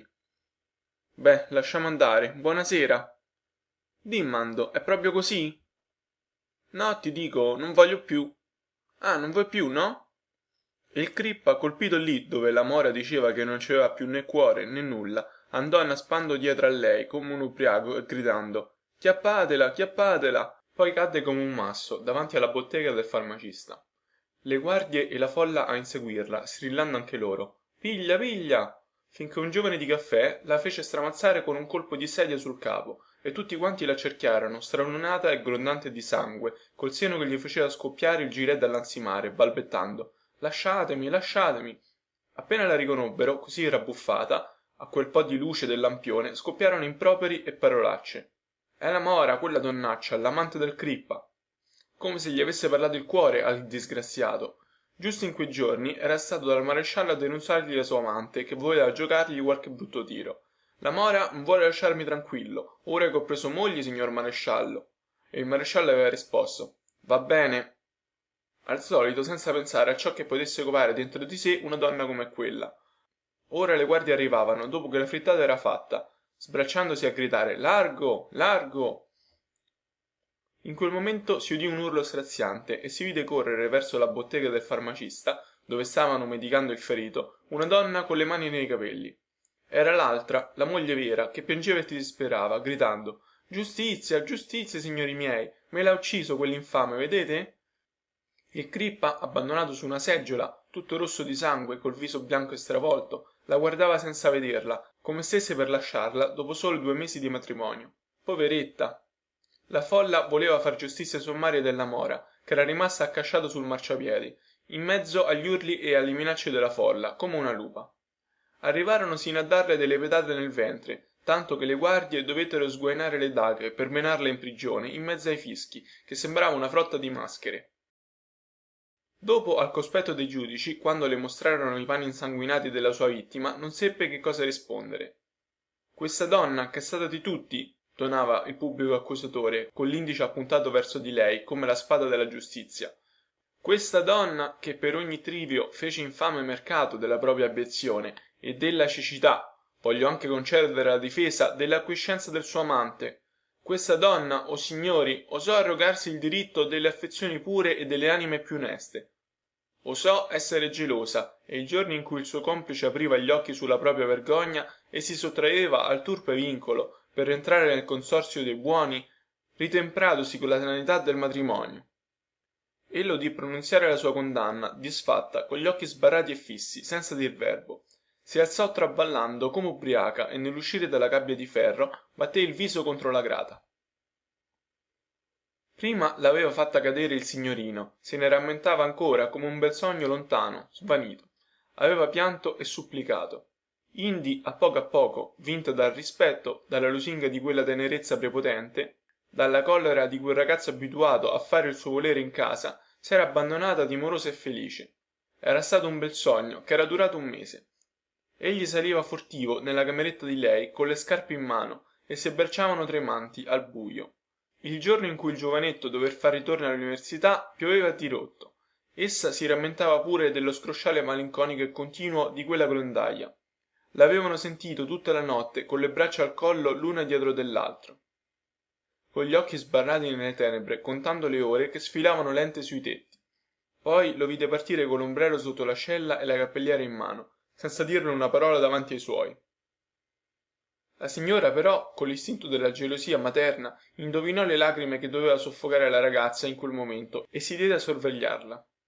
Un giorno, dopo averla mandata fuori con un pretesto, salì nella cameretta di lei, si chiuse dentro e quando la Lena fu di ritorno con la spesa, trovò la padrona seria e accigliata, che le aggiustò il conto su 2 piedi e le ordinò di far fagotto e la mise alla porta con una brutta parola. La povera Lena, non sapendo che fare, schiacciata sotto la vergogna, prese la diligenza per la città e andò a trovare il suo amante.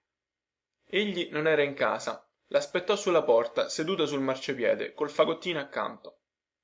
Dopo la mezzanotte lo vide che rientrava insieme a un'altra. Allora si alzò con le gambe rotte dal viaggio e si orientò rasente al muro zitta zitta. Il giovane non ne seppe mai nulla. Era sopravvenuto un altro guaio, il suo fallo che era visibile a tutti. Cercò inutilmente di collocarsi, spese quei pochi quattrini che le avanzavano e infine per vivere fu costretta a prendere alloggio in un albergaccio dove la questura veniva di tanto in tanto a fare le sue retate. Lì ebbe a fare la prima volta con quella gente. Padrona e avventori ridevano delle paure sciocche di lei quando le guardie entravano all'improvviso di notte e frugavano sotto i letti. Uno di quegli avventori, detto il bulo, uomo sulla cinquantina con la faccia dura, il quale arrivava ogni 15 o 20 giorni senza bagaglio ed era sempre in moto di qua e di là, si innamorò di lei. Ella disse di no. Allora egli le offerse di sposarla. Lena disse ancora di no, sbigottita da quella faccia e vergognosa di dover confessare il suo passato.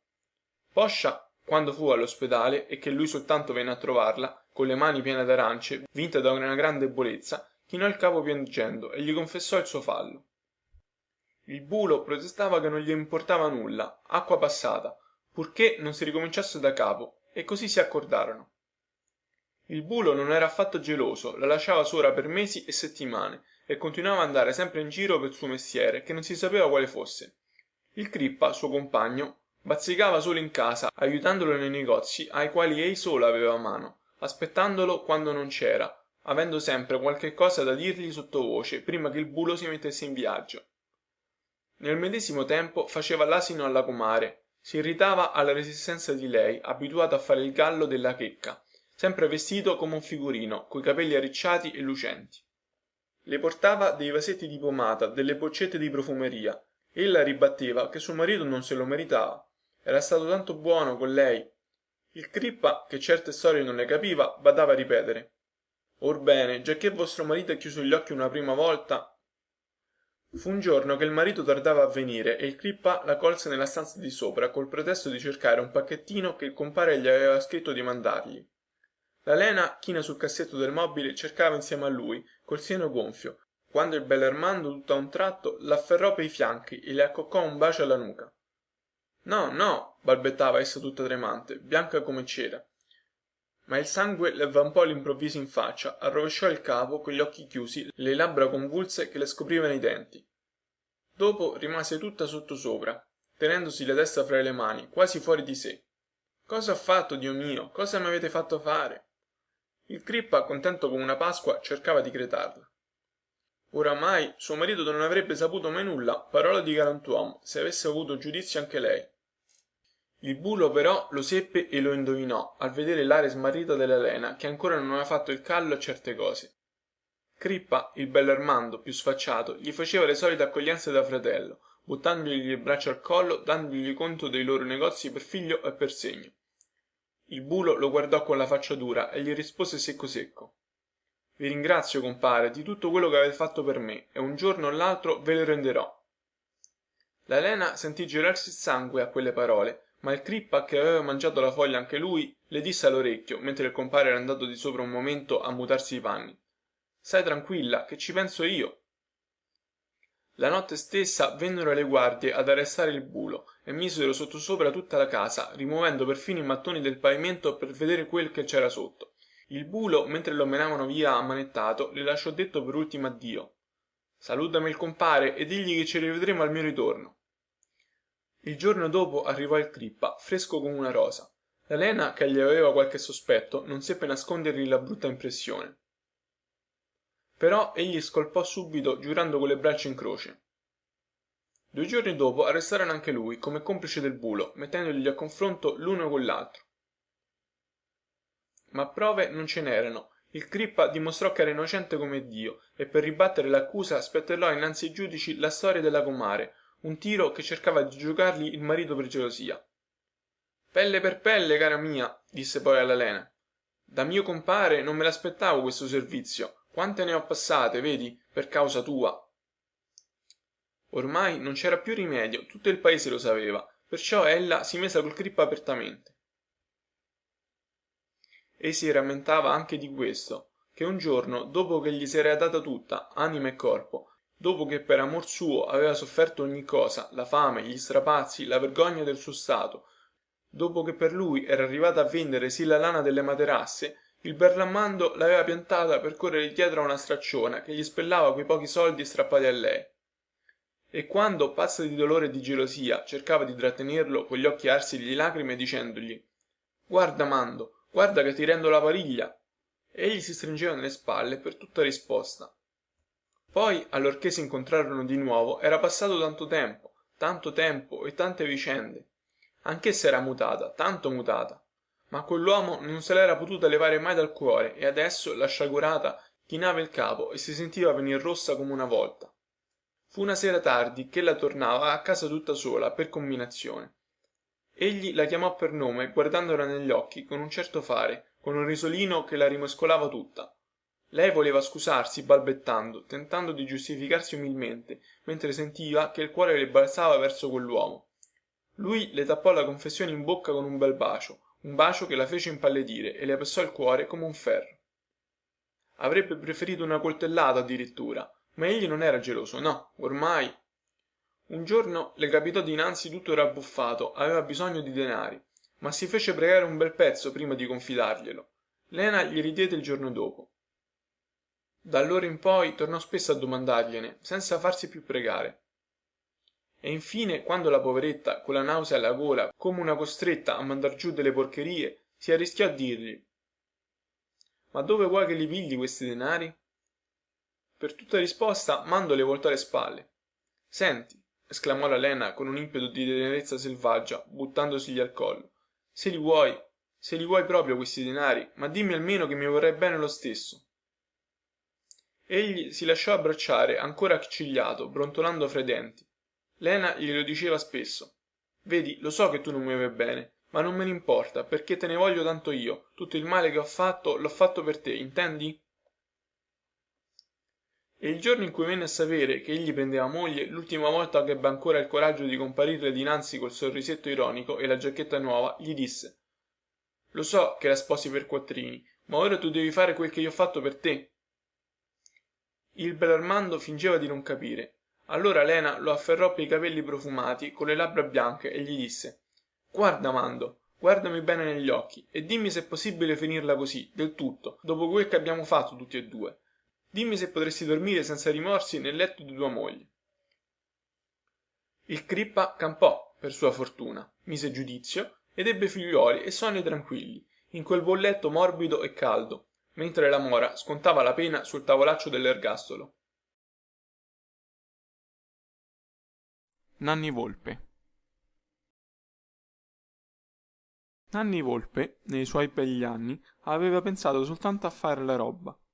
Testa fine di villano e spalle grosse per portarci 30 anni la zappa e le bisacce, il sole e la pioggia.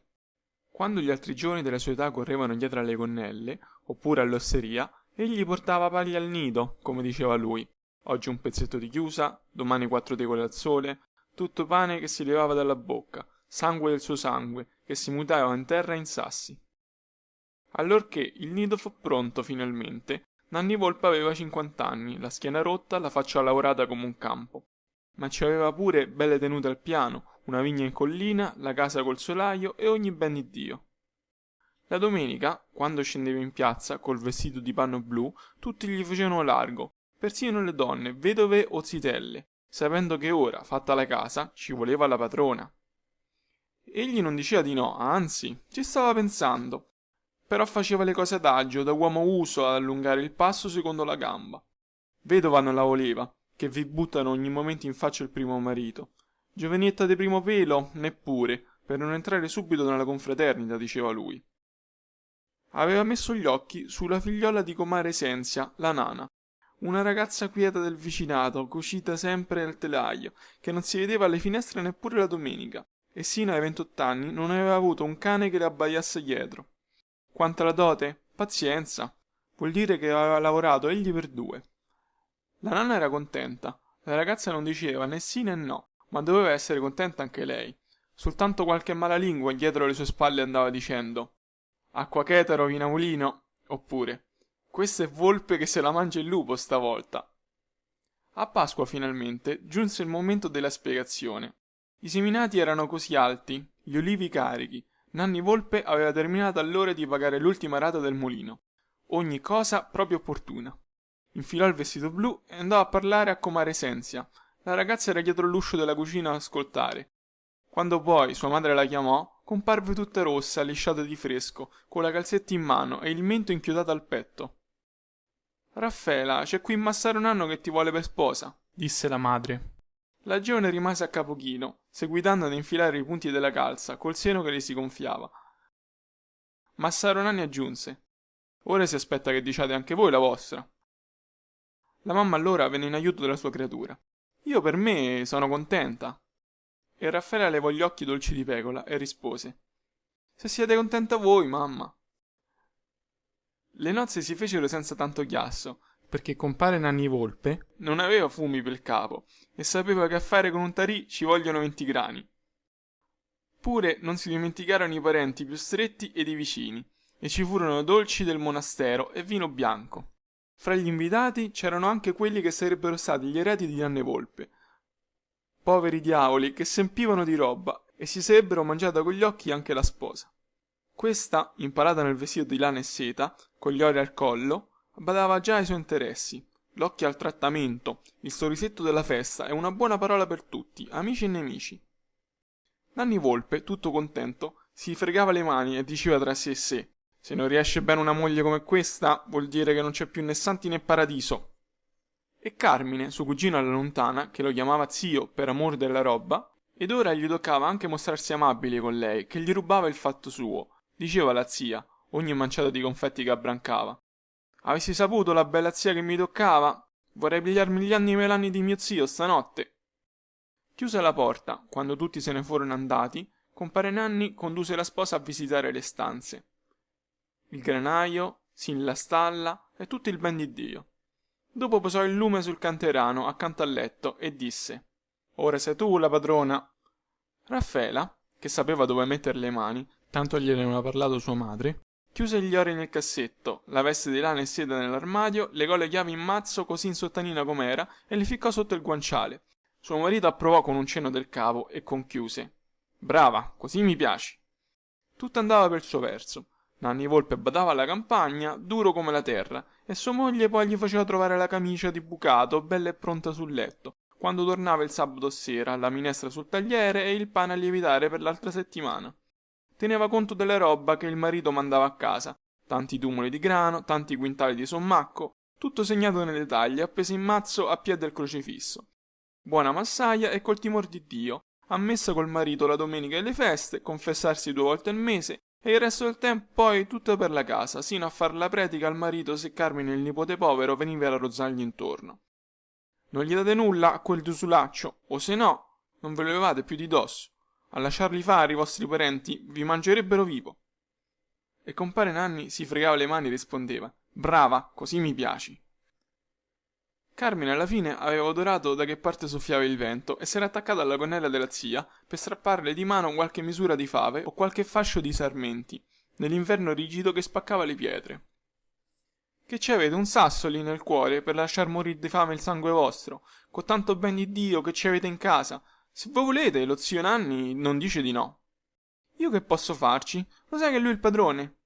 Poi un'altra volta: almeno avesse dei figlioli, pazienza. Ma cosa volete farne tutte quella roba quando sarete morti, marito e moglie? Se non abbiamo figlioli, vuol dire che non c'è la volontà di Dio. Il giovinastro allora si grattava il capo, guardando la zia con gli occhi di gatto. Un giorno, per toccarle il cuore, arrivò a dirle: così bella e giovane come siete, è un vero peccato che non ci sia la volontà di Dio. Oh, a te che te ne importa? Carmine ci pensò su un momento e poi rispose, fregandosi le mani: vorrei essere nella camicia dello zio Nanni e vi farei vedere io se me ne importa. Zitto, scomunicato, o lo dico a tuo zio i discorsi che viene a farmi, sai. Me lo date dunque, cotesto fiasco di vino? Sì, per levarmiti dai piedi, non dir nulla a compare Nanni però. Carmine finalmente, trovato ora il tasto che bisognava toccare, quando aveva bisogno di qualche cosa, tornava a dire alla zia: siete bella come il sole, siete grassa come una quaglia. Il Signore non fa le cose bene a dare il biscotto a chi non ha più denti. La zia Raffaela si faceva rossa dalla bile, lo sgridava come un ragazzaccio che era, e perché gli si levasse dinanzi gli metteva in mano qualcosuccia. Una volta gli lasciò andare anche un ceffone. Fate, disse Carmine, che alle vostre mani ogni cosa m'è dolce. Non venirci più qui, non mi far peccare a causa tua. Ogni volta poi mi tocca dirlo al confessore. Che male c'è? Sono vostro nipote, sangue vostro. No, no, non voglio, la gente parlerebbe vedendoti sempre qui. Poi no, non voglio. Io ci vengo soltanto per vedervi, non vi domando più nulla, ecco, mi avete affatturato, è colpa mia? Un giorno, durante la raccolta, mentre Carmine aiutava a scaricare l'orzo nel granaio, Raffaela che faceva lume, tutta rossa in camiciola anche lei, lo scellerato l'afferrò a un tratto per i capelli, come una vera bestia che era, e non volle lasciarla più, per quanto essa gli martellasse gli stinchi con gli zoccoli e gli piantasse le unghie in faccia. Per la santa giornata che è oggi, sbaffava Carmine col fiato grosso, stavolta non vi lascio, no. Raffaela, tutta scomposta, torva col seno ansante che le rompeva la camiciola, andava brancicando per trovare la lucerna caduta a terra e balbettava con le labbra ancora umide. M'hai fatto spandere dell'olio, accadrà qualche disgrazia. Nanni Volpe, nel rompere il Maggese alle prime acque, aveva acchiappato una perniciosa, la terna che se lo mangiava finalmente, e il medico e lo speziale pure. Raffaela, poveretta, si sarebbe meritata una statua in quella circostanza. Tutto il giorno in faccende col nipote, a far cuocere decotti e preparar medicine per il malato. Lui, rimminchionito in fondo a un letto, pensando sempre ai denari che volavano via, e ai suoi interessi che erano in mano di questo e di quello.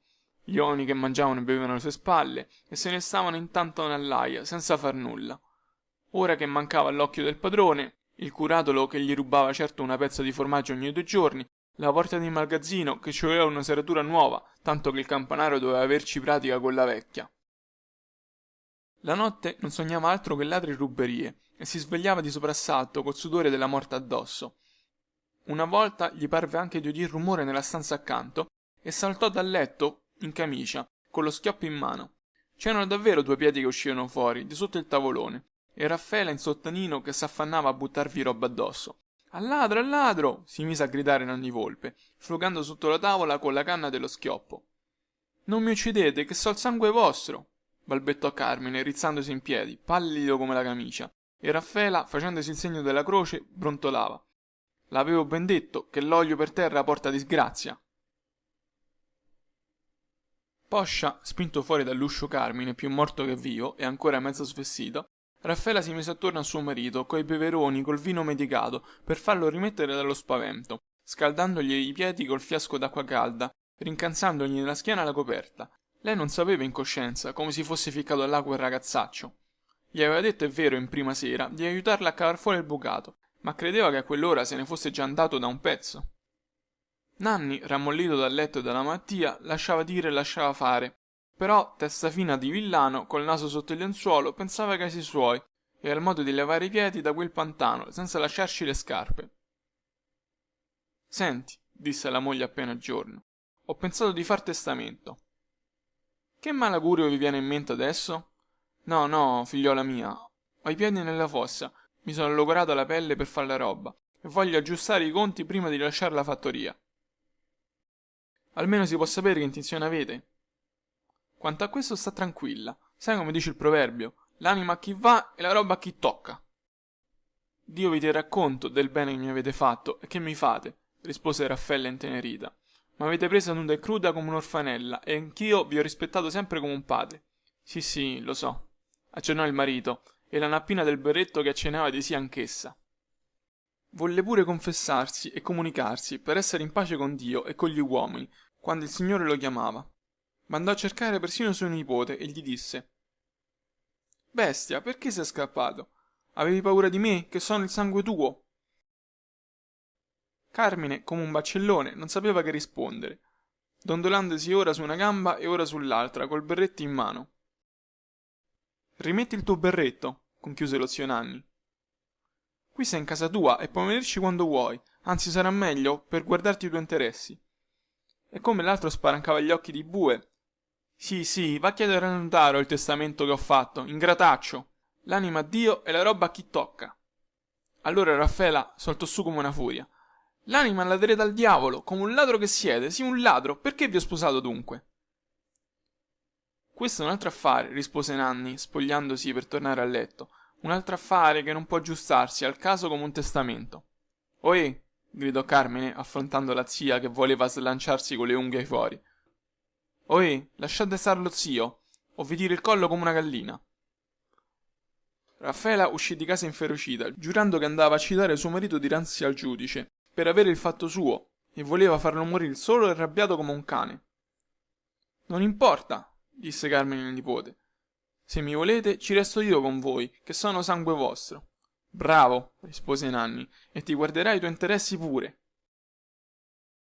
Però Raffaela, in casa della mamma, fu accolta come un cane che viene a mangiare nella scodella altrui.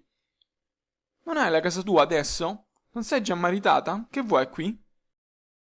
Essa voleva almeno gli alimenti del marito, ma Nanni Volpe sapeva il codice meglio di un avvocato. L'ho forse cacciata via di casa? Rispose al giudice. La porta è aperta, se vuol tornare lei. Carmine badava a dirgli che faceva uno sbaglio grosso a mettersi di nuovo con la moglie in casa, con quell'odio che doveva avere addosso, che un giorno o l'altro l'avrebbero avvelenato per levarselo dinanzi. No, no, rispose lo zio col suo risolino d'uomo da bene, il testamento è in favor tuo e se mi avvelena non ci guadagna nulla, anzi. Si grattò il capo a pensare se dovesse dirla e infine se la tenne per sé, ridendo cheto cheto. Infatti Raffaella tornò a casa sottomessa come una pecora, l'accompagnò la mamma, Senzia e gli altri parenti. Nulla, nulla, son cose che succedono fra marito e moglie, ma ora la pace è fatta e vedrete come vostra moglie si ripiglia il cuore che gli avete dato, compare Nanni. Io non gliel'ho tolto, rispose Nanni Volpe, e non voglio togliere nulla, se lo merita. Raffaela, per meritarselo, si fece buona e amorevole che non pareva vero, sempre intorno al marito, a curarlo, a prevenirgli ogni desiderio e ogni malanno. Il vecchio le diceva: fai bene, perché se mi accade una disgrazia, prima che io abbia avuto il tempo di rifare il testamento, è peggio per te. E si lasciava cullare, lisciare e mettere nel cotone, e ci stava come un papa. Un giorno o l'altro diceva sempre: se il Signore mi dà tempo, voglio rifare il testamento. Ho lavorato tutta la vita, ho fatto suola di scarpe della mia pelle. Ma ora ho il ben servito. Tutto sta ad avere il giudizio per procurarsi il ben servito. Il solo fastidio che gli fosse rimasto in quella beatitudine erano le liti continue fra Carmine e la zia, strilli e botte da orbi tutto il giorno, e non poteva neppure alzarsi per separarli. Alle volte Raffaela compariva tutta arruffata, sputando fiele, col sangue che le colava giù dal naso, mostrando gli sgraffi e le lividure. Guardate come se m'ha fatto, quell'assassino. Ehi, Carmine, cosa le hai fatto a tua zia, birbante? Perché non lo cacciate via a pedate quel fannullone? Bisogna averci un uomo in casa, ora che sono inchiodato a letto. Vedrete, un giorno o l'altro vi farà fare la morte del topo, per non lasciarvi il tempo di rifare il testamento. Vi dà il tossico, come è vero è Dio. Oh, tu, che ci stai a fare allora? Se non mi guardi la pelle e i tuoi interessi? Sempre quell'affare del testamento, che Carmine ne era contento, così come gli aveva detto lo zio, e la moglie no. Il Nanni Volpe fra i due non trovava modo di rifarlo, dicendo ogni volta che si sentiva peggio, sicché Raffaela, al vedere che se ne andava di giorno in giorno, ormai tutta una cosa col berretto di cotone, si mangiava il fegato dalla bile e si sentiva male anche lei, tanto che infine glielo disse chiaro e tondo in faccia a Carmine stesso, il quale stava imboccando lo zio col cucchiaio in una mano e reggendogli il capo con l'altra. Fate bene a tenervi così caro il sangue vostro, perché non sapete il bel servizio che v'ha fatto vostro nipote. Carmine voleva romperle sul naso la scodella e il candeliere, ma il vecchio, agitando 2 o 3 volte adagio il fiocco del berretto, disse: sì, lo so. Così se ne andò all'altro mondo, pian pianino e servito come un principe. Quando Carmine volle cacciar via a pedate Raffaela dalla casa, che ormai doveva essere di lui solo, fece aprire il testamento e si vide allora quanto era stato furbo Nanni Volpe, che aveva canzonato lui, la moglie e anche Cristo in paradiso. La roba andava tutta all'ospedale e zia e nipote s'accapigliarono per bene stavolta dinanzi al notaro. Quelli del colera. Il colera mieteva la povera gente con la falce a Regalbuto, a Leonforte, a San Filippo, a Centuripe, per tutto il contado e anche dei ricchi. Il parroco di Canzirò, che era scappato ai primi casi e veniva soltanto in paese per dir messa a sole alto, l'aveva pigliato nell'ostia consacrata. A don Peppè, il mercante di bestiame, gliel'aveva dato invece in una presa di tabacco alla fiera di Muglia un sensale forestiero per conchiudere il negozio, diceva lui. Cose da far rizzare i capelli in testa. Avvelenata persino la fontana delle quattro vie. Bestie e cristiani vi restavano là. A Rosegabella 20 case. Un bel giorno era capitato il merciaiuolo di quelli che vanno in giro con le scarabattole in spalla, e quanti misero il naso fuori per vedere, tanti ne morirono, fin le galline. Ciascuno badava quindi ai casi propri, collo schioppo in mano, appiattato dietro l'uscio, accanto alla siepe, bocconi nel fossatello, per le fattorie, nei casolari, dappertutto. Quelli di San Marino s'erano anche armati, uomini e donne. Volevano morir piuttosto di una schioppettata o d'altra morte che manda Dio. Ma il colera no, non lo volevano. Nonostante lo scomunicato male andavasi avvicinando di giorno in giorno, tale e quale come una creatura col giudizio, che faccia le sue tappe di viaggio, senza badare a guardie e a fucilate. Oggi scoppiava a Catena Vecchia, il giorno dopo si sentiva dire che era alla Broma, 5 miglia soltanto da San Marino. Una povera donna gravida di 6 mesi, per aver aiutato certa vecchia che le era caduto l'asino dinanzi alla sua porta e fingeva di piangere e disperarsi, era stata presa da dolori quasi subito ed era morta, lei e il bambino. Sangue d'innocente che grida vendetta dinanzi a Dio. La sera, da quelle parti, chi aveva il coraggio di arrischiarsi sino in cima alla salita, vedeva dietro la china che nasconde il paesetto i fuochi e i razzi avvelenati che sembravano quelli della festa del santo patrono, tutti col capitombolo verso San Martino. E il domani poi si trovavano le macchie d'unto per terra e lungo i muri. Qua e là si sussurrava dei rumori strani che si udivano la notte, gatti che miagolavano come in gennaio, tegole smosse quasi tirasse il maestrale, gente che aveva udito bussare all'uscio dopo la mezzanotte, niente meno, e dei carri che passavano per le stradicciuole più remote come delle macchine asmatiche che andavano strascinandosi di porta in porta, soffiando e sbuffando, il Signore ce ne scampi e liberi. Il venerdì, verso mezzogiorno, Agostino, quello delle lettere, era tornato dal rilevo della posta con la borsa vuota e tutto stravolto. Sua moglie, poveretta, al vederlo con quel viso si cacciò le mani nei capelli. Che avete fatto, scellerato? Dove l'avete preso tutto quel male in un momento? Egli non sapeva dirlo.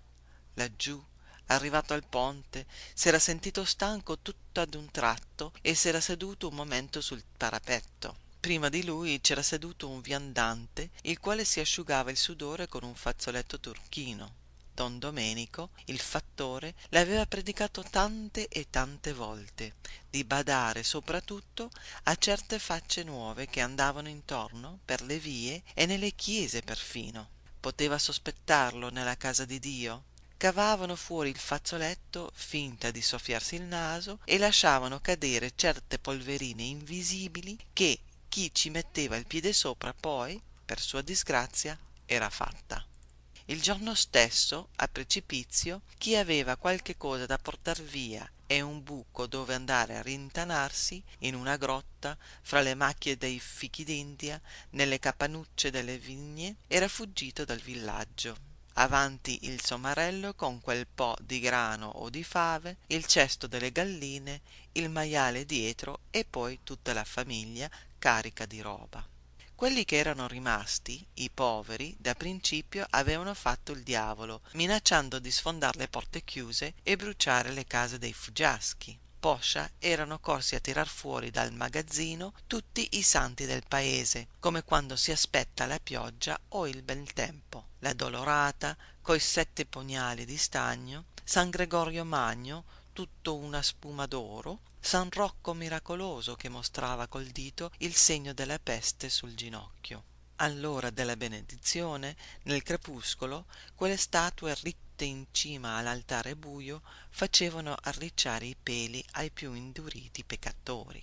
Si videro delle cose allora da far piangere di tenerezza gli stessi sassi. Vito Sgarra, che si divise della sorda, con la quale viveva in peccato mortale da 10 anni, padre Giuseppe Maria a far la croce sul debito degli inquilini che proprio non poteva pagarlo, Angelo il ciaramidaro andare a messa e a comunione come un santo senza che gli sbirri gli dessero noia, e la notte dormire tranquillo nel suo letto con la disciplina irta di chiodi e insanguinata al capezzale accanto allo schioppo carico che ne aveva fatte tante. Misteri della grazia, come diceva il predicatore. Dalla notte in fondo alla piazzetta si vedeva la finestra della chiesa illuminata che vegliava sul villaggio, e di tratto in tratto udivasi martellare la campana, alla quale rispondeva da lontano una schioppettata, poi un'altra, poi un'altra, una fucilata che non finiva più, pazza di terrore, e si propagava per le fattorie, per i casolari, per le ville, per tutta la campagna circostante dove i cani uggiolavano sino all'alba. La domenica mattina spuntava appena l'alba, si vide una cosa nuova nel prato della fiera appena fuori dal villaggio. Era come una casa di legno su 4 ruote con certe figuracce brutte dipinte sopra, e lì vicino un vecchio carponi che andava cogliendo erbe selvatiche. I cani avevano dato l'allarme tutta la notte e quello del maniscalco che stava da quelle parti non s'era dato pace, quasi avesse il giudizio.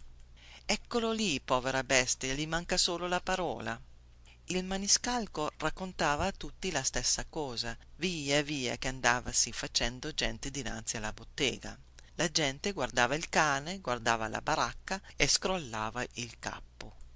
Di rimpetto sugli scalini della croce in campo alla strada c'erano altri in crocchio che guardavano e parlavano sottovoce fra di loro col viso scuro. Dal muro del cimitero spuntava lo schioppo di Scaricalasino, malarnese, che accennava a 3 o 4 altri suoi compagni della stessa risma, lontan lontano, verso la Broma e poi verso Catenanuova, con gran gesti neri al sole. Dal ballatoio della gnà Giovanna suo marito chiamava gente anche lui, in fondo alla piazza, agitando le braccia in aria. Quello! Gridavasi da un crocchio all'altro.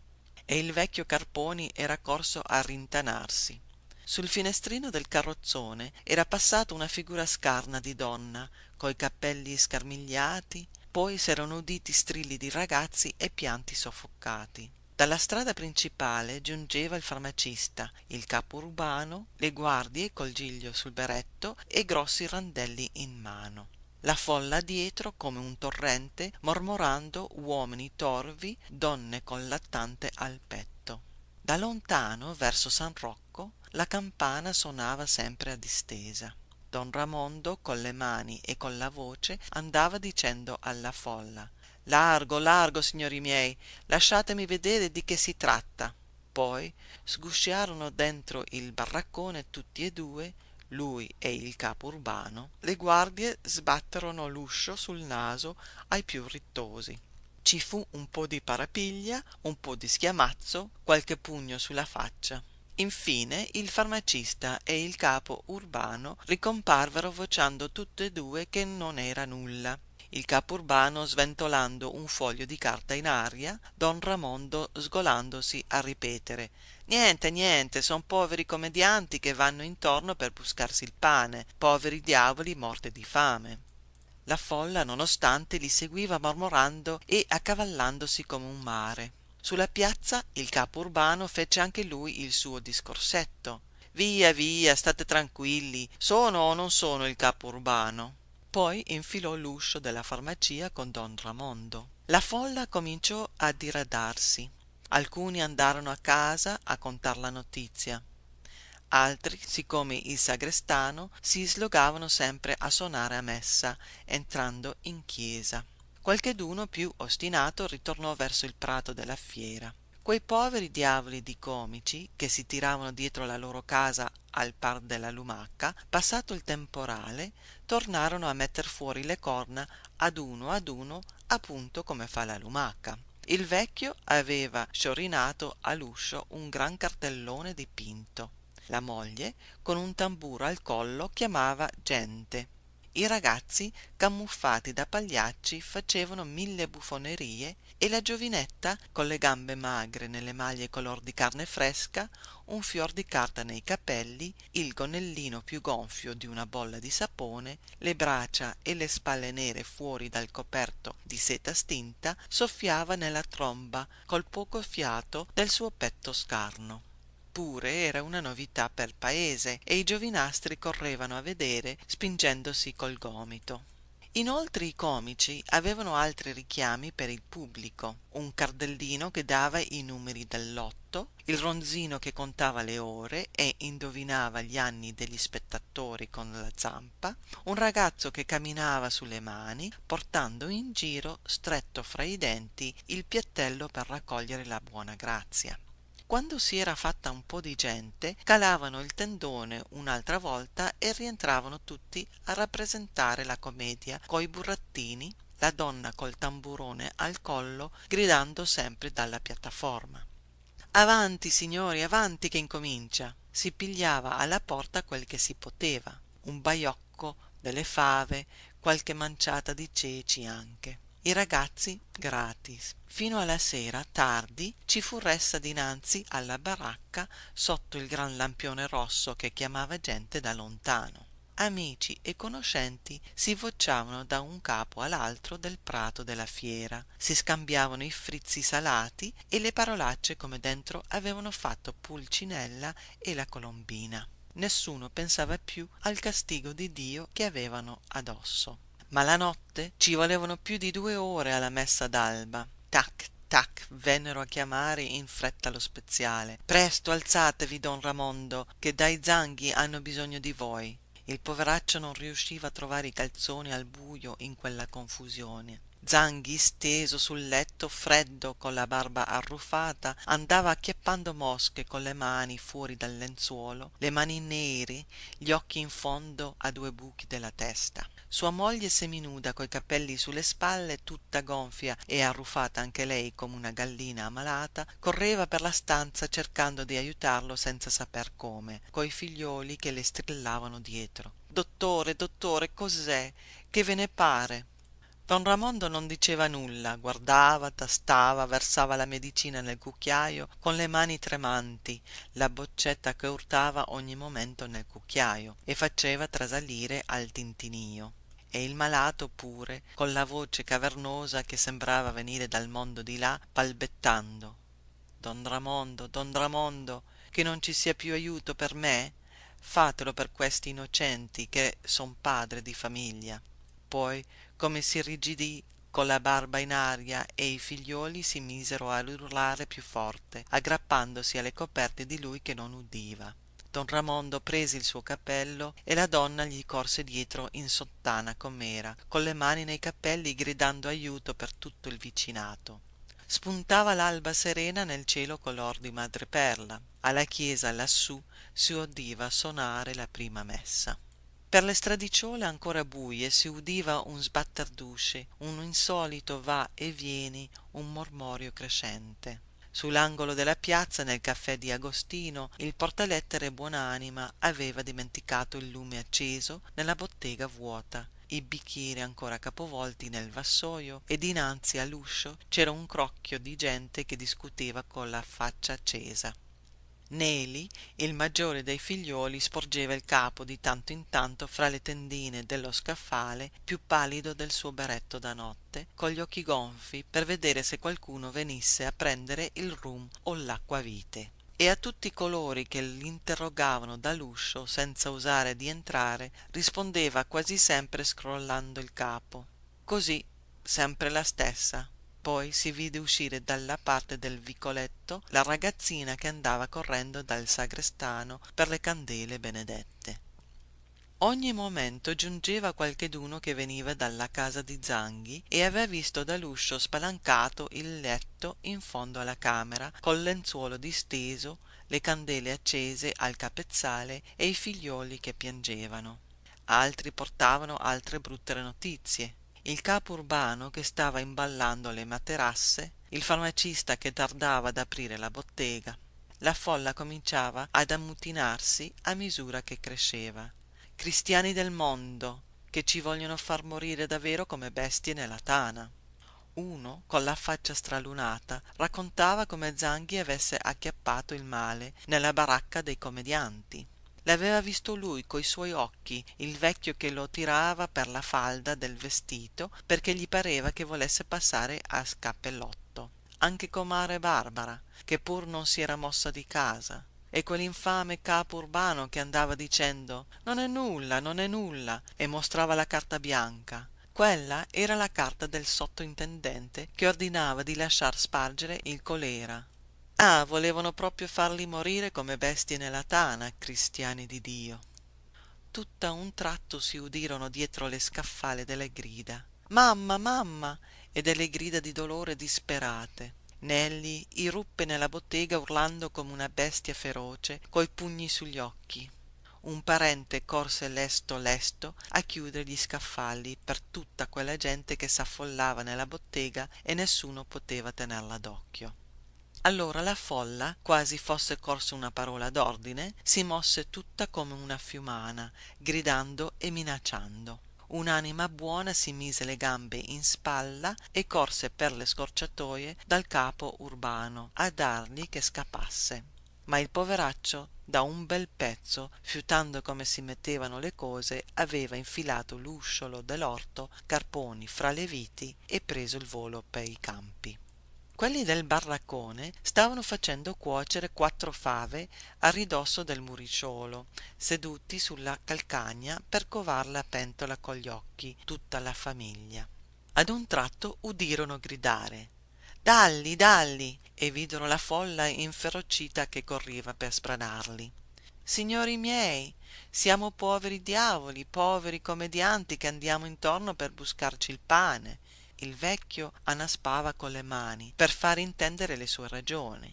La donna copriva i figlioletti con le ali con una chioccia, la giovinetta con le braccia in aria.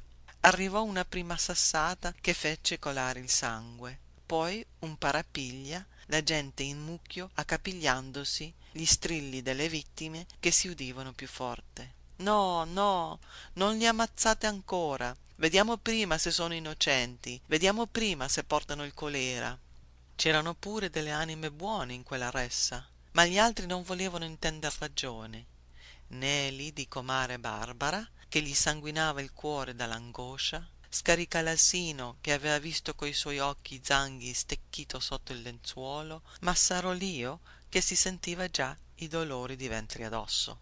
In un attimo la baracca fu tutto sottosopra, i burattini, gli scenari, i cenci, la poca paglia fradicia dei sacconi. Poi, dopo che non ebbero più dove frugare, fecero un mucchio d'ogni cosa e vi appiccarono il fuoco. Bravo! E adesso come farete a scoprire se portavano il colera? Gridarono alcuni. Ma il povero capocomico non sentiva e non badava più a nulla, né le grida di morte, né le falci, né le scuri. Pallido e stravolto, col sangue giù per la faccia, i capelli irti, gli occhi fuori della testa, voleva buttarsi sul fuoco per spegnerlo con le sue mani, urlando che lo rovinavano, che gli toglievano il suo pane, strappandosi i capelli della disperazione, in mezzo della famigliuola tutta pesta e malconcia, scampata per miracolo alla strage. Meglio che si avessero uccisi tutti. Neppure il colera li aveva voluti, dappertutto dove l'avevano incontrato, stanchi ed affamati. Ancora dopo 50 anni, Scaricalasino, il quale è diventato un uomo di giudizio, dice a chi vuol dargli retta che il colera ci doveva essere nel baraccone, peccato che lo bruciarono. Quelli erano bricconi che andavano attorno così trasvestiti per non darne l'occhio e buscavano centinaia d'onze a quel mestiere. Dove avevano saputo far le cose bene era stato a Miraglia, un paesetto mangiato dal colera e dalla fame, il giorno in cui s'erano viste lì pure certe facce nuove per la via, dove da un mese non passava un cane, e la povera gente senza pane e senza lavoro aspettava il colera con le mani in mano.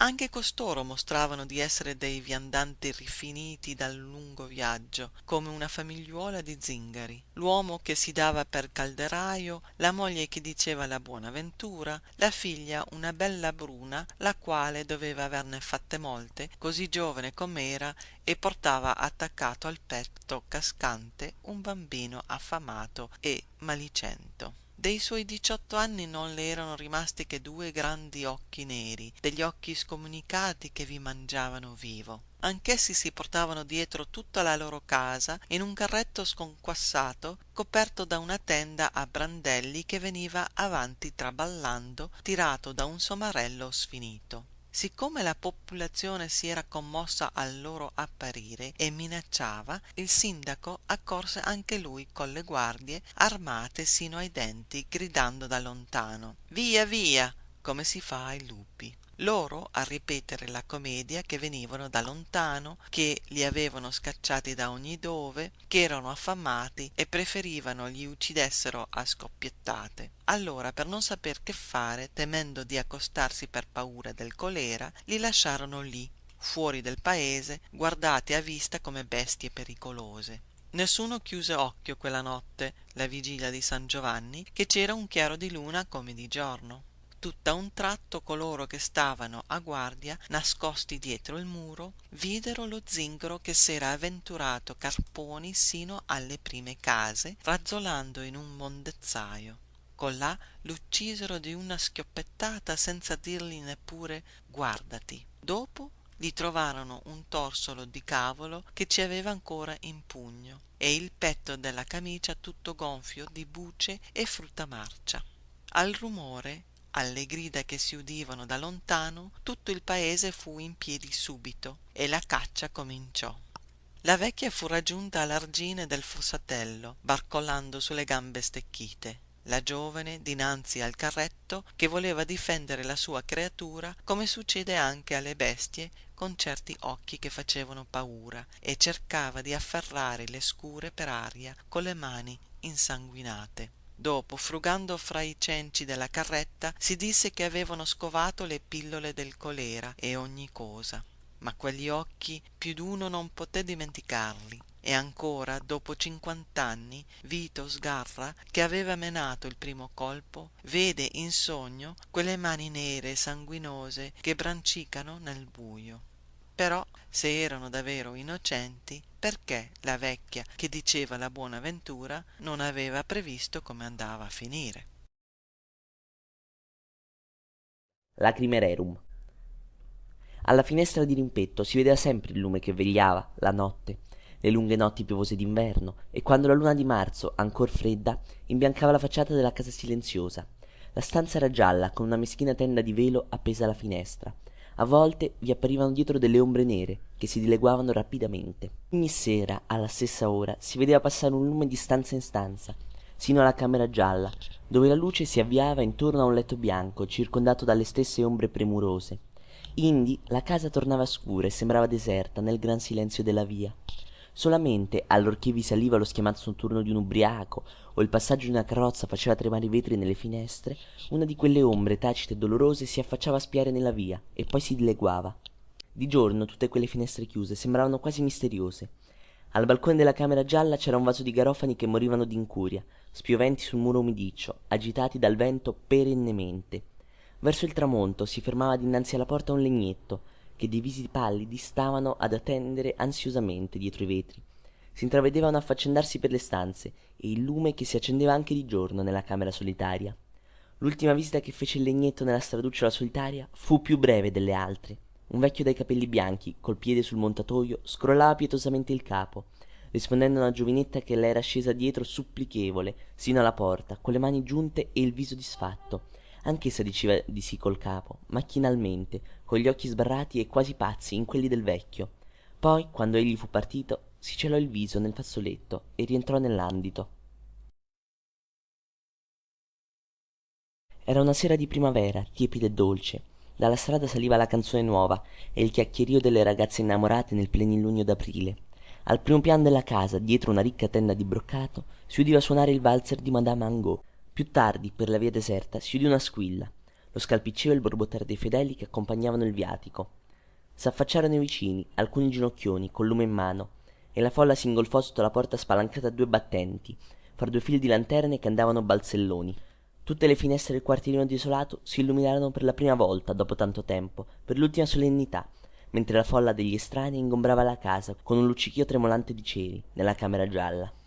E dopo che tutti quanti furono partiti, la casa rimase sempre illuminata e deserta, quasi per una lugubre festa. Vi si vedeva solo di tanto in tanto il passaggio delle solite ombre che correvano all'impazzata in un affaccendarsi disperato. Nel silenzio alto dell'ora tarda, dietro quei vetri lucenti sulla facciata bianca di luna, sembravano correre delle invocazioni deliranti, dei singhiozzi soffocati, delle braccia supplichevoli stese verso il cielo sereno. Un usignolo si mise a cantare all'improvviso da un terrazzino tutto verde di pianticelle odorose, nel silenzio della luna alta, dimenticando forse in quell'ora la sua prigione pei cespugli del bosco nativo. Di quarto d'ora in quarto d'ora l'orologio squillava lentamente dall'alto della torre. La quiete greve della notte cadeva lenta anche su quella casa desolata. Il lume vegliava sempre, tristamente, nella camera silenziosa. Solo le ombre desolate si agitavano più frettolose e più smarrite, e nell'angolo dove ogni sera si ravvivavano i lumi luccicavano adesso 2 fiammelle funebri. Verso la mezzanotte si era udito bussare alla porta e per le stanze si era notato un via vai.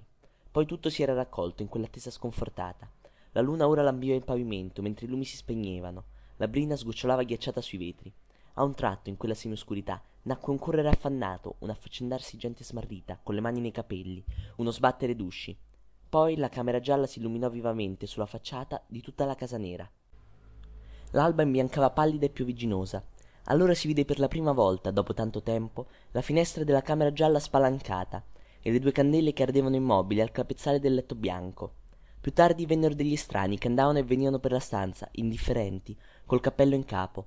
Uno che fumava un sigaro alla finestra si chinò a fiutare il garofano rugginoso che penzolava. Aveva una faccia pallida da malato o da prigioniero, con le gote azzurrognole di una folta barba accuratamente rasa. Di poi quella finestra rimase chiusa e buia la notte, e le altre accanto si aprirono ogni mattina a lasciare entrare l'estate che veniva.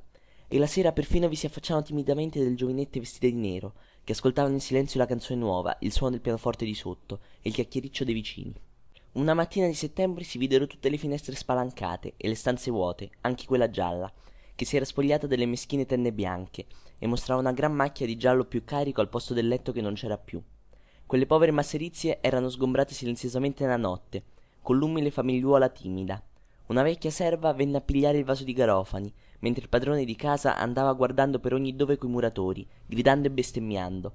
Egli additava le macchie della vecchia tappezzeria gialla e i mattoni rotti del pavimento, sputando per il disgusto su quei guasti, tanto che la vecchierella se ne andò a capo chino, portandosi sotto lo scialle il vaso di garofani come una reliquia. Nella sala attigua, sotto un grande specchio dorato che rifletteva la luce di una lumiera velata da un paralume color di rosa, si udivano alle volte le note allegre di un pianoforte, nello scrosciare della pioggia notturna. Quando giunse la primavera e l'usignolo tornò a cantare fra il verde del terrazzino e le ragazze al lume di luna, i 2 innamorati presero il volo come 2 farfalle e non si videro più. Al settembre la casa mutò d'aspetto e nella camera azzurra venne a stare un gran letto matrimoniale che tutte le mattine prendeva aria onestamente dalla finestra spalancata.